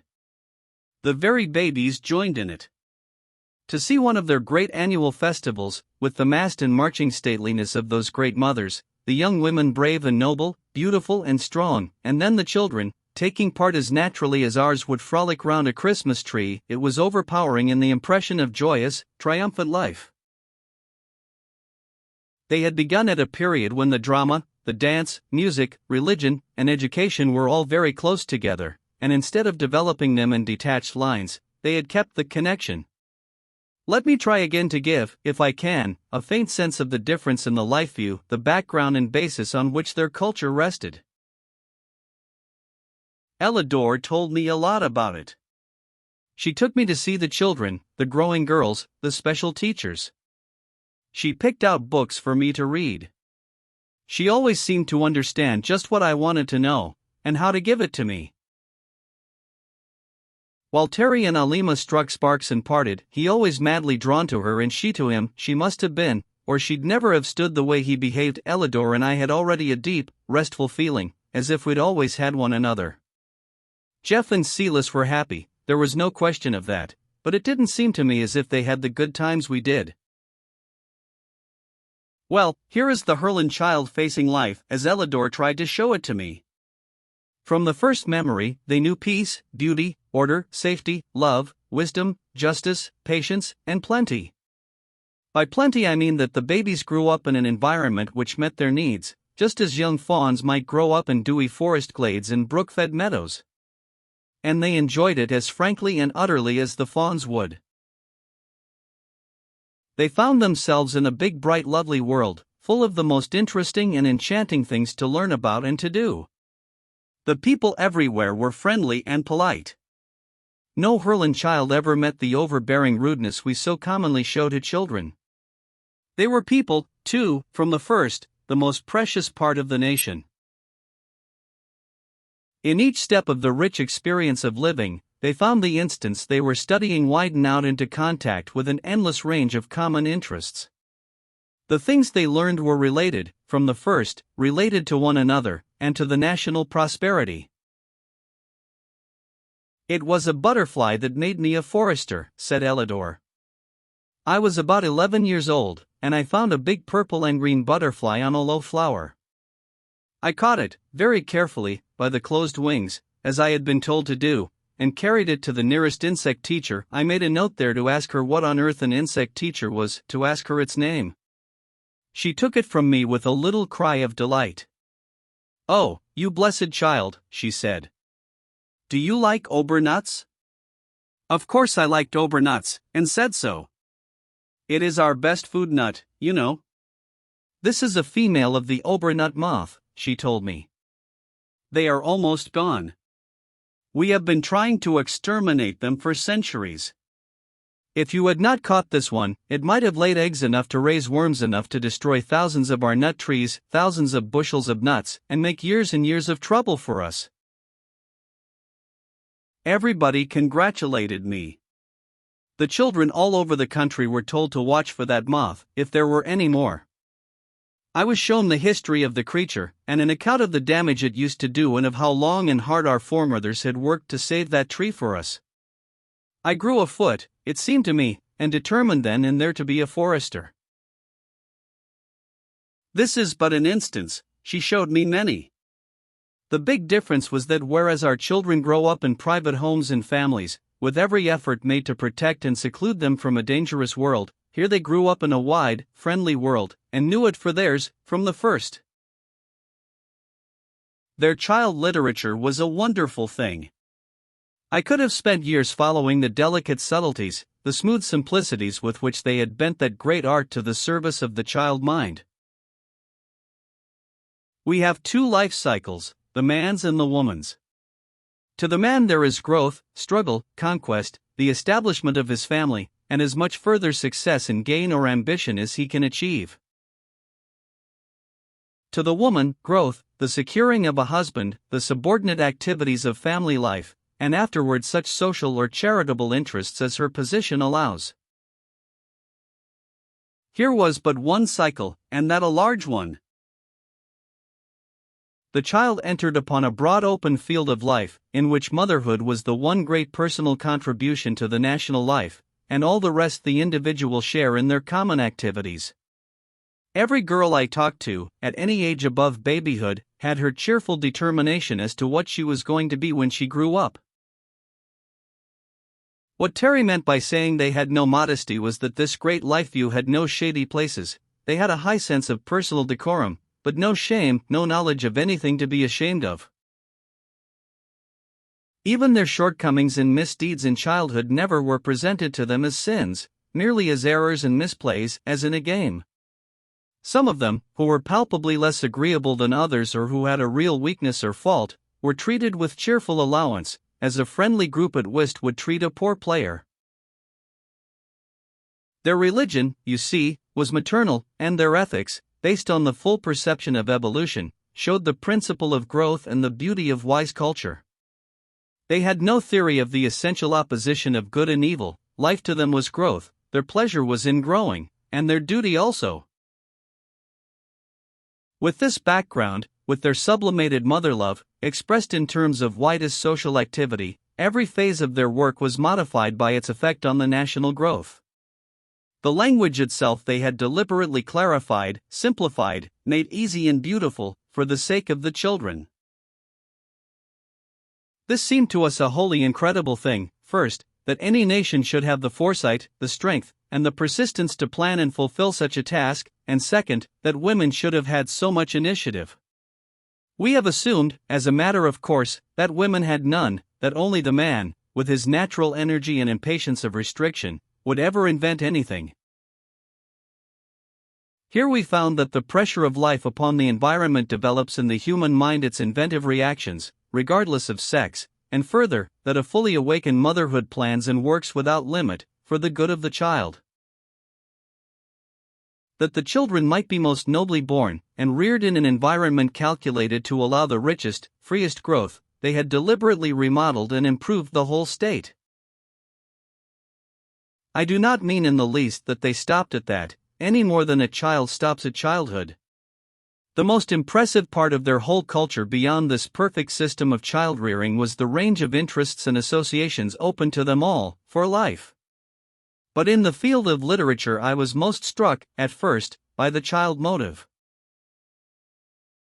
They had the same gradation of simple repetitive verse and story that we are familiar with, and the most exquisite, imaginative tales, but where, with us, these are the dribbled remnants of ancient folk myths and primitive lullabies, theirs were the exquisite work of great artists, not only simple and unfailing in appeal to the child mind, but true to the living world about them. To sit in one of their nurseries for a day was to change one's views forever as to babyhood. The youngest ones, rosy fatlings in their mother's arms, or sleeping lightly in the flower-sweet air, seemed natural enough, save that they never cried. I never heard a child cry in Herland, save once or twice at a bad fall, and then people ran to help, as we would at a scream of agony from a grown person. Each mother had her year of glory, the time to love and learn, living closely with her child, nursing it proudly, often for 2 years or more. This perhaps was one reason for their wonderful vigor. But after the baby year the mother was not so constantly in attendance, unless, indeed, her work was among the little ones. She was never far off, however, and her attitude toward the co-mothers, whose proud child service was direct and continuous, was lovely to see. As for the babies, a group of those naked darlings playing on short velvet grass, clean-swept, or rugs as soft, or in shallow pools of bright water, tumbling over with bubbling joyous baby laughter, it was a view of infant happiness such as I had never dreamed. The babies were reared in the warmer part of the country, and gradually acclimated to the cooler heights as they grew older. Sturdy children of 10 and 12 played in the snow as joyfully as ours do. There were continuous excursions of them, from one part of the land to another, so that to each child the whole country might be home. It was all theirs, waiting for them to learn, to love, to use, to serve, as our own little boys plan to be a big soldier, or a cowboy, or whatever pleases their fancy, and our little girls plan for the kind of home they mean to have, or how many children, these planned, freely and gaily with much happy chattering, of what they would do for the country when they were grown. It was the eager happiness of the children and young people which first made me see the folly of that common notion of ours, that if life was smooth and happy, people would not enjoy it. As I studied these youngsters, vigorous, joyous, eager little creatures, and their voracious appetite for life, it shook my previous ideas so thoroughly that they have never been re-established.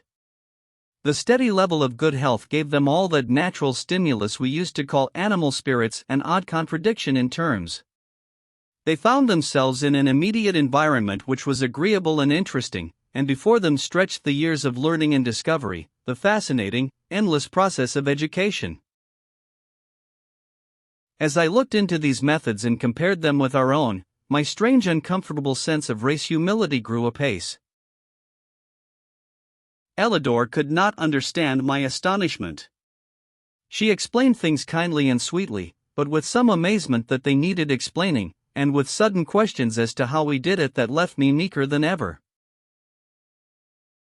I betook myself to Summel one day, carefully not taking Elidor. I did not mind seeming foolish to Summel, she was used to it. I want a chapter of explanation, I told her.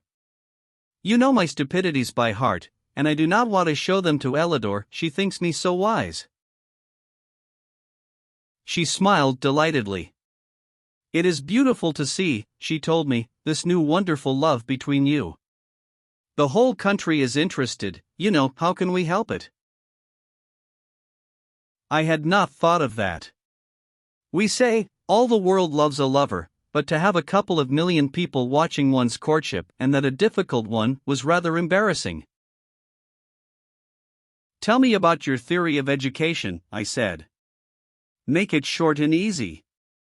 And, to show you what puzzles me, I'll tell you that in our theory great stress is laid on the forced exertion of the child's mind. We think it is good for him to overcome obstacles. Of course it is, she unexpectedly agreed. All our children do that, they love to. That puzzled me again. If they love to do it, how could it be educational? Our theory is this, she went on carefully. Here is a young human being. The mind is as natural a thing as the body, a thing that grows, a thing to use and enjoy. We seek to nourish, to stimulate, to exercise the mind of a child as we do the body. There are the two main divisions in education. You have those, of course, the things it is necessary to know, and the things it is necessary to do. To do? Mental exercises, you mean? Yes. Our general plan is this: in the matter of feeding the mind, of furnishing information, we use our best powers to meet the natural appetite of a healthy young brain, not to overfeed it, to provide such amount and variety of impressions as seem most welcome to each child. That is the easiest part. The other division is in arranging a properly graduated series of exercises which will best develop each mind, the common faculties we all have, and most carefully, the especial faculties some of us have. You do this also, do you not? In a way, I said rather lamely. We have not so subtle and highly developed a system as you, not approaching it, but tell me more. As to the information, how do you manage? It appears that all of you know pretty much everything, is that right? This she laughingly disclaimed. By no means. We are, as you soon found out, extremely limited in knowledge. I wish you could realize what a ferment the country is in over the new things you have told us, the passionate eagerness among thousands of us to go to your country and learn. But what we do know is readily divisible into common knowledge and special knowledge. The common knowledge we have long since learned to feed into the minds of our little ones with no waste of time or strength. The special knowledge is open to all, as they desire it. Some of us specialize in one line only. But most take up several, some for their regular work, some to grow with. To grow with? Yes. When one settles too close in one kind of work, there is a tendency to atrophy in the disused portions of the brain. We like to keep on learning, always. What do you study? As much as we know of the different sciences.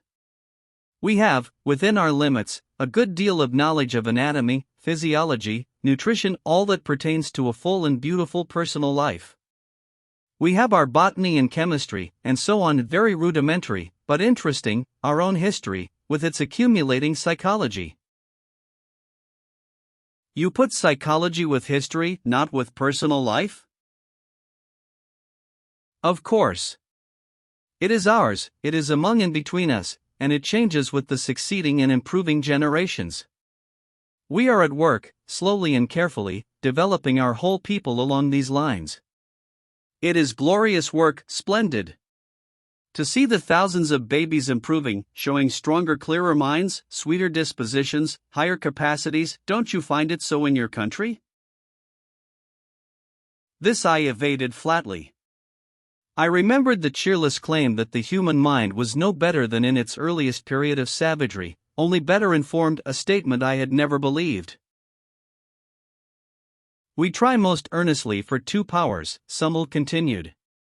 The two that seem to us basically necessary for all noble life, a clear, far-reaching judgment, and a strong well-used will. We spend our best efforts, all through childhood and youth, in developing these faculties, individual judgment and will. As part of your system of education, you mean? Exactly. As the most valuable part. With the babies, as you may have noticed, we first provide an environment which feeds the mind without tiring it, all manner of simple and interesting things to do, as soon as they are old enough to do them. Physical properties, of course, come first. But as early as possible, going very carefully, not to tax the mind, we provide choices, simple choices, with very obvious causes and consequences. You've noticed the games? I had. The children seemed always playing something, or else, sometimes, engaged in peaceful researches of their own. I had wondered at first when they went to school, but soon found that they never did, to their knowledge. It was all education but no schooling. We have been working for some 1600 years, devising better and better games for children, continued Summel. I sat aghast. Devising games? I protested. Making up new ones, you mean? Exactly, she answered. Don't you?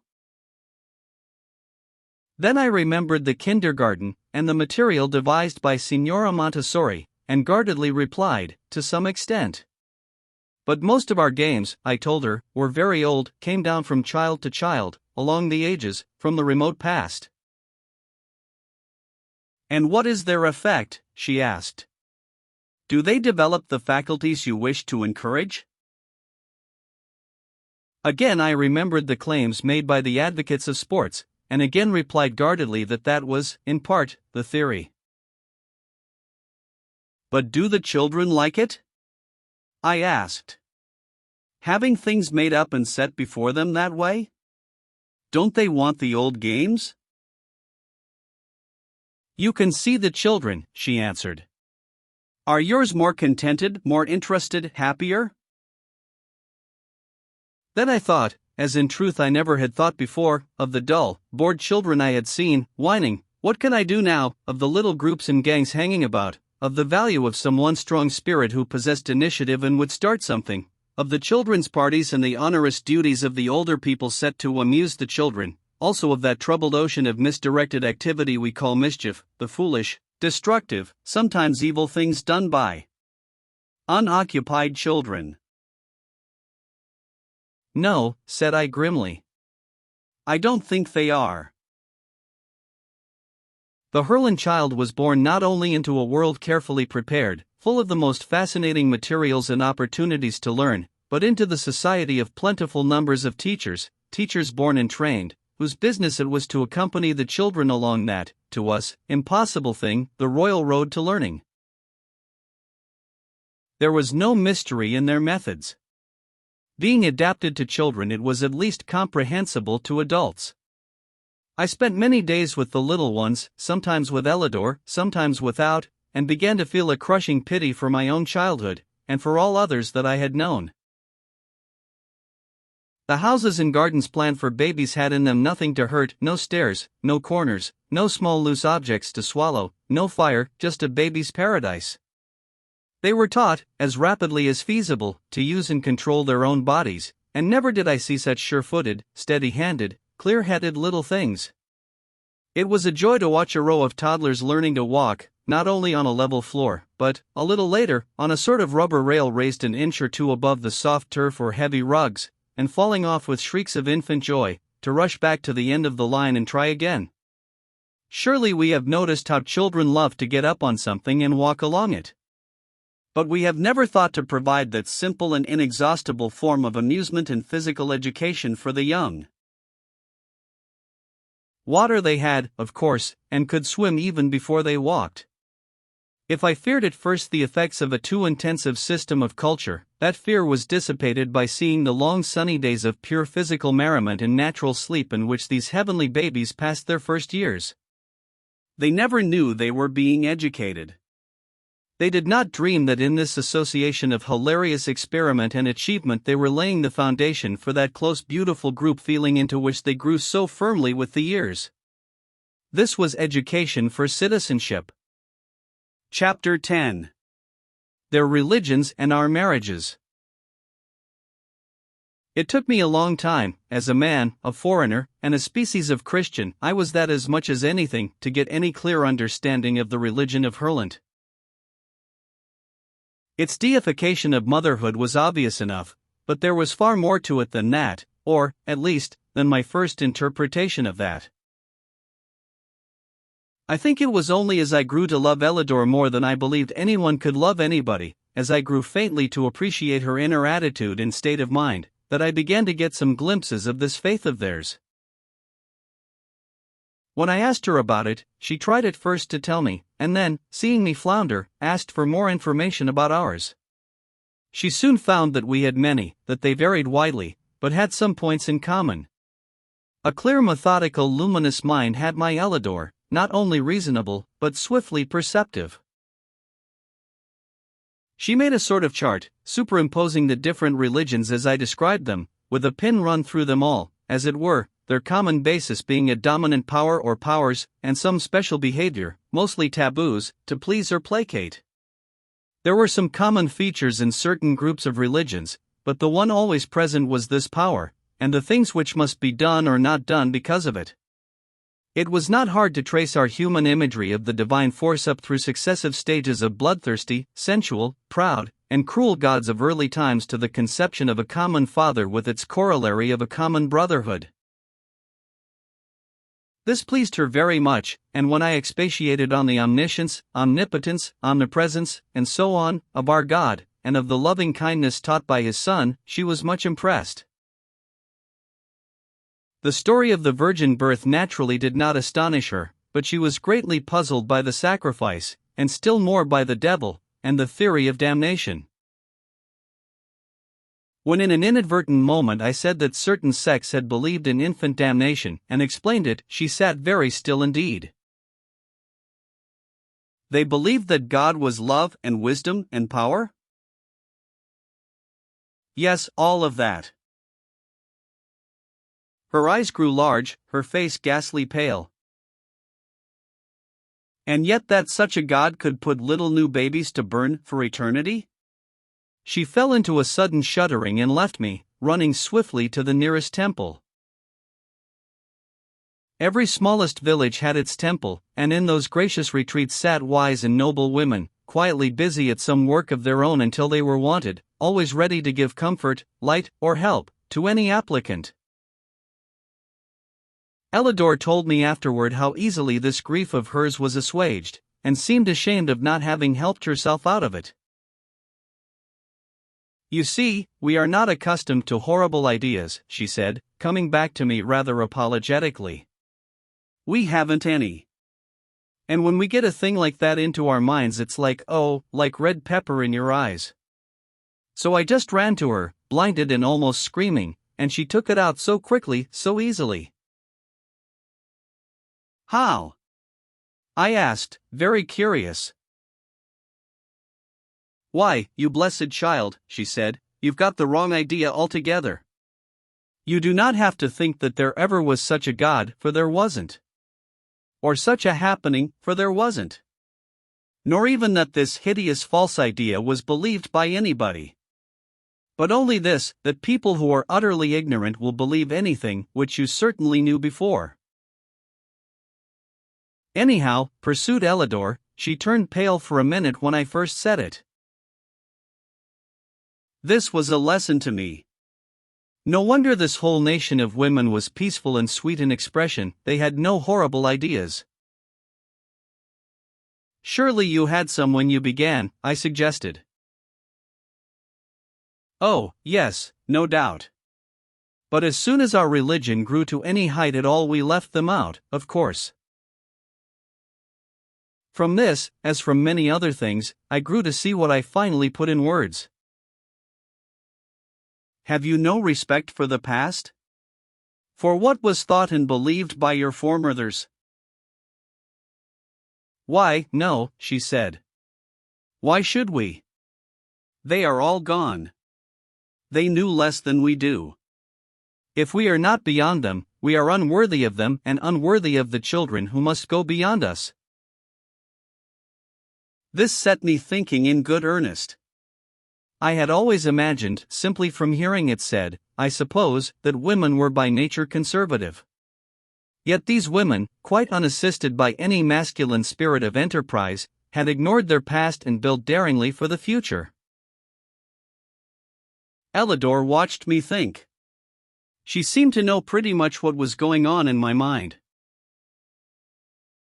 It's because we began in a new way, I suppose. All our folks were swept away at once, and then, after that time of despair, came those wonder children, the first. And then the whole breathless hope of us was for their children if they should have them. And they did. Then there was the period of pride and triumph till we grew too numerous, and after that, when it all came down to one child apiece, we began to really work to make better ones. But how does this account for such a radical difference in your religion? I persisted. She said she couldn't talk about the difference very intelligently, not being familiar with other religions, but that theirs seemed simple enough. Their great mother spirit was to them what their own motherhood was, only magnified beyond human limits. That meant that they felt beneath and behind them an upholding, unfailing, serviceable love. Perhaps it was really the accumulated mother love of the race they felt, but it was a power. Just what is your theory of worship? I asked her. Worship? What is that? I found it singularly difficult to explain. This divine love which they felt so strongly did not seem to ask anything of them any more than our mothers do, she said. But surely your mothers expect honor, reverence, obedience, from you. You have to do things for your mothers, surely? Oh, no, she insisted, smiling, shaking her soft brown hair. We do things from our mothers, not for them. We don't have to do things for them, they don't need it, you know.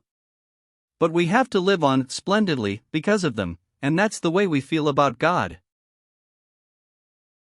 I meditated again. I thought of that God of battles of ours, that jealous God, that vengeance is mine God. I thought of our world nightmare, hell. You have no theory of eternal punishment then, I take it? Ellador laughed. Her eyes were as bright as stars, and there were tears in them, too. She was so sorry for me. How could we, she asked, fairly enough. We have no punishments in life, you see, so we don't imagine them after death. Have you no punishments? Neither for children nor criminals, such mild criminals as you have? I urged. Do you punish a person for a broken leg or a fever? We have preventive measures and cures. Sometimes we have to send the patient to bed, as it were, but that's not a punishment, it's only part of the treatment, she explained. Then, studying my point of view more closely, she added, you see, we recognize, in our human motherhood, a great tender limitless uplifting force, patience and wisdom and all subtlety of delicate method. We credit God, our idea of God, with all that and more. Our mothers are not angry with us, why should God be? Does God mean a person to you? This she thought over a little. Why, in trying to get close to it in our minds, we personify the idea, naturally, but we certainly do not assume a big woman somewhere, who is God. What we call God is a pervading power, an indwelling spirit, something inside of us that we want more of. Is your God a big man? She asked innocently. Why, yes, to most of us, I think. Of course we call it an indwelling spirit just as you do, but we insist that it is him, a person, and a man with whiskers. Whiskers? Oh yes, because you have them. Or do you wear them because he does? On the contrary, we shave them off, because it seems cleaner and more comfortable. Does he wear clothes, in your idea, I mean? I was thinking over the pictures of God I had seen, rash advances of the devout mind of man, representing his omnipotent deity as an old man in a flowing robe, flowing hair, flowing beard, and in the light of her perfectly frank and innocent questions this concept seemed rather unsatisfying. I explained that the God of the Christian world was really the ancient Hebrew God, and that we had simply taken over the patriarchal idea, that ancient one which quite inevitably clothed its thought of God with the attributes of the patriarchal ruler, the grandfather. I see, she said eagerly, after I had explained the genesis and development of our religious ideals. They lived in separate groups, with a male head, and he was probably a little domineering? No doubt of that, I agreed. And we lived together without any head, in that sense, just our chosen leaders. That does make a difference. Your difference is deeper than that, I assured her. It is in your common motherhood. Your children grow up in a world where everybody loves them. They find life made rich and happy for them by the diffused love and wisdom of all mothers. So it is easy for you to think of God in the terms of a similar diffused and competent love. I think you are far nearer right than we are. What I cannot understand, she pursued carefully, is your preservation of such a very ancient state of mind. This patriarchal idea you tell me is thousands of years old? Oh yes, 4, 5, 6,000, every so many. And you have made wonderful progress in those years, in other things? We certainly have. But religion is different. You see, our religions come from behind us, and are initiated by some great teacher who is dead. He is supposed to have known the whole thing and taught it, finally. All we have to do is believe and obey. Who was the great Hebrew teacher? Oh, there it was different. The Hebrew religion is an accumulation of extremely ancient traditions, some far older than their people, and grew by accretion down the ages. We consider it inspired, the Word of God. How do you know it is? Because it says so. Does it say so in as many words? Who wrote that in? I began to try to recall some text that did say so, and could not bring it to mind. Apart from that, she pursued, what I cannot understand is why you keep these early religious ideas so long. You have changed all your others, haven't you? Pretty generally, I agreed. But this we call revealed religion, and think it is final. But tell me more about these little temples of yours, I urged. And these temple mothers you run to. Then she gave me an extended lesson in applied religion, which I will endeavor to concentrate. They developed their central theory of a loving power, and assumed that its relation to them was motherly, that it desired their welfare and especially their development. Their relation to it, similarly, was filial, a loving appreciation and a glad fulfillment of its high purposes. Then, being nothing if not practical, they set their keen and active minds to discover the kind of conduct expected of them. This worked out in a most admirable system of ethics. The principle of love was universally recognized and used. Patience, gentleness, courtesy, all that we call good breeding, was part of their code of conduct. But where they went far beyond us was in the special application of religious feeling to every field of life. They had no ritual, no little set of performances called divine service, save those religious pageants I have spoken of, and those were as much educational as religious, and as much social as either. But they had a clear established connection between everything they did and God. Their cleanliness, their health, their exquisite order, the rich peaceful beauty of the whole land, the happiness of the children, and above all the constant progress they made, all this was their religion. They applied their minds to the thought of God, and worked out the theory that such an inner power demanded outward expression. They lived as if God was real and at work within them. As for those little temples everywhere, some of the women were more skilled, more temperamentally inclined, in this direction, than others. These, whatever their work might be, gave certain hours to the temple service, which meant being there with all their love and wisdom and trained thought, to smooth out rough places for anyone who needed it. Sometimes it was a real grief, very rarely a quarrel, most often a perplexity. Even in Herland the human soul had its hours of darkness. But all through the country their best and wisest were ready to give help. If the difficulty was unusually profound, the applicant was directed to someone more specially experienced in that line of thought. Here was a religion which gave to the searching mind a rational basis in life, the concept of an immense loving power working steadily out through them, toward good. It gave to the soul that sense of contact with the inmost force, of perception of the uttermost purpose, which we always crave. It gave to the heart the blessed feeling of being loved and understood. It gave clear, simple, rational directions as to how we should live and why. And for ritual it gave first those triumphant group demonstrations, when with a union of all the arts, the revivifying combination of great multitudes moved rhythmically with march and dance, song and music, among their own noblest products and the open beauty of their groves and hills. Second, it gave these numerous little centers of wisdom where the least wise could go to the most wise and be helped.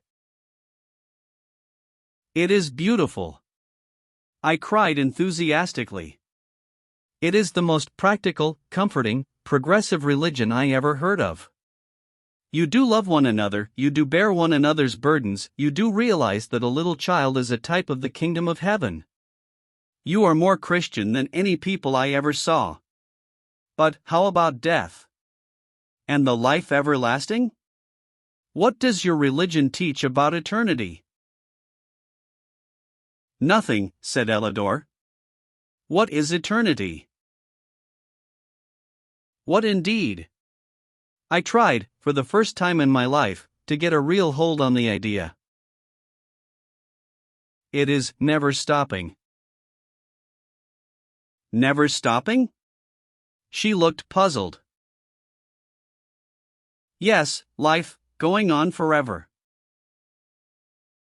Oh, we see that, of course. Life does go on forever, all about us. But eternal life goes on without dying. The same person? Yes, the same person, unending, immortal. I was pleased to think that I had something to teach from our religion, which theirs had never promulgated.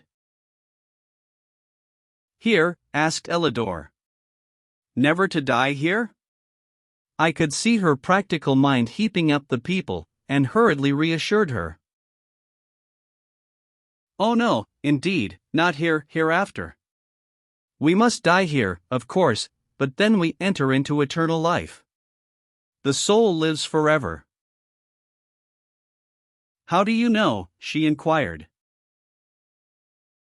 I won't attempt to prove it to you, I hastily continued. Let us assume it to be so. How does this idea strike you? Again she smiled at me, that adorable, dimpling, tender, mischievous, motherly smile of hers. Shall I be quite honest? You couldn't be anything else, I said, half gladly and half a little sorry. The transparent honesty of these women was a never-ending astonishment to me. It seems to me a singularly foolish idea, she said calmly. And if true, most disagreeable. Now I had always accepted the doctrine of personal immortality as a thing established. The efforts of inquiring spiritualists, always seeking to woo their beloved ghosts back again, never seemed to me necessary. I don't say I had ever seriously and courageously discussed the subject with myself even, I had simply assumed it to be a fact. And here was the girl I loved, this creature whose character constantly revealed new heights and ranges far beyond my own, this superwoman of a superland, saying she thought immortality foolish. She meant it, too. "What do you want it for?" she asked. "How can you not want it?" I protested. "Do you want to go out like a candle? Don't you want to go on and on growing and being happy, forever?" "Why, no," she said. "I don't in the least. I want my child, and my child's child, to go on, and they will. Why should I want to?" "But it means heaven," I insisted. "Peace and beauty and comfort and love with God." I had never been so eloquent on the subject of religion. She could be horrified at damnation, and question the justice of salvation, but immortality, that was surely a noble faith. "Why, Van," she said, holding out her hands to me. "Why, Van, darling. How splendid of you to feel it so keenly. That's what we all want, of course, peace and beauty, and comfort and love with God. And progress too, remember, growth, always and always. That is what our religion teaches us to want and to work for, and we do." "But that is here," I said, "only for this life on earth." "Well, and do not you in your country, with your beautiful religion of love and service, have it here, too, for this life on earth?" None of us were willing to tell the women of Herland about the evils of our own beloved land. It was all very well for us to assume them to be necessary and essential, and to criticize, strictly among ourselves, their all too perfect civilization, but when it came to telling them about the failures and wastes of our own, we never could bring ourselves to do it. Moreover, we sought to avoid too much discussion, and to press the subject of our approaching marriages. Jeff was the determined one on this score. "Of course they haven't any marriage ceremony or service, but we can make it a sort of Quaker wedding, and have it in the temple. It is the least we can do for them." It was. There was so little, after all, that we could do for them. Here we were, penniless guests and strangers, with no chance even to use our strength and courage, nothing to defend them from or protect them against. "We can at least give them our names," Jeff insisted. They were very sweet about it, quite willing to do whatever we asked, to please us. As to the names, Alima, frank soul that she was, asked what good it would do. Terry, always irritating her, said it was a sign of possession. "You are going to be Mrs. Nicholson," he said. "Mrs. T. O. Nicholson. That shows everyone that you are my wife."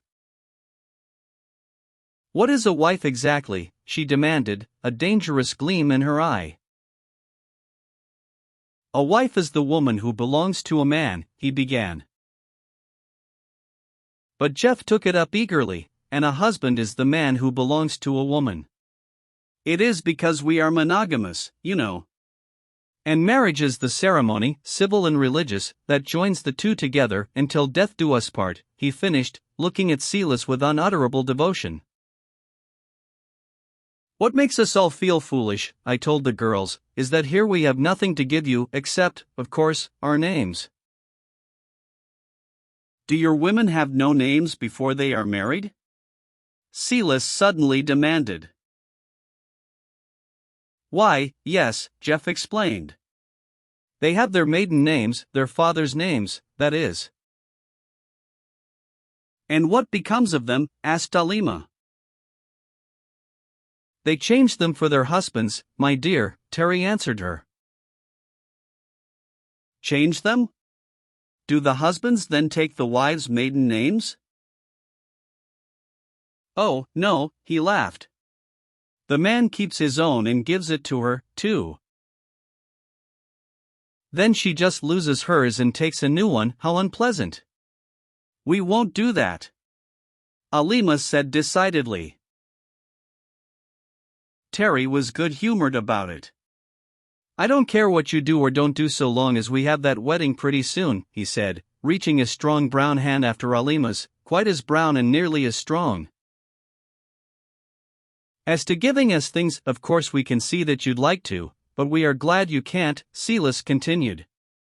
You see, we love you just for yourselves, we wouldn't want you to pay anything. Isn't it enough to know that you are loved personally, and just as men? Enough or not, that was the way we were married. We had a great triple wedding in the biggest temple of all, and it looked as if most of the nation was present. It was very solemn and very beautiful.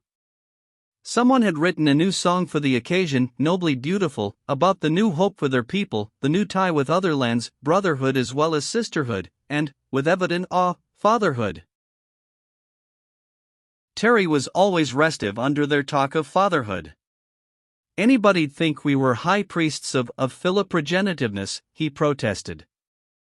These women think of nothing but children, seems to me. We'll teach 'em.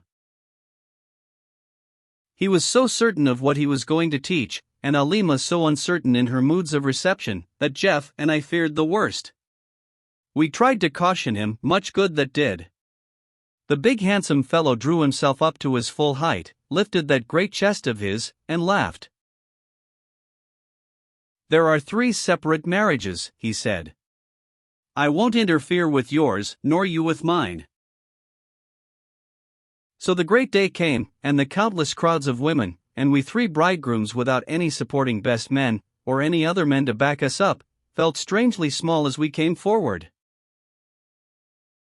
Summel and Zava and Modine were on hand. We were thankful to have them, too, they seemed almost like relatives. There was a splendid procession, wreathing dances, the new anthem I spoke of, and the whole great place pulsed with feeling, the deep awe, the sweet hope, the wondering expectation of a new miracle. There has been nothing like this in the country since our motherhood began, Summel said softly to me, while we watched the symbolic marches. You see, it is the dawn of a new era. You don't know how much you mean to us. It is not only fatherhood, that marvelous dual parentage to which we are strangers, the miracle of union and life-giving, but it is brotherhood. You are the rest of the world. You join us to our kind, to all the strange lands and peoples we have never seen. We hope to know them, to love and help them, and to learn of them. Ah!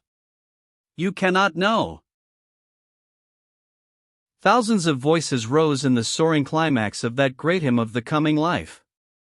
By the great altar of motherhood, with its crown of fruit and flowers, stood a new one, crowned as well.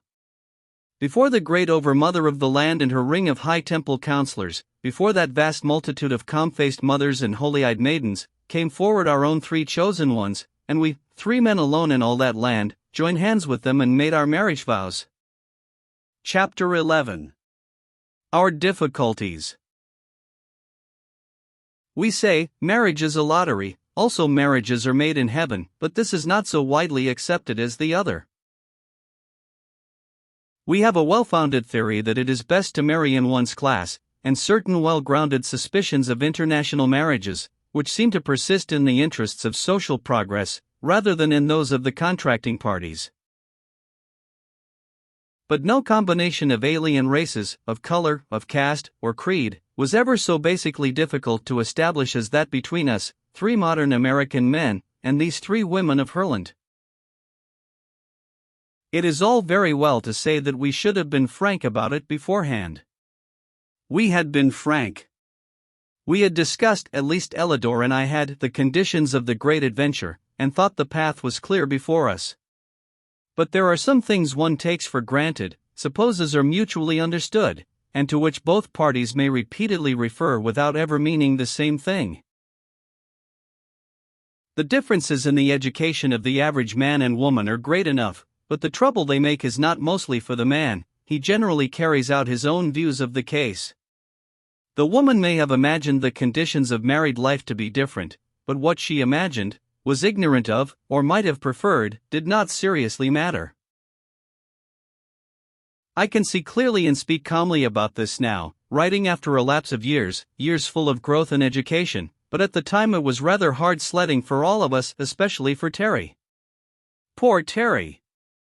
You see, in any other imaginable marriage among the peoples of the earth, whether the woman were black, red, yellow, brown, or white, whether she were ignorant or educated, submissive or rebellious, she would have behind her the marriage tradition of our general history. This tradition relates the woman to the man. He goes on with his business, and she adapts herself to him and to it. Even in citizenship, by some strange hocus pocus, that fact of birth and geography was waved aside, and the woman automatically acquired the nationality of her husband. Well, here were we, 3 aliens in this land of women.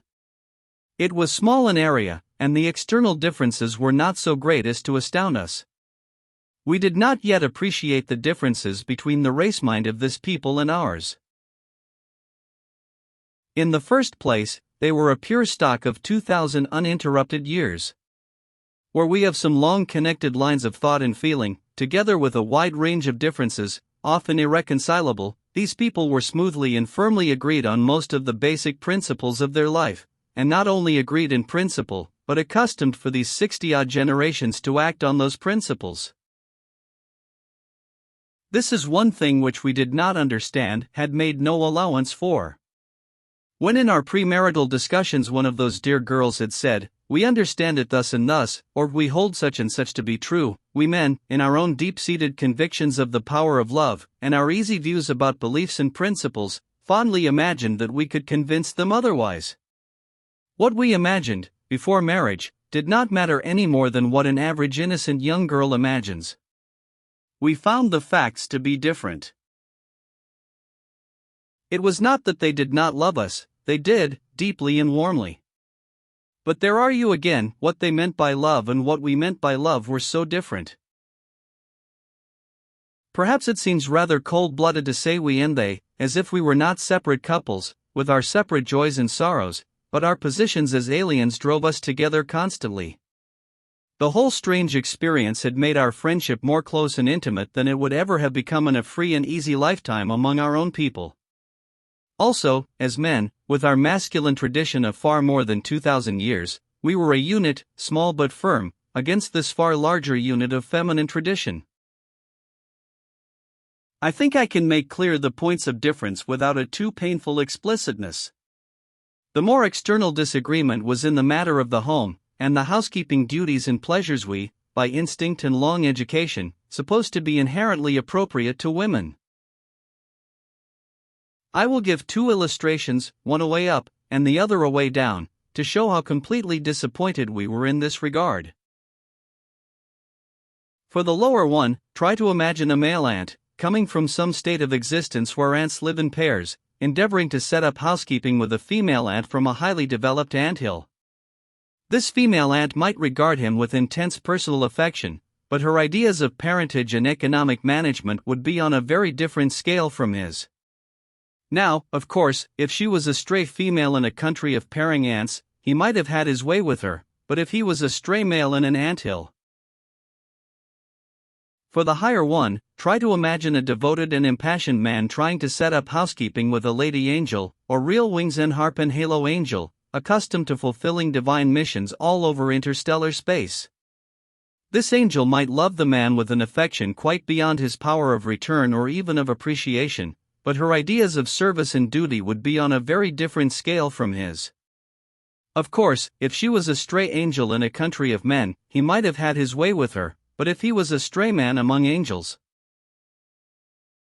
Terry, at his worst, in a black fury for which, as a man, I must have some sympathy, preferred the ant simile. More of Terry and his special troubles later. It was hard on Terry.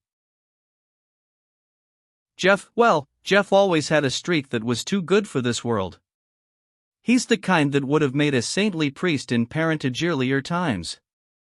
He accepted the angel theory, swallowed it whole, tried to force it on us, with varying effect.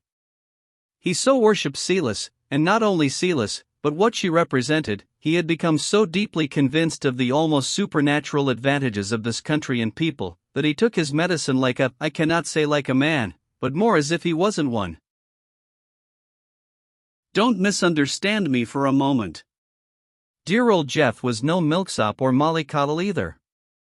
He was a strong, brave, efficient man, and an excellent fighter when fighting was necessary.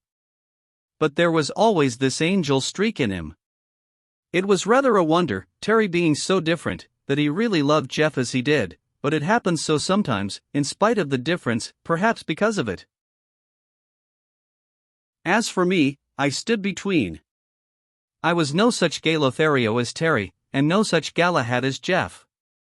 But for all my limitations, I think I had the habit of using my brains in regard to behavior rather more frequently than either of them. I had to use brain power now, I can tell you. The big pointed issue between us and our wives was, as may easily be imagined, in the very nature of the relation.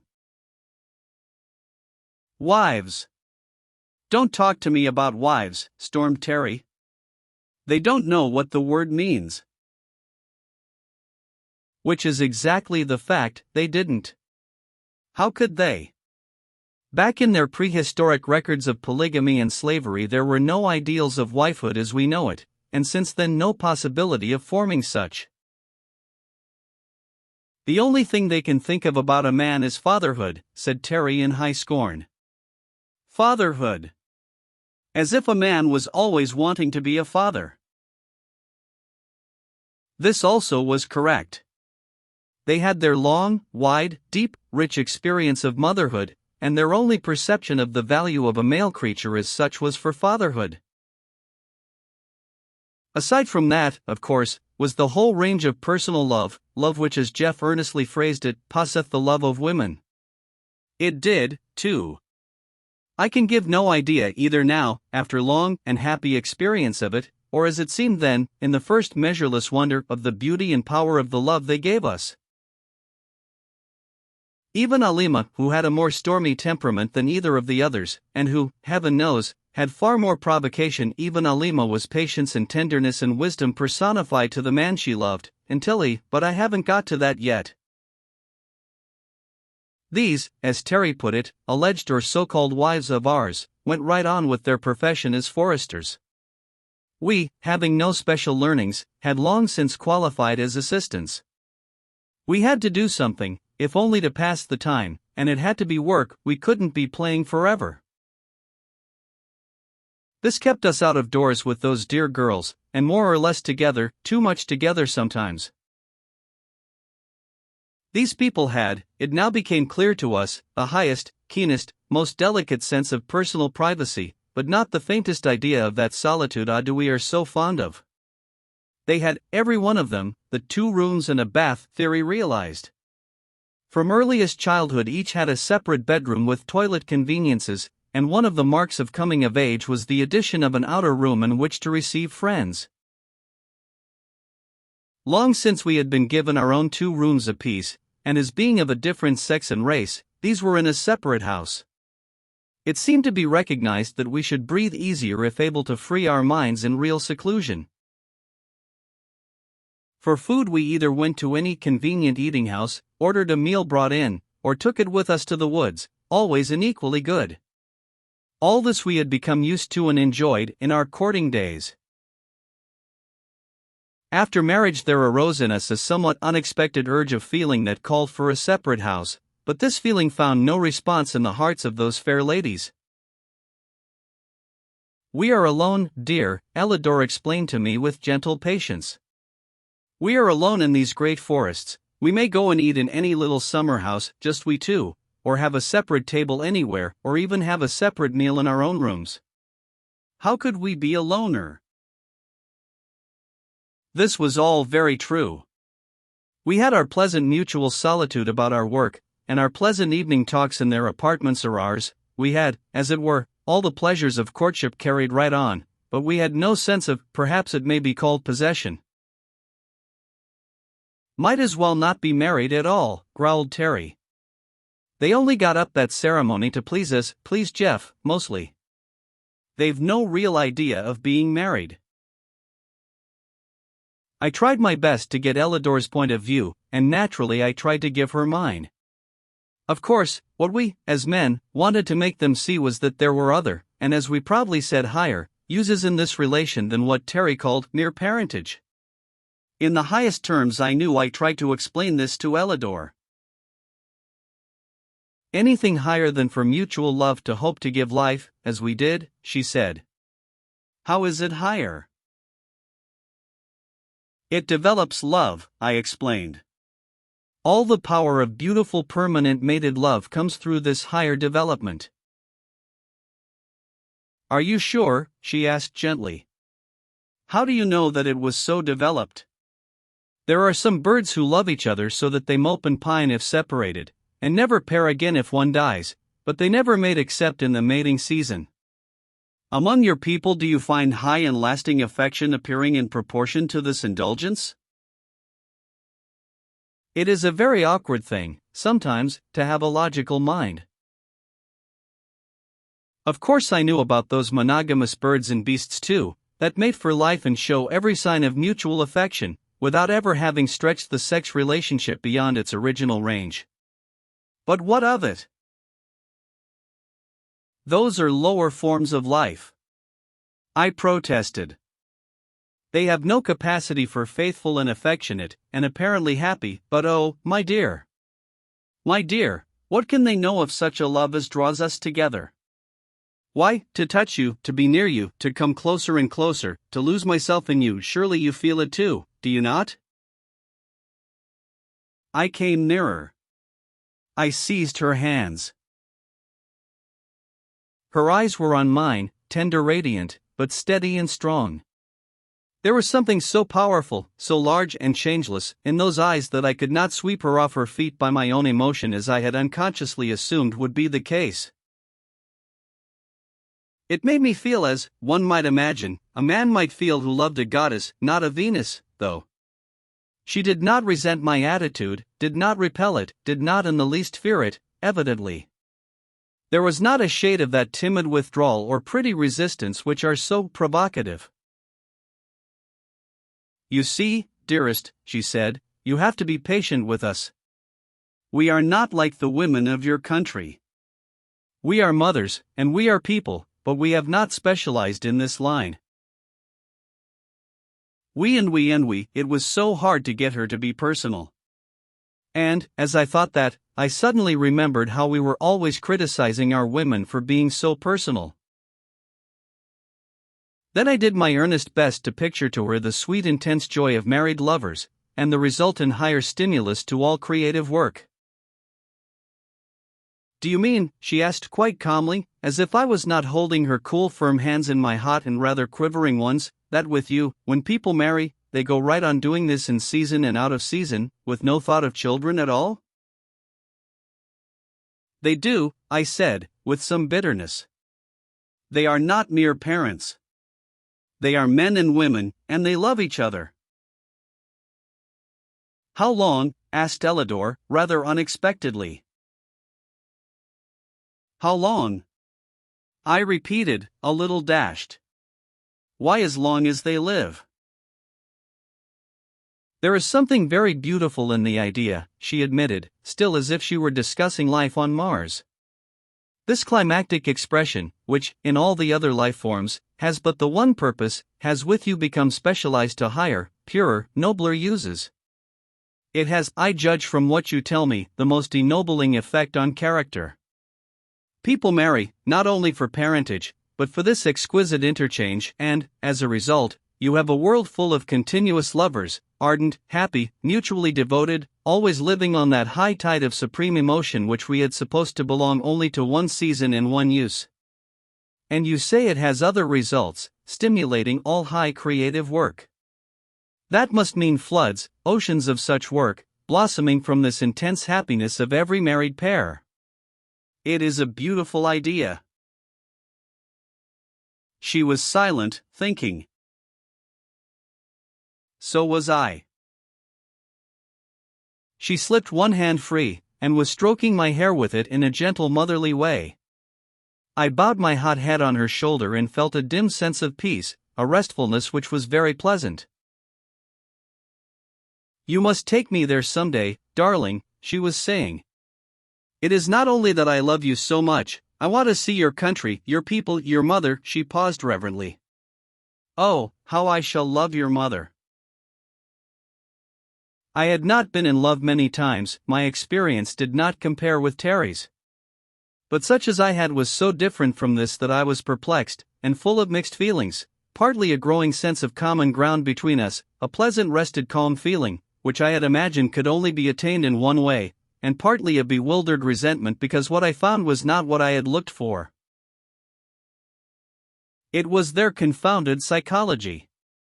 Here they were with this profound, highly developed system of education so bred into them that even if they were not teachers by profession, they all had a general proficiency in it, it was second nature to them. And no child, stormily demanding a cookie between meals, was ever more subtly diverted into an interest in house building than was I when I found an apparently imperative demand had disappeared without my noticing it. And all the time those tender mother eyes, those keen scientific eyes, noting every condition and circumstance, and learning how to take time by the forelock and avoid discussion before occasion arose. I was amazed at the results. I found that much, very much, of what I had honestly supposed to be a physiological necessity was a psychological necessity, or so believed. I found, after my ideas of what was essential had changed, that my feelings changed also. And more than all, I found this a factor of enormous weight: these women were not provocative. That made an immense difference. The thing that Terry had so complained of when we first came, that they weren't feminine, they lacked charm, now became a great comfort. Their vigorous beauty was an aesthetic pleasure, not an irritant. Their dress and ornaments had not a touch of the come and find me element. Even with my own Elidor, my wife, who had for a time unveiled a woman's heart and faced the strange new hope and joy of dual parentage, she afterward withdrew again into the same good comrade she had been at first. They were women, plus, and so much plus that when they did not choose to let the womanness appear, you could not find it anywhere. I don't say it was easy for me, it wasn't. But when I made appeal to her sympathies, I came up against another immovable wall. She was sorry, honestly sorry, for my distresses, and made all manner of thoughtful suggestions, often quite useful, as well as the wise foresight I have mentioned above, which often saved all difficulty before it arose, but her sympathy did not alter her convictions. If I thought it was really right and necessary, I could perhaps bring myself to it, for your sake, dear, but I do not want it, not at all. You would not have a mere submission, would you? That is not the kind of high romantic love you spoke of, surely? It is a pity, of course, that you should have to adjust your highly specialized faculties to our unspecialized ones. Confound it! I hadn't married the nation, and I told her so. But she only smiled at her own limitations and explained that she had to think in wees. Confound it again! Here I'd have all my energies focused on one wish, and before I knew it she'd have them dissipated in one direction or another, some subject of discussion that began just at the point I was talking about and ended miles away. It must not be imagined that I was just repelled, ignored, left to cherish a grievance. Not at all. My happiness was in the hands of a larger, sweeter womanhood than I had ever imagined. Before our marriage, my own ardor had perhaps blinded me to much of this. I was madly in love with not so much what was there as with what I supposed to be there. Now I found an endlessly beautiful undiscovered country to explore, and in it the sweetest wisdom and understanding. It was as if I had come to some new place and people, with a desire to eat at all hours, and no other interests in particular, and as if my hosts, instead of merely saying, "You shall not eat," had presently aroused in me a lively desire for music, for pictures, for games, for exercise, for playing in the water, for running some ingenious machine, and, in the multitude of my satisfactions, I forgot the one point which was not satisfied, and got along very well until mealtime. One of the cleverest and most ingenious of these tricks was only clear to me many years after, when we were so wholly at one on this subject that I could laugh at my own predicament then. It was this: you see, with us, women are kept as different as possible and as feminine as possible. We men have our own world, with only men in it. We get tired of our ultramaleness and turn gladly to the ultra-femaleness. Also, in keeping our women as feminine as possible, we see to it that when we turn to them we find the thing we want always in evidence. Well, the atmosphere of this place was anything but seductive. The very numbers of these human women, always in human relation, made them anything but alluring. When, in spite of this, my hereditary instincts and race traditions made me long for the feminine response in Ellador, instead of withdrawing so that I should want her more, she deliberately gave me a little too much of her society. Always defeminized, as it were. It was awfully funny, really. Here was I, with an ideal in mind, for which I hotly longed, and here was she, deliberately obtruding in the foreground of my consciousness a fact which I coolly enjoyed, but which actually interfered with what I wanted. I see now clearly enough why a certain kind of man, like Sir Amroth Wright, resents the professional development of women. It gets in the way of the sex ideal. It temporarily covers and excludes femininity. Of course, in this case, I was so fond of Ellador my friend, of Ellador my professional companion, that I necessarily enjoyed her society on any terms. Only when I had had her with me in her defeminine capacity for a 16-hour day, I could go to my own room and sleep without dreaming about her. The witch. If ever anybody worked to woo and win and hold a human soul, she did, great superwoman that she was. I couldn't then half comprehend the skill of it, the wonder. But this I soon began to find, that under all our cultivated attitude of mind toward women, there is an older, deeper, more natural feeling, the restful reverence which looks up to the mother sex. So we grew together in friendship and happiness, Ellador and I, and so did Jeff and Silas. When it comes to Terry's part of it, and Alima's, I'm sorry, and I'm ashamed. Of course I blame her somewhat. She wasn't as fine a psychologist as Ellador, and what's more, I think she had a far descended atavistic trace of more marked femaleness, never apparent till Terry called it out. But when all is said, it doesn't excuse him. I hadn't realized to the full Terry's character. I couldn't, being a man. The position was the same as with us, of course, only with these distinctions. Alima, a shade more alluring, and several shades less able as a practical psychologist, Terry, 100-fold more demanding, and proportionally less reasonable. Things grew strained very soon between them. I fancy at first, when they were together, in her great hope of parentage and his keen joy of conquest, that Terry was inconsiderate. In fact, I know it, from things he said. "You needn't talk to me," he snapped at Jeff one day, just before our weddings. "There never was a woman yet that did not enjoy being mastered. All your pretty talk doesn't amount to a hill o' beans, I know." And Terry would hum. "I've taken my fun where I found it. I've rogued and I've ranged in my time. And the things that I learned from the yellow and black, they have helped me at EAP with the white." Jeff turned sharply and left him at the time. I was a bit disquieted myself. Poor old Terry. The things he'd learned didn't help him a heap in Herland. His idea was to take, he thought that was the way. He thought, he honestly believed, that women like it. Not the women of Herland. Not Alima. I can see her now, one day in the very first week of their marriage, setting forth to her day's work with long determined strides and hard-set mouth, and sticking close to Ellador.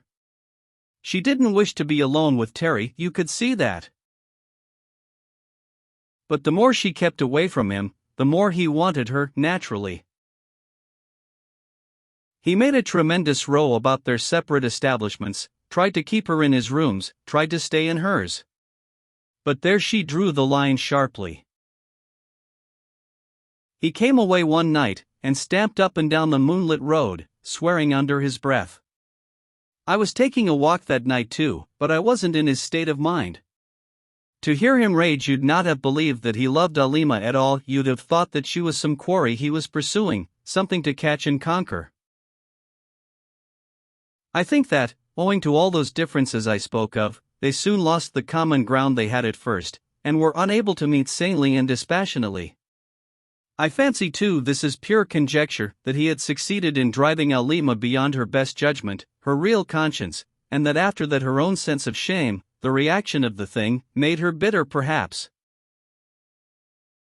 They quarreled, really quarreled, and after making it up once or twice, they seemed to come to a real break. She would not be alone with him at all.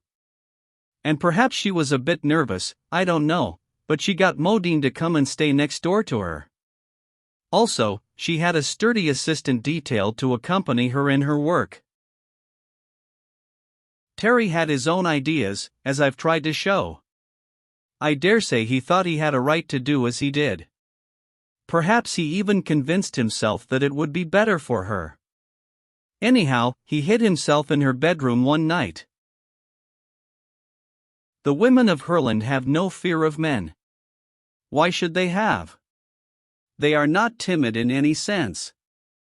They are not weak, and they all have strong, trained, athletic bodies. A fellow could not have extinguished Alima with a pillow, as if she were a mouse.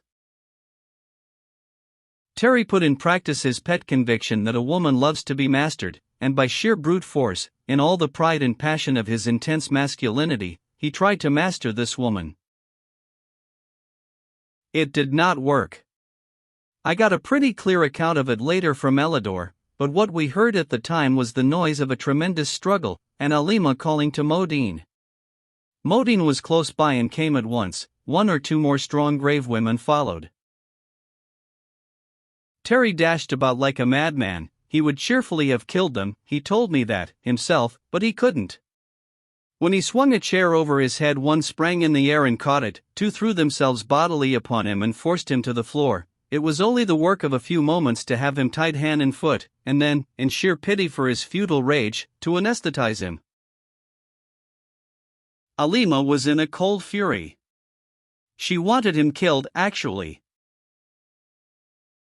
There was a trial before the local over-mother, and this woman, who did not enjoy being mastered, stated her case. In a court in our country he would have been held quite within his rights, of course. But this was not our country, it was theirs. They seemed to measure the enormity of the offense by its effect upon a possible fatherhood, and he scorned even to reply to this way of putting it. He did let himself go once, and explained in definite terms that they were incapable of understanding a man's needs, a man's desires, a man's point of view. He called them neuters, epicines, bloodless, sexless creatures. He said they could of course kill him, as so many insects could, but that he despised them nonetheless. And all those stern grave mothers did not seem to mind his despising them, not in the least. It was a long trial, and many interesting points were brought out as to their views of our habits, and after a while Terry had his sentence. He waited, grim and defiant. The sentence was, "You must go home." Chapter 12. Expelled. We had all meant to go home again. Indeed, we had not meant, not by any means, to stay as long as we had. But when it came to being turned out, dismissed, sent away for bad conduct, we none of us really liked it. Terry said he did. He professed great scorn of the penalty and the trial, as well as all the other characteristics of this miserable half-country. But he knew, and we knew, that in any whole country we should never have been as forgivingly treated as we had been here. If the people had come after us according to the directions we left, there'd have been quite a different story, said Terry. We found out later why no reserve party had arrived. All our careful directions had been destroyed in a fire. We might have all died there and no one at home have ever known our whereabouts. Terry was under guard now, all the time, known as unsafe, convicted of what was to them an unpardonable sin. He laughed at their chill horror. Parcel of old maids, he called them. They're all old maids, children or not. They don't know the first thing about sex. When Terry said sex with a very large S, he meant the male sex, naturally, its special values, its profound conviction of being the life force, its cheerful ignoring of the true life process, and its interpretation of the other sex solely from its own point of view. I had learned to see these things very differently since living with Elidor, and as for Jeff, he was so thoroughly Herlandized that he wasn't fair to Terry, who fretted sharply in his new restraint. Modine, grave and strong, as sadly patient as a mother with a degenerate child, kept steady watch on him, with enough other women close at hand to prevent an outbreak. He had no weapons, and well knew that all his strength was of small avail against those grim, quiet women. We were allowed to visit him freely, but he had only his room, and a small high-walled garden to walk in, while the preparations for our departure were underway. 3 of us were to go, Terry, because he must, I, because 2 were safer for our flyer, and the long boat trip to the coast, Elidor, because she would not let me go without her. If Jeff had elected to return, Silas would have gone too. They were the most absorbed of lovers, but Jeff had no desire that way. Why should I want to go back to all our noise and dirt, our vice and crime, our disease and degeneracy? He demanded of me privately. We never spoke like that before the women. I wouldn't take Silas there for anything on earth, he protested. She'd die. She'd die of horror and shame to see our slums and hospitals. How can you risk it with Elidor? You'd better break it to her gently before she really makes up her mind. Jeff was right. I ought to have told her more fully than I did, of all the things we had to be ashamed of. But it is very hard to bridge the gulf of as deep a difference as existed between our life and theirs. I tried to. Look here, my dear, I said to her. If you are really going to my country with me, you've got to be prepared for a good many shocks. It's not as beautiful as this, the cities, I mean, the civilized parts. Of course the wild country is. I shall enjoy it all, she said, her eyes starry with hope. I understand it's not like ours. I can see how monotonous our quiet life must seem to you, how much more stirring yours must be. It must be like the biological change you told me about when the second sex was introduced, a far greater movement, constant change, with new possibilities of growth. I had told her of the later biological theories of sex, and she was deeply convinced of the superior advantages of having two, the superiority of a world with men in it. We have done what we could alone, perhaps we have some things better in a quiet way, but you have the whole world, all the people of the different nations, all the long rich history behind you, all the wonderful new knowledge. Oh, I just can't wait to see it. What could I do? I told her in so many words that we had our unsolved problems, that we had dishonesty and corruption, vice and crime, disease and insanity, prisons and hospitals, and it made no more impression on her than it would to tell a South Sea Islander about the temperature of the Arctic Circle. She could intellectually see that it was bad to have those things, but she could not feel it. We had quite easily come to accept the Herland life as normal. Because it was normal, none of us make any outcry over mere health and peace and happy industry. And the abnormal, to which we are all so sadly well acclimated, she had never seen. The 2 things she cared most to hear about, and wanted most to see, were these: the beautiful relation of marriage and the lovely women who were mothers and nothing else. Beyond these her keen, active mind hungered eagerly for the world life. I'm almost as anxious to go as you are yourself, she insisted, and you must be desperately homesick. I assured her that no one could be homesick in such a paradise as theirs, but she would have none of it. Oh, yes, I know. It's like those little tropical islands you've told me about, shining like jewels in the big blue sea. I can't wait to see the sea. The little island may be as perfect as a garden, but you always want to get back to your own big country, don't you? Even if it is bad in some ways? Elidor was more than willing. But the nearer it came to our really going, and to my having to take her back to our civilization, after the clean peace and beauty of theirs, the more I began to dread it, and the more I tried to explain. Of course I had been homesick at first, while we were prisoners, before I had Elidor. And of course I had, at first, rather idealized my country and its ways, in describing it. Also, I had always accepted certain evils as integral parts of our civilization and never dwelt on them at all. Even when I tried to tell her the worst, I never remembered some things which, when she came to see them, impressed her at once, as they had never impressed me. Now, in my efforts at explanation, I began to see both ways more keenly than I had before, to see the painful defects of my own land, the marvelous gains of this. In missing men, we three visitors had naturally missed the larger part of life, and had unconsciously assumed that they must miss it too.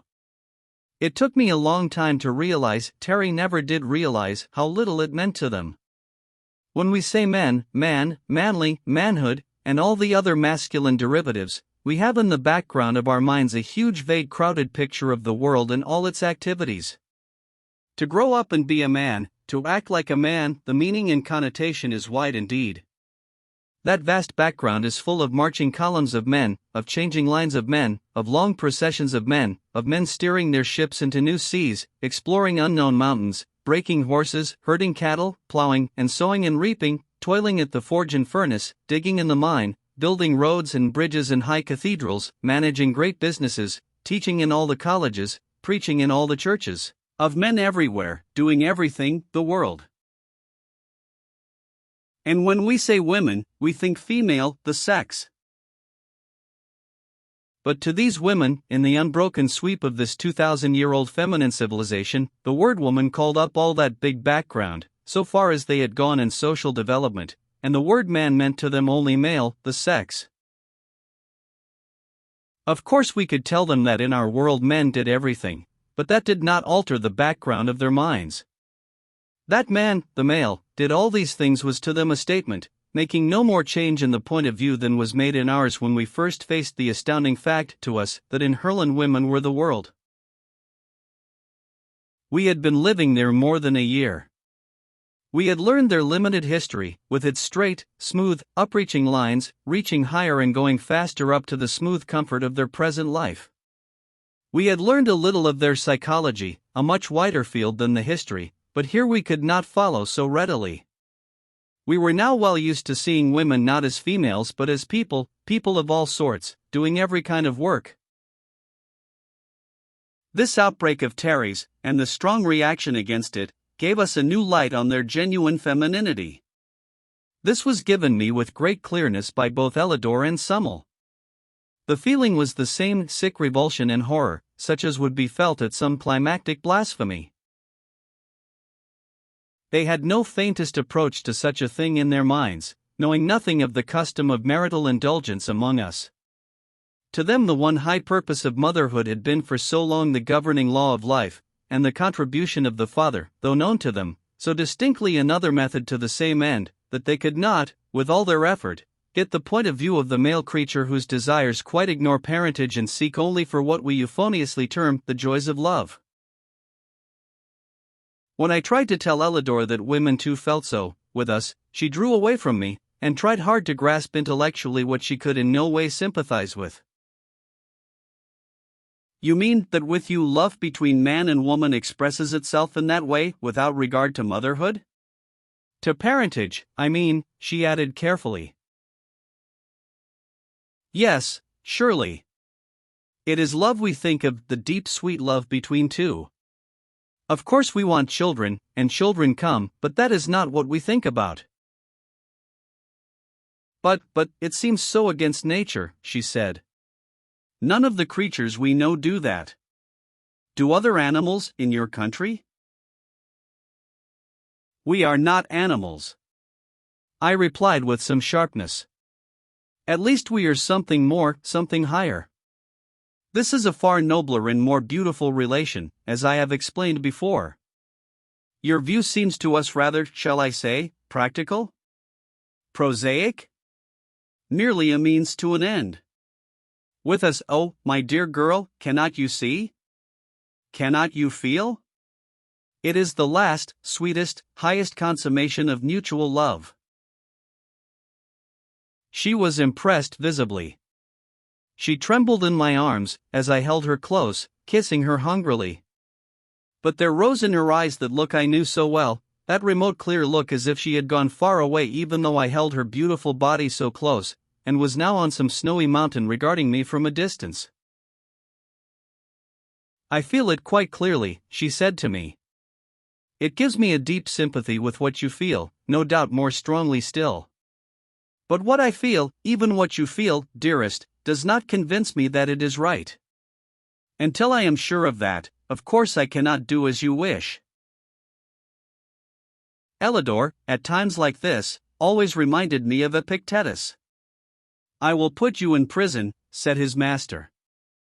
My body, you mean, replied Epictetus calmly. I will cut your head off, said his master. Have I said that my head could not be cut off? A difficult person, Epictetus. What is this miracle by which a woman, even in your arms, may withdraw herself, utterly disappear till what you hold is as inaccessible as the face of a cliff? Be patient with me, dear, she urged sweetly. I know it is hard for you. And I begin to see a little how Terry was so driven to crime. Oh, come, that's a pretty hard word for it. After all, Alima was his wife, you know, I urged, feeling at the moment a sudden burst of sympathy for poor Terry. For a man of his temperament and habits it must have been an unbearable situation. But Elidor, for all her wide intellectual grasp, and the broad sympathy in which their religion trained them, could not make allowance for such, to her, sacrilegious brutality.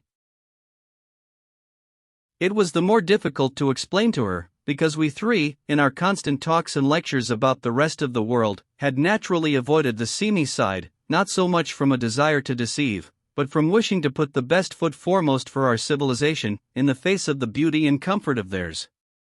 Also, we really thought some things were right, or at least unavoidable, which we could readily see would be repugnant to them, and therefore did not discuss.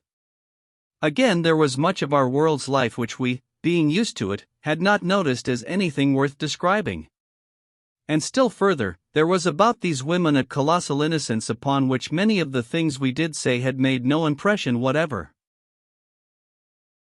I am thus explicit about it because it shows how unexpectedly strong was the impression made upon Elidor when she at last entered our civilization.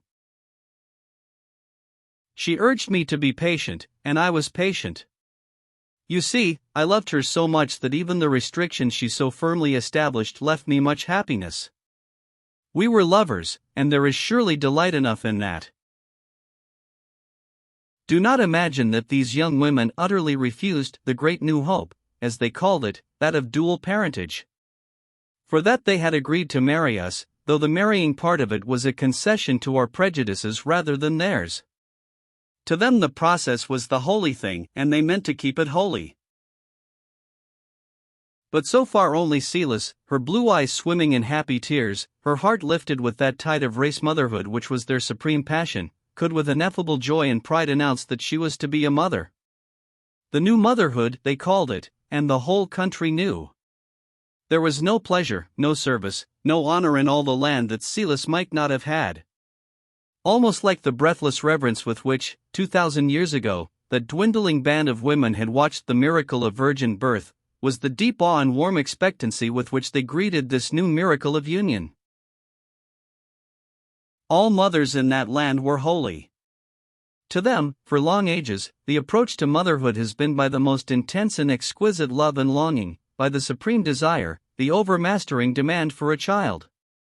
Every thought they held in connection with the processes of maternity was open to the day, simple yet sacred.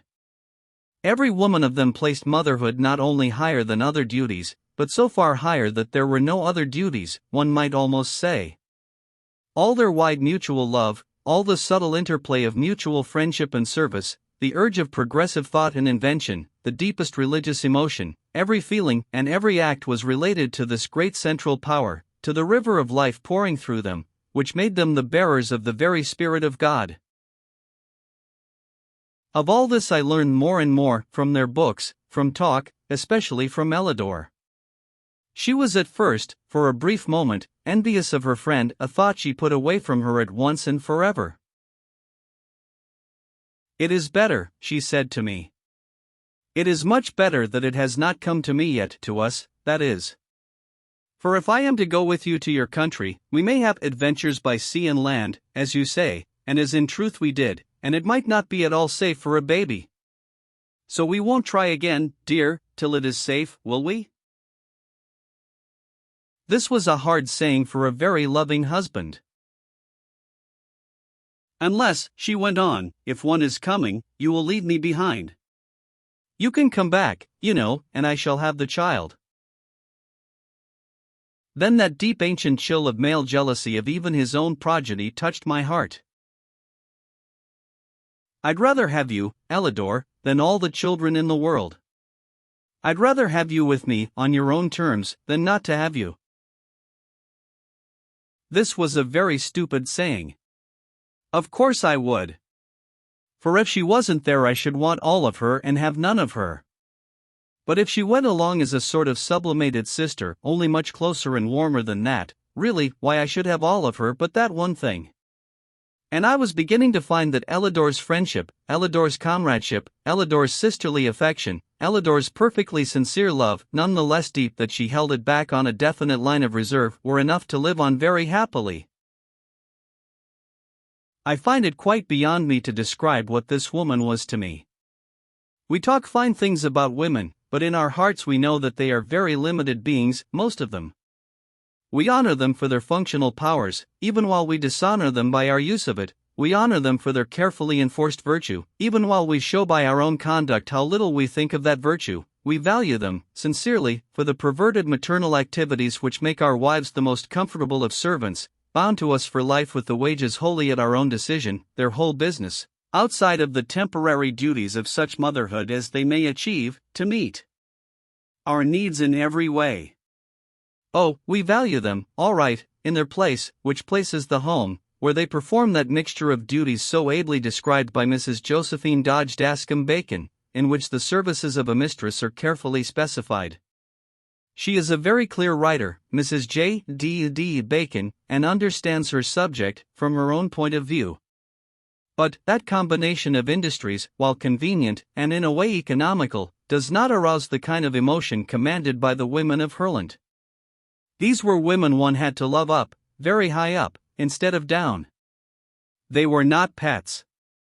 They were not servants. They were not timid, inexperienced, weak. After I got over the jar to my pride, which Jeff, I truly think, never felt, he was a born worshipper, and which Terry never got over, he was quite clear in his ideas of the position of women, I found that loving up was a very good sensation after all. It gave me a queer feeling, way down deep, as of the stirring of some ancient dim prehistoric consciousness, a feeling that they were right somehow, that this was the way to feel. It was like coming home to mother. I don't mean the underflannels and donuts mother, the fussy person that waits on you and spoils you and doesn't really know you.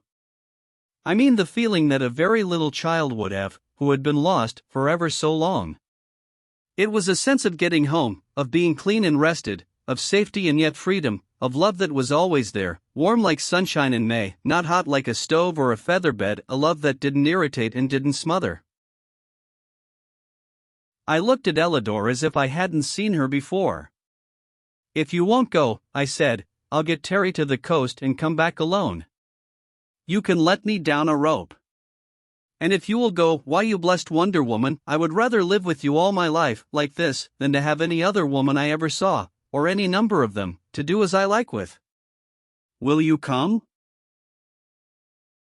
She was keen for coming. So the plans went on.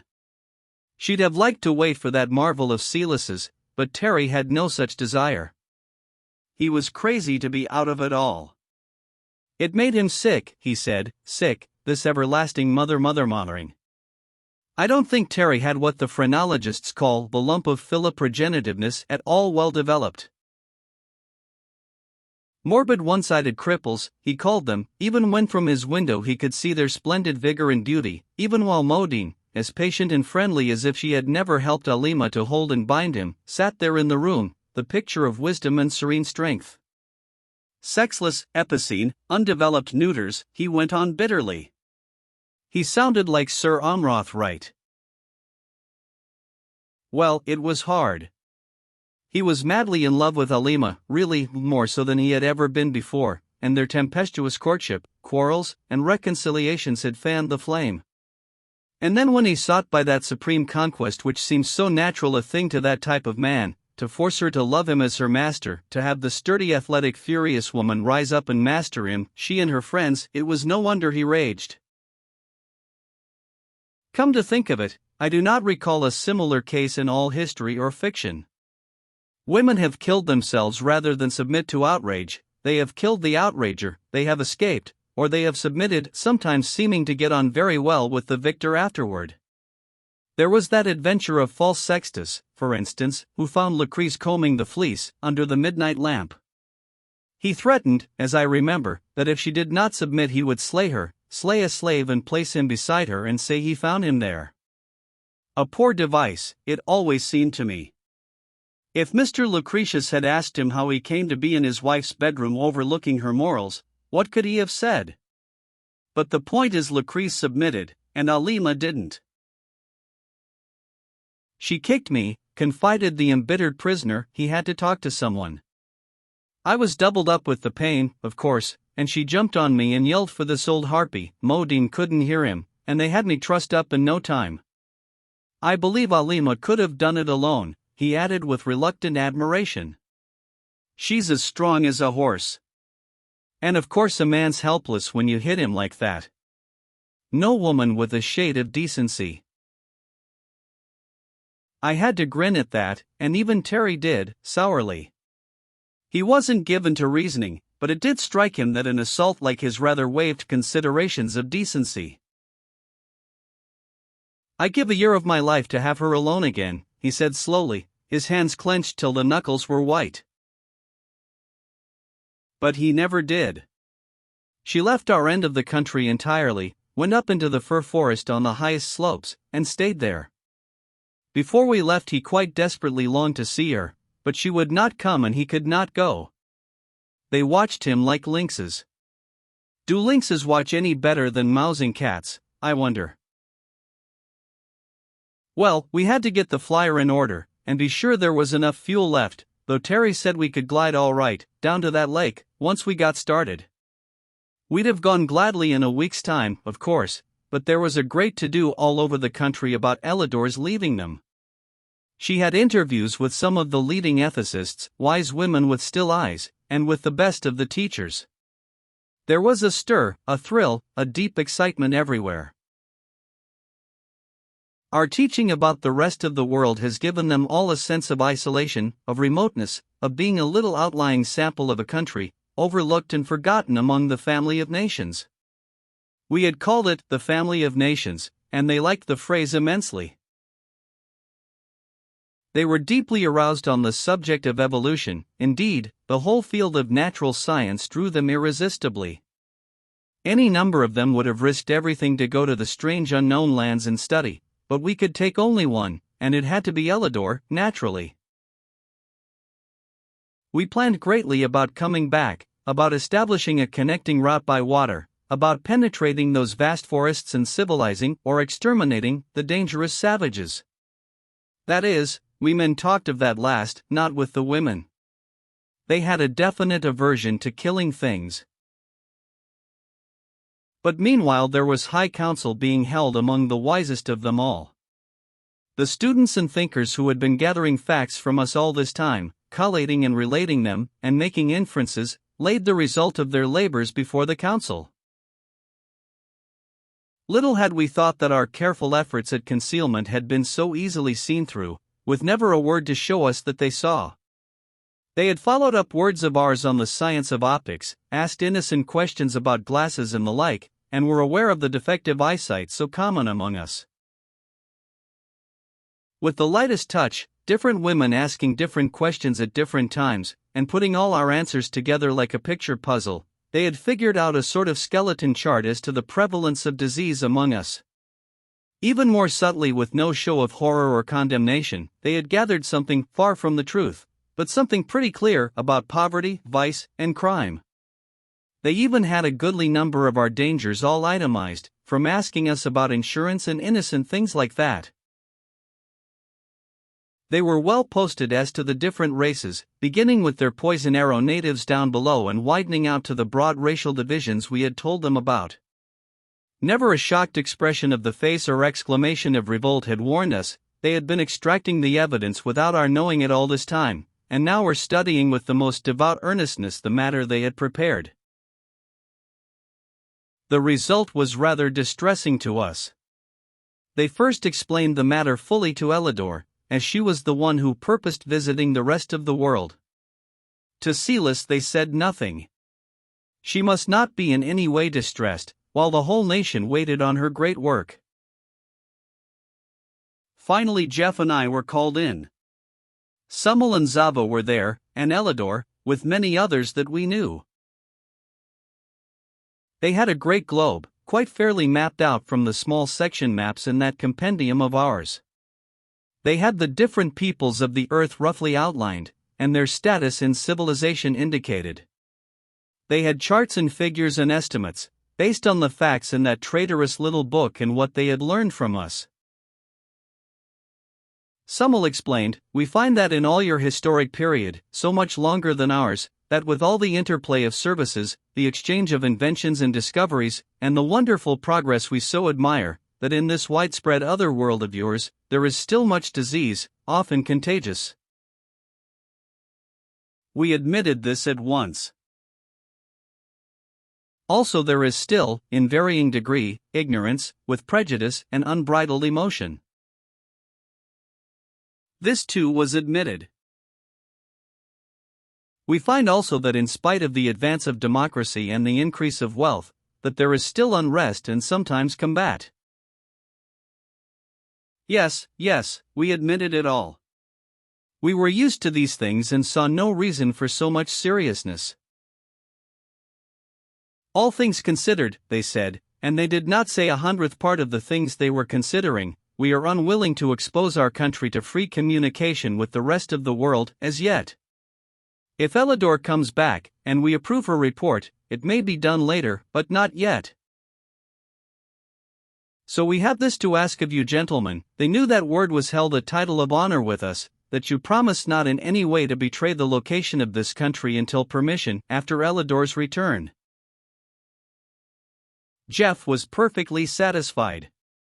He thought they were quite right. He always did. I never saw an alien become naturalized more quickly than that man in Herland. I studied it a while, thinking of the time they'd have if some of our contagions got loose there, and concluded they were right. So I agreed. Terry was the obstacle. "Indeed I won't," he protested. "The first thing I'll do is to get an expedition fixed up to force an entrance into Mulland." Then, they said quite calmly, he must remain an absolute prisoner, always. Anesthesia would be kinder, urged Modine. And safer, added Zava. "He will promise, I think," said Elidor. And he did. With which agreement we at last left Herland.